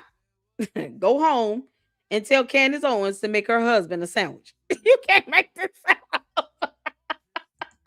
Now they're raising all this stupid money for a matter she can't prove exists in court. Sendgo.com/Candace podcast to support him. And like I said, I got the paperwork regarding his lawsuits, everything he said about being put on an NDA for 35 years. It is all real. It is all verified. Take my word on it. You don't have to send a bunch of emails and saying, well, maybe this sounds weird. How did you get onto the base? We verified it all. Oh, no, she don't want to try to ask her no questions. But she gets to ask dumbass questions she's been asking for 3.5 months. You can't. Questions only work one way, y'all, because her cult is just having a tizzy. They still keep misspelling your name, Candace. It's Candace, not ICE. You know, because they're just copying and pasting or they're just computing what's being said. This got to be part of the transcript. I'm still seeing the bots and her cult members misspell her first name. You can't make this. Okay. Now, regarding Fort Huachuca and what it is, or who he believes that he saw, we told you obviously that he thought that he saw. Yeah, trust what I say and nothing of what I do. Lying by omission again, Candace? To support him. And like I said, I got the paperwork regarding his lawsuits, everything he said about being put on an NDA for 35 years. It is all real. It is all verified. Take my word on it. You don't have to send a bunch of emails and saying, well, maybe this sounds weird. How did you get onto the base? We verified it all. Okay. Now. Oh my gosh. She said, just take my word for it. Take a bunch my of emails word and on saying, it. well, maybe this sounds. You don't have to send a bunch of emails and saying, well, sounds maybe weird. How do you get onto the base? We verified it all. Sounds weird. How do you get onto the base? We verified it all. How again? How? Because see, what you cannot do, Candace, is tell us to stop asking questions either. Bonquisha, just get through this, girl. Okay. Now, regarding Fort Huachuca and what it is, or who he believes that he saw, we told you obviously that he thought that he saw the congressman from Vegas, Mark Amadei. And I will say, regarding the call sign in Vegas, we keep telling you that call sign at various times says Sam 702 or RCH 702. Well, that's Vegas. 702 is Vegas. Shocking just about area codes. Obviously, 702. Nowhere near the UVU campus, though. You're still not putting them at the scene of the crime. So what the hell are we talking about? Is Vegas. So that could just be obviously a coincidence, but it becomes compelling. Well, Mark Amadei apparently received a ton of phone calls from his constituents who wanted to know where he was. Like, where were you actually on the morning of the 9th? I want to remind you guys, the meeting was concluding at 7:30. We verified his call logs. We verified everything. The meeting. You didn't show the call logs because you don't know what call logs look like. We all know that because you said the same thing about Mikey McCoy's call logs. And that's not a call log you see in a damn phone.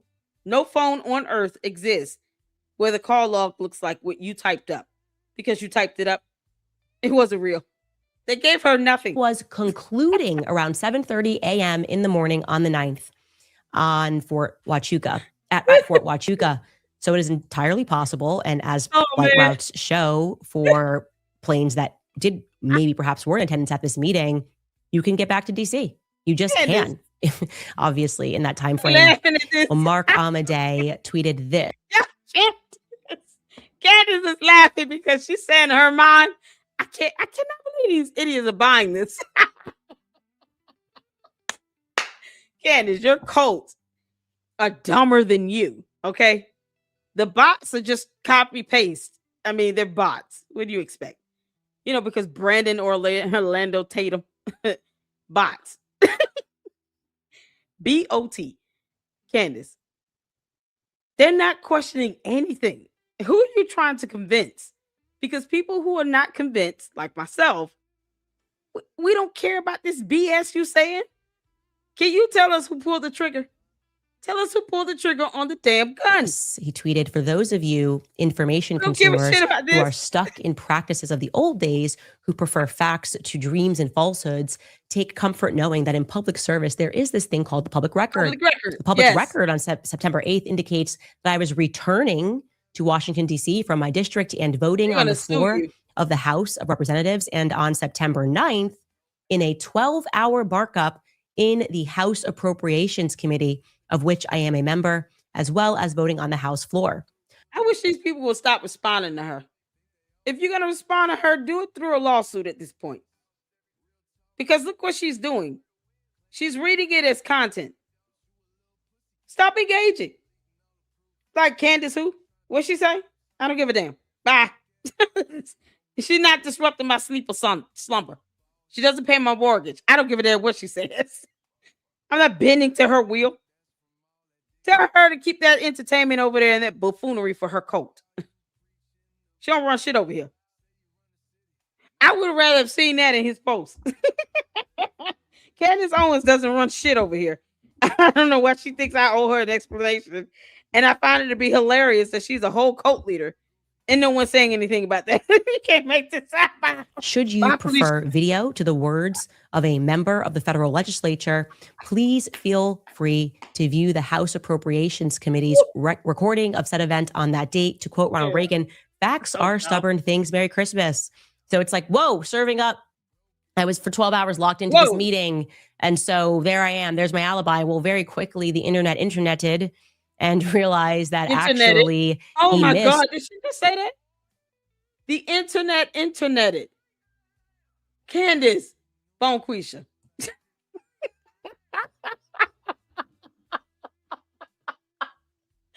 Y'all. The interneted. Y'all, can y'all flood the chat with interneted? Interneted. You know, because a verb. The interneted. Y'all, hashtag interneted.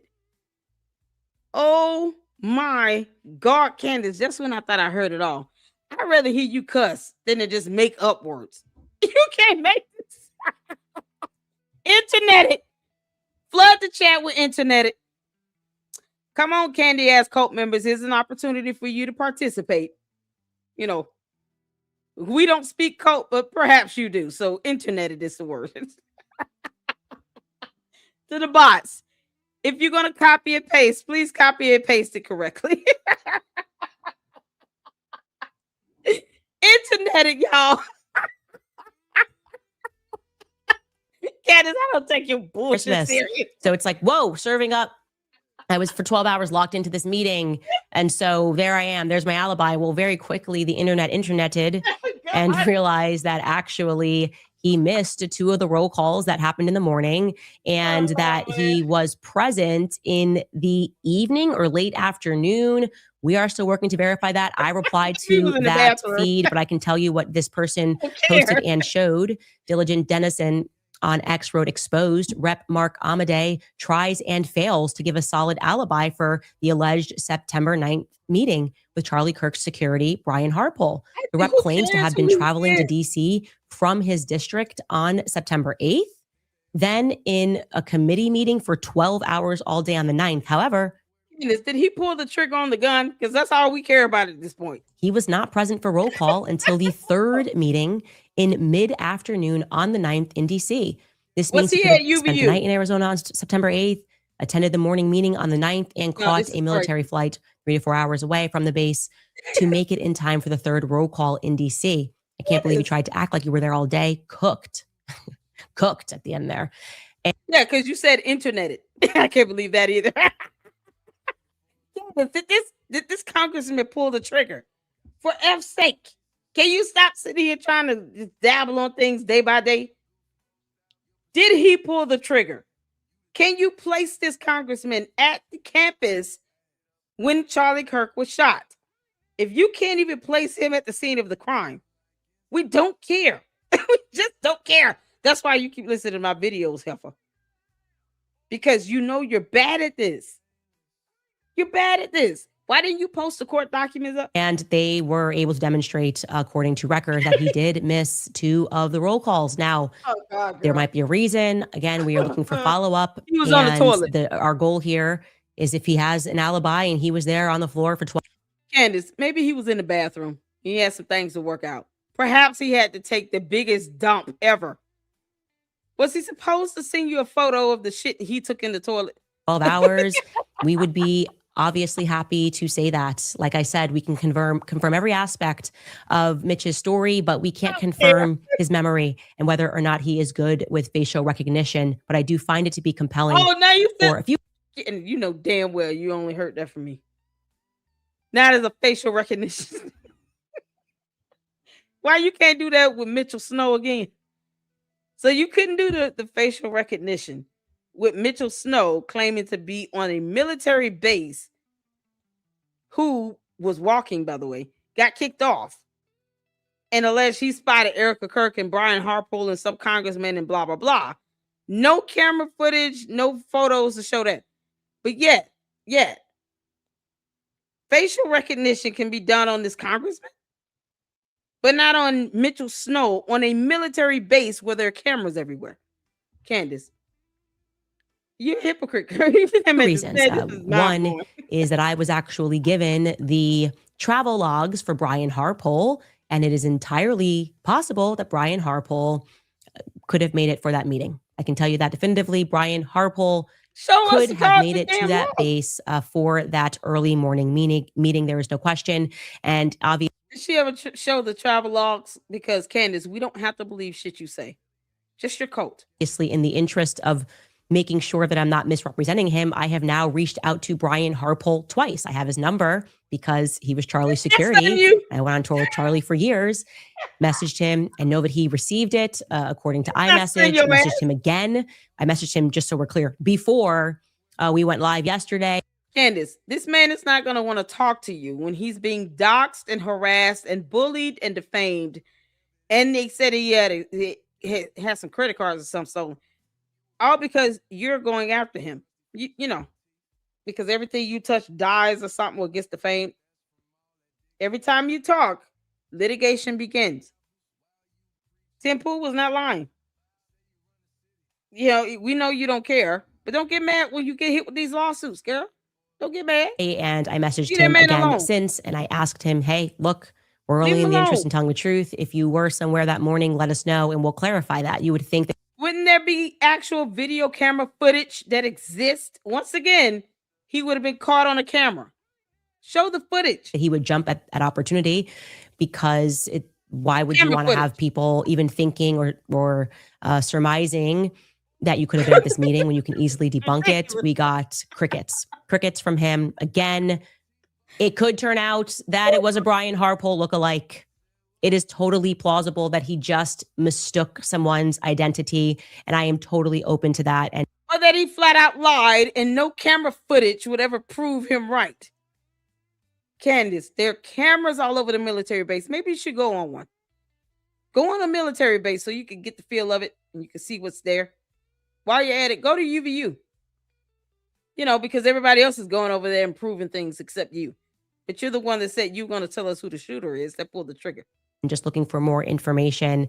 There was one person who we are vetting who believes that they have evidence that the people that Mitch saw were in fact on that base on that date. We will keep you guys obviously posted on that. Now, something else interesting happened. I have been sending, just so you know, when I send Mitch stuff that's happening and I'm trying to guess who was there or who wasn't there, I don't give him the context when I send him pictures. So when he first described the congressman, described the person's height and their, Candace, if you showed him the photo, naturally he's going to ask, who is this? Because he didn't know. So naturally, if you did that, why not just wait until he came on the show? And then put up the photo and say, can you identify this person? Why not just catch him off guard with it? You said, well, I showed you some pictures, off screen before the interview. Why didn't you show the photos during the interview and simply ask him, can you identify this person? It's that simple. Because, Candace, that's how journalism works. I don't lead any person that I'm interviewing or anything into a question. I'll give them my thoughts on something and some context, but I won't lead them into it. And I'm damn sure I'm not going to get upset if they say something that might be contrary to what I think, in my opinion, in it. That's the point of exercise of free speech and exchanging ideas. I literally proved that with a whole attorney on Saturday with Milk Bar. With any other person I've had on my platform here in the LLC. We ask them questions, and sometimes they may say something that I don't agree with. And I'm okay with that. You know, the earth is not going to stop revolving around the sun. But she could have showed these photos while she was interviewing him and asking him questions and simply said, do you recognize this individual? Can you identify this person? Because we have yet to see a photo of Erica Kirk on the military base. Because we all need to see that, Candace. We just need to see it. Glasses, this or that. I had sent a few congressmen. He was like, no, no, no, no. And then we landed upon the Las Vegas congressman. We did not give him the name. I didn't know his name, to be honest with you. And he went, that's the guy. Lie. So it was interesting. And of course, this was before we discovered the planes and the route to Las Vegas. So that was compelling. No evidence on this. Yesterday, and genuinely because I was sitting down having a discussion at dinner with Johnny Yep, who runs Catholic for Catholics, and we were sort of discussing everything. And I get this text message from Skylar being like, Ben Shapiro is like on stage. She's just like calling you out again. I said to myself, what is his investment in this? Why do I feel like he's somewhere along the way implicated in something? Let me clarify. I'm not saying he murdered Charlie Kirk, but it doesn't matter if I said that either way. That's his whole style is to try to sue people out of the free markets because he can't win in the free markets. But Candace, if he sues you, he sued you. The end. It's that simple. You keep trying to say things as if you're trying to harass and intimidate him out of doing it. It's not going to work. You don't have the authority to do that. And any judge would rightfully so put you in place. Just like with the Macrones. You can't bully them out of filing a lawsuit. Nope. They did it anyway. The rest of them need to follow suit. And they need to hurry the hell up. Because you can't make this stuff up. Candace, if they're going to sue you, they're going to sue you. I thought you said you wanted to be sued. Did she not say, sue me, sue me? I want subpoena power. Now she's changing her mind? Yeah. I'm going, what is this? Why do I feel like there's a hook here? Oh, she wanted subpoena power. And at that time, someone had mentioned to me, hey, did you see what's going viral right now on X? Which is that Erica Kirk lied about having not dated anybody before Charlie Kirk. And actually, I knew that she had dated somebody before Charlie Kirk, and I had never known that she had made that claim, and people were starting to make all of these videos about it and wondering if she had misremembered or whether or not she was telling an intentional lie about her past. Now, what I can say is that there does seem to be disparity between her version of events and other people's version of events. Definitively at that meeting, obviously, Candace, unless it's the person that pulled the trigger on the gun, why do we care about this? You want people digging into, you know what? Never mind. Because, I mean, you know, has Candace ever had a boyfriend before Boys Club? Other than her being in love with Charlie Kirk? Already intimated that to you. Like Andrew Colvett has a memory, Erica Kirk has a memory, and then the surgeon has a memory, right? Huh? I should also mention that the surgeon said, and again, this is through a third-party person, so it's not a direct line between me and the surgeon, that he absolutely did not violate HIPAA when he suggested. Who's the third-party person? Suggested, hey, maybe it's a frangible bullet, but rather that it was a three-way call with him and Andrew and Erica. I don't know if he's telling the truth or if Erica's telling the truth and Andrew Colvett was flying blind. A call would be a call log. There would be a call log to indicate a call was made. You would have seen that on a call log. You know, those call logs you didn't bother to ask to get, you know, screenshot of. I mean, you met with Erica Kirk. Why didn't you just ask her to show you the call log of that call? Erica Kirk probably would have looked at her like, Helfer, I'm not showing you shit. But, there's a disparity. And as I was looking at this, I sort of went, oh, wait, yeah, I do remember that Charlie told me about Cabot Phillips dating a girl. For some reason, I thought it was Sammy, the other girl that he had a crush on. And I was like, was it Erica? That's so funny. I'm trying to remember this.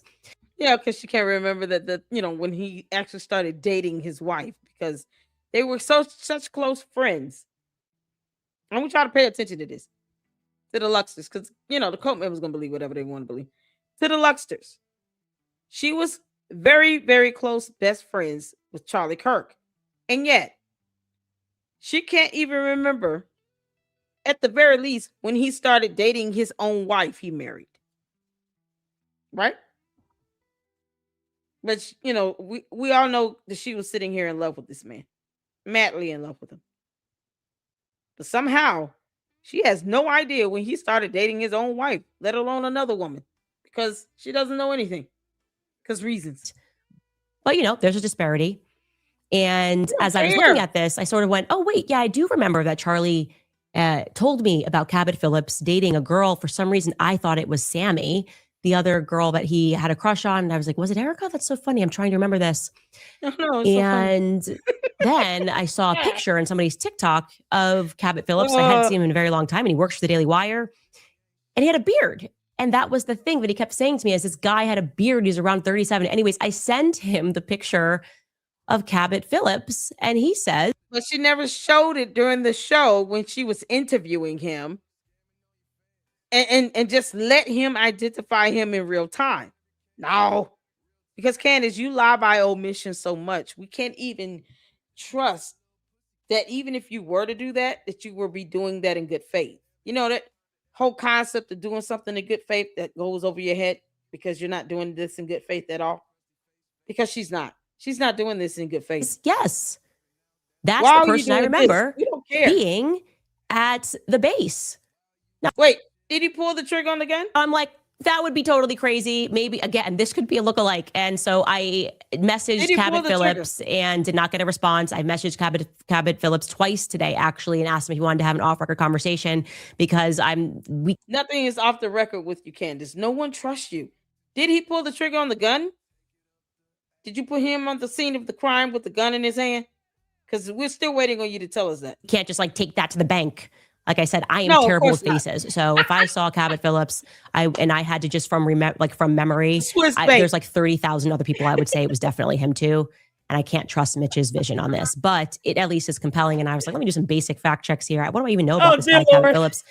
And I know that he does the morning wire at the Daily Wire. And I checked and he's missing. I never got the name of that Swiss bank. Who's supposed to be telling me that? One of her cult members supposed to be telling me the name of that bank. It's a Swiss bank, because Swiss accounts. She's like, obviously, I can't take that to the bank. Yeah, no, because it would be a Swiss bank according to your cult. They say you have Swiss accounts. Or is money going to Swiss accounts? Something, New Mexico Department of Justice, something. Because this is why I'm the queen of this shit. Because I do recall things that even her own cult members say. While she tells everyone she hates everybody.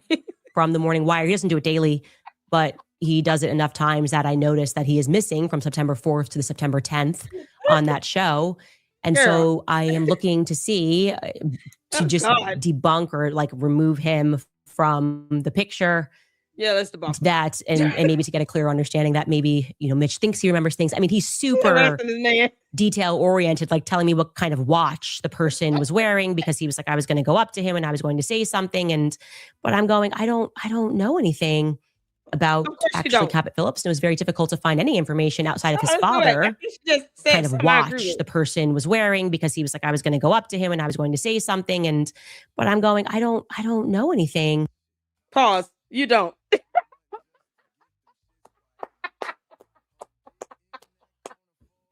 Candace, I am so glad you admitted that hard part out loud. You don't know anything. Period. Because, we can do this too.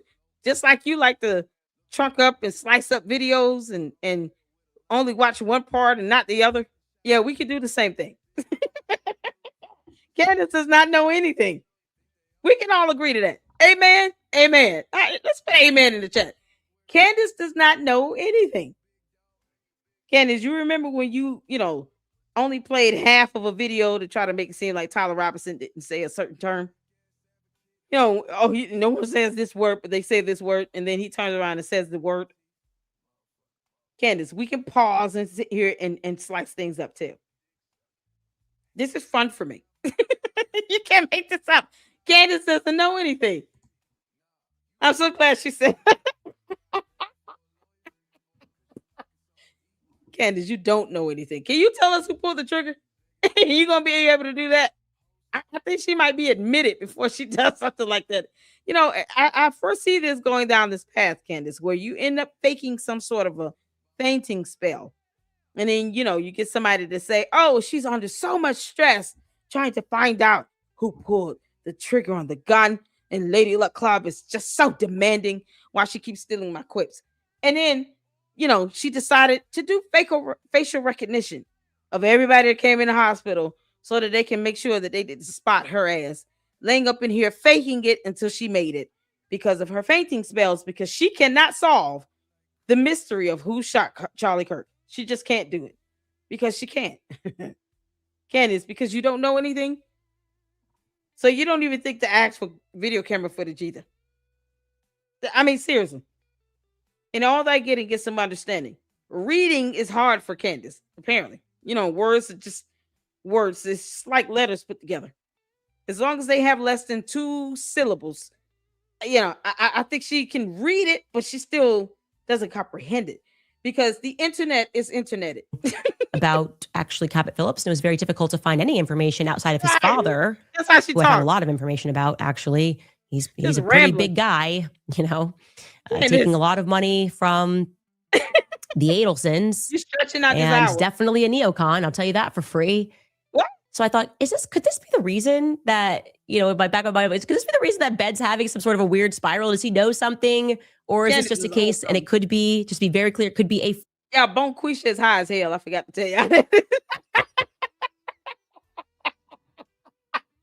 Karen already does the baby powder booger sugar.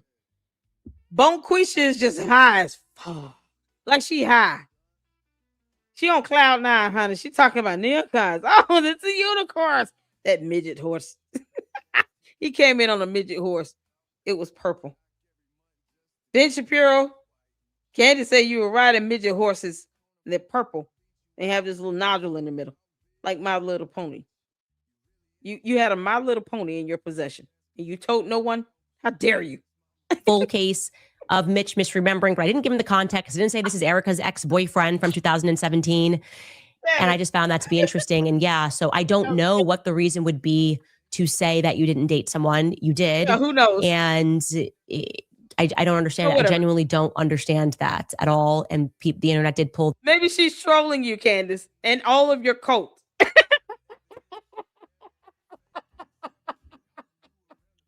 Erica Kirk, keep trolling her ass because she just, they just gonna try to stalk you all over the internet.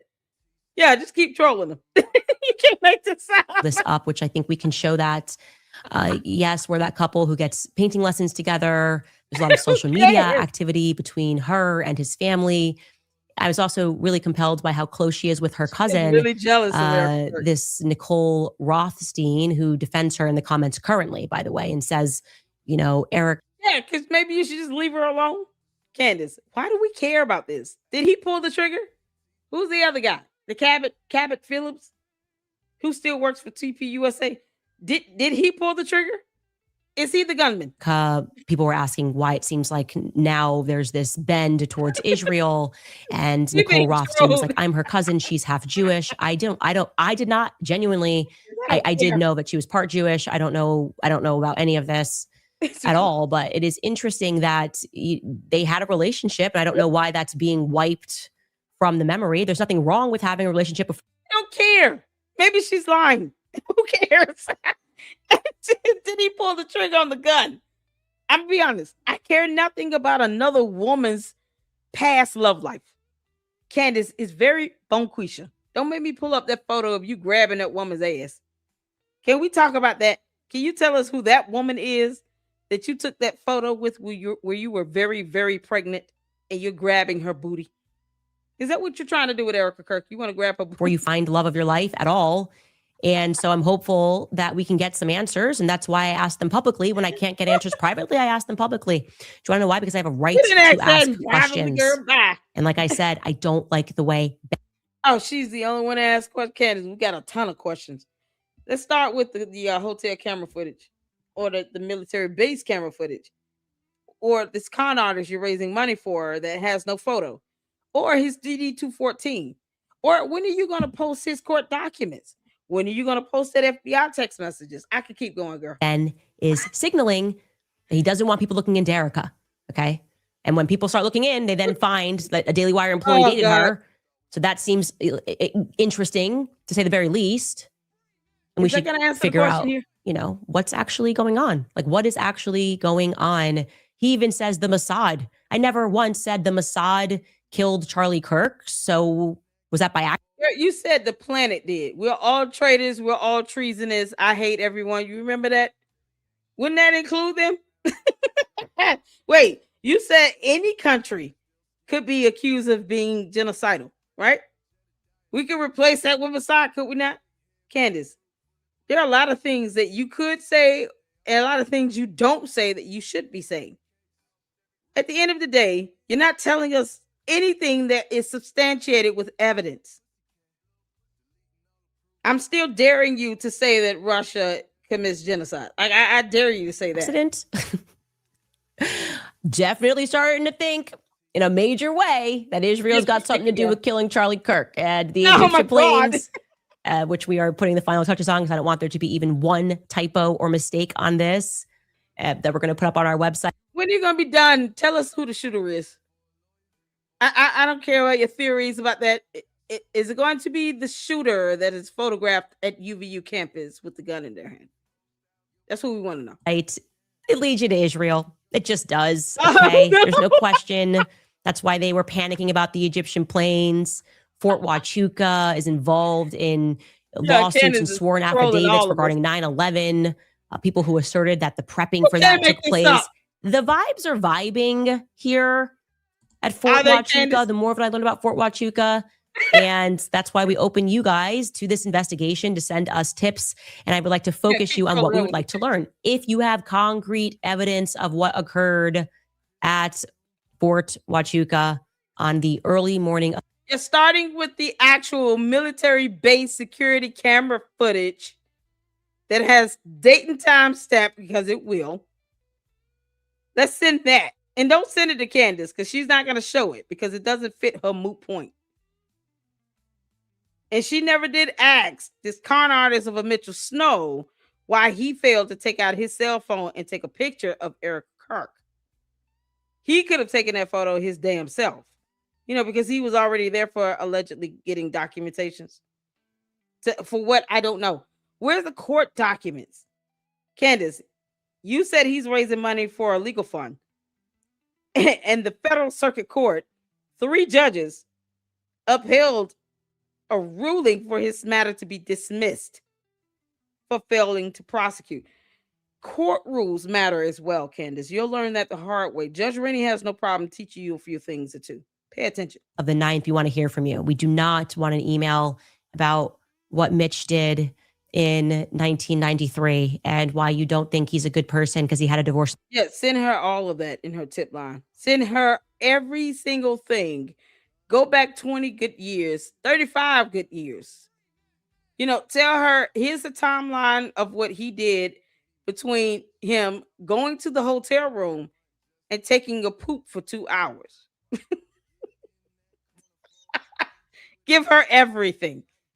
Flood that damn tip line. Candace, we're here to troll you. His wife. We just don't need that. We do not want an email saying, I'm in the military. It would be unusual for them to allow him to book the hotel. We've already confirmed all of it. He has a literal video of him that's 18 minutes long asking for directions to get to where he's going. We can see in the background where he is. We don't want you to waste your time on that. We have verified. She didn't play the video. She didn't even take screenshots of the video and show us. Everything we could verify about the story. Where's the video? We cannot verify the people. And Yeah, I just sent. That doesn't mean you don't play the 18-minute footage. Play the video footage. Why don't you upload that as a regular video on your channel and premiere it? It's that there's something there. Show the Because Ben is video. coming undone, and he only comes undone about one topic, and that is So Israel. we're back at Ben. So we will take a break, and I will answer some of your questions. Oh, shit. All right, you guys, you should. Now we made it.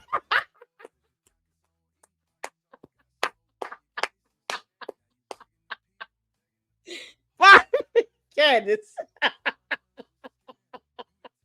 Candace talk about F you and the midget My Little Pony purple horse you rode on. You can't make this up. She's so mad. Yeah, show us the 18-minute video. Thank you. Oh, we got to get some comments in. I got some supers. I appreciate you all. Y'all were a ton of fun. This is so much fun. Y'all, here's the link to Court Listener that we're going to go over regarding Candace Owens being named in a class action lawsuit, which is a federal lawsuit in Florida. Who child? Regarding a pump and dump scheme because meme coins and all. Things she still doesn't understand. Math. The difference between the number 9 and the letter N. Candace, you don't know the difference. You said it yourself.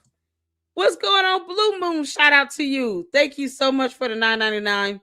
Super. Why the hate against Officer Tatum? I don't hate him. I don't hate anybody, child. I don't even know what's going on with him. I just know that he won't sit here and just say what needs to be said, but it's not hate. It's criticism. He explained the situation, and unlikely others, he spoke many times against what she is doing without naming her. But yeah, that's the question. Why won't he name her? I think that's the question that people are asking here. If he's truly not afraid, then why won't he just say her name and say, Candace, you effing up, girl. You messing up. Even the Bible says, if you go to someone in private and they still continue to do what they're doing, then you could go to them in private with a third person so that they may bear witness to the truth. That doesn't work. Then you may have to rebuke them in public. There is a such thing as gentle correction done the right way in love. He said he loves her like a sister. Naturally so, because, he's supposed to be the VP of something and only work 5 hours a week. Yeah, you're going to feel like you owe that person something forever. The problem is she's grown. She's married with 4 kids, and Tatum does not pay her mortgage. He should be able to say her name and say, Candace, you're wrong. And if you're going to say these things, show evidence and not be afraid of her coat. They come up in here all the time when I go live. They don't bother me. They come in at their own peril. But he can't seem to say that. And see, here's the thing. If someone who does know and love her are able to correct her, they'll be able to do it in a better way. Me, I'm just going to laugh at her and clown her out.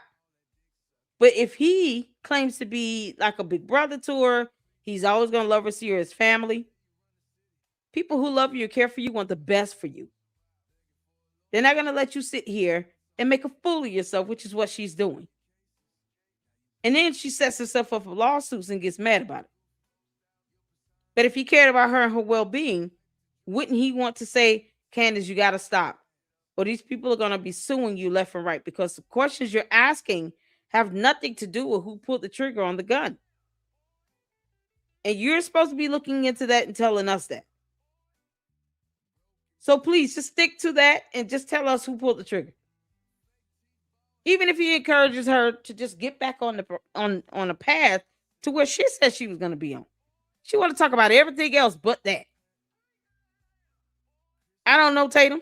I don't watch his stuff like that. Y'all don't see me put out videos about him. But he's subjected to criticism as well. And I don't think everyone has to agree on the tactics that everyone else takes out. It doesn't change the fact that you might support her. It just means that if someone does not think that he is trying to correct her and he's trying to correct her the right way, that's their opinion. They're entitled to it. We cannot be too frivolous with the word hate. Criticism does not equate to hate. Two different words with two different definitions. And I'm not trying to like fuss anything or go in on you. I'm just saying I don't like it when her and her cult people do it. I certainly don't encourage you all to do that. It's the phrasing and the wording that's very strong. Hate is a very strong word. It is not hate to say criticism. It's just not. Candace is the one saying I hate everyone. But if we give criticism to anyone, it's not you're hating on him. That takes on a whole new meaning. And the perception of that is you shouldn't be saying this or else you're hating him. No.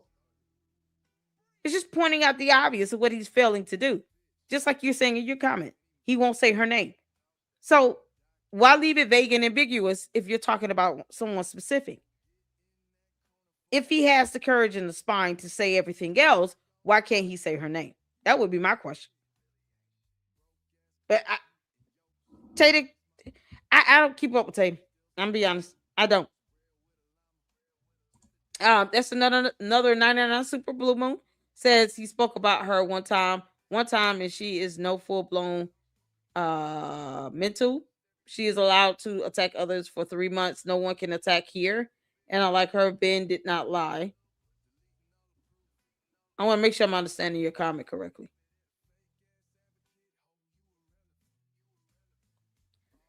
She is allowed to attack others for 3 months. No one can attack here. And unlike her, Ben did not lie. Yeah, no, I don't think. I hope I'm understanding your comment correct.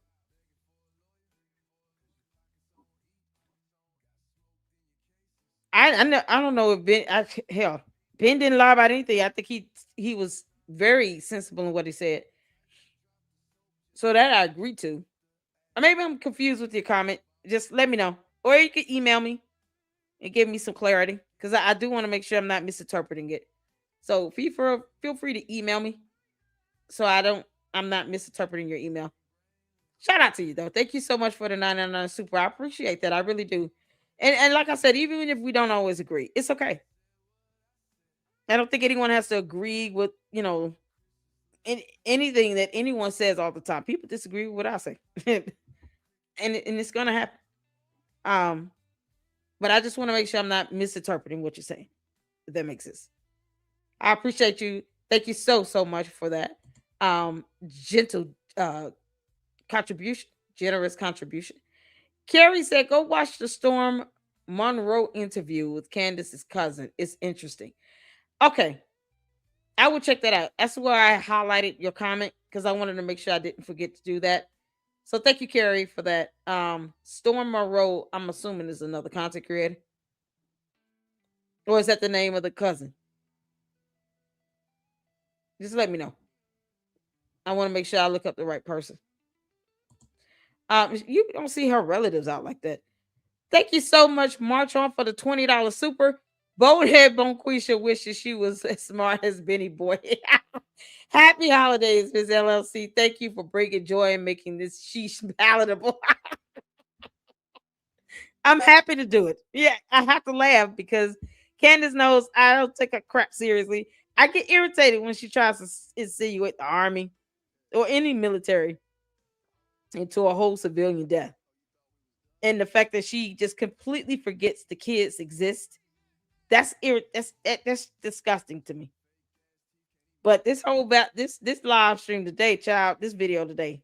Oh my God, Candace.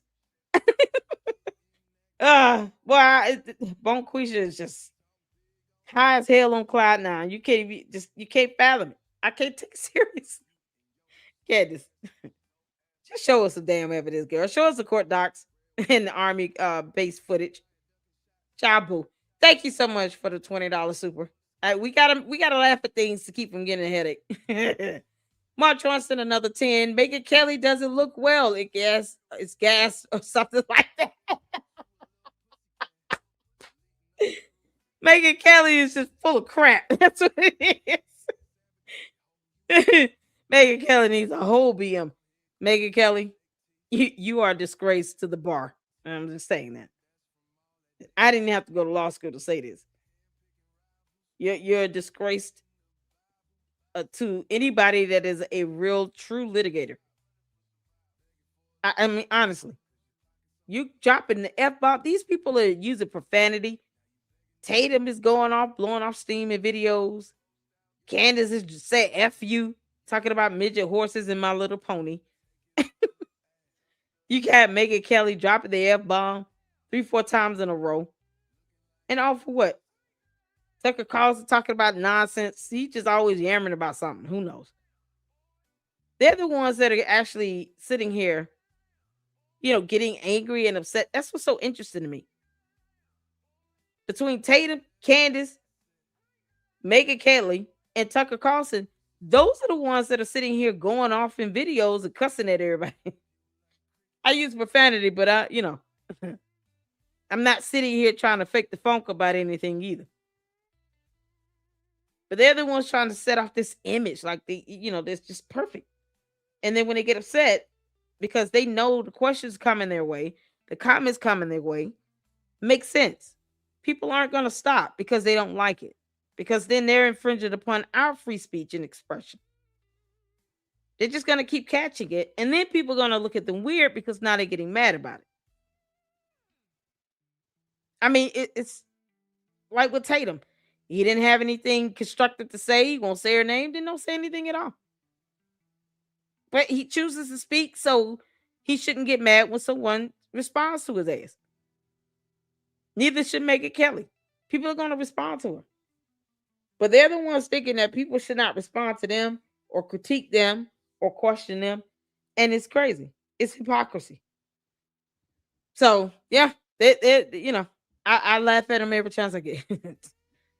I appreciate this. Thank you so much. I'm gonna make sure I don't lose my place. Lord have mercy. Thank you so much for the $10 super. Yeah, Candace don't look well either. She looks extraordinarily decrepit, child. What's going on? Is it Barande? I want to make sure I'm saying your name correctly. Correct me if I'm wrong. Thank you for the $1.99 super. I appreciate that. She's jealous she wasn't there. Exactly. Shout out to you. Thank you so much, Marchon, for the $5 super. Call the Wawa Ambulance for Miss Bonquisha. Ambulance. Y'all, Candace is the Grinch that's still in Christmas spirit. You can't make this out. Thank you so much for that. I appreciate that. Thank you so much, Marchon. For the $5 super again. Did Saint Bonquisha just cause ouch, my ears are hurting. She did. Yeah. She F you. Ooh, Christ ain't king in that, Candace. She always talking about Christ is king. Not in that one. Not in that statement. Christ is not king in that. Nope. No, ma'am. Candace, we just love throwing out that hypocrisy against you, girl. Thank you so much for the $5 super again. I appreciate it.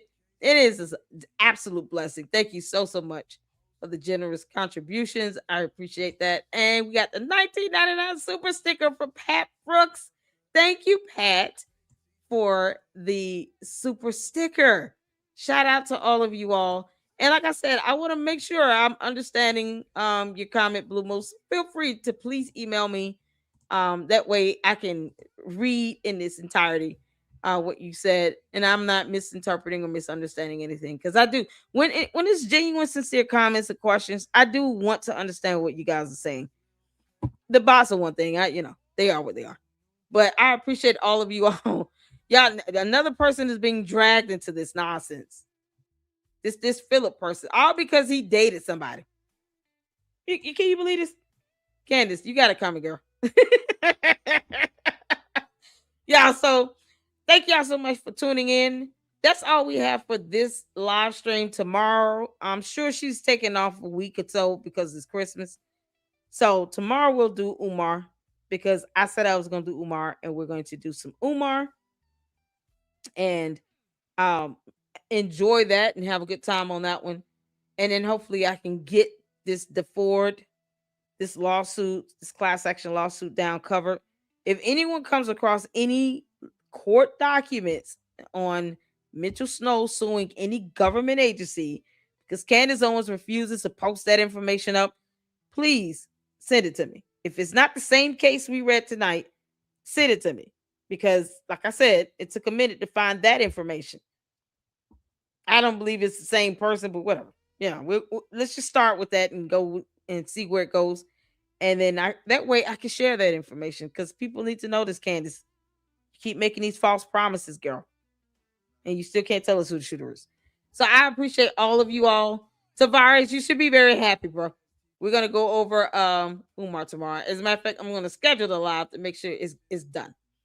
And I think yeah, that's it. So thank y'all so much. Y'all have a good one. I appreciate all of you all for the support. Hit the like button on the way out. Thank you all for helping me hit that 30,000 supporter goal. You guys are an absolute blessing. Jesus loves the trolls as well. I feel like I gotta say this. And until the next one, Lady Luck Club out. Deuces.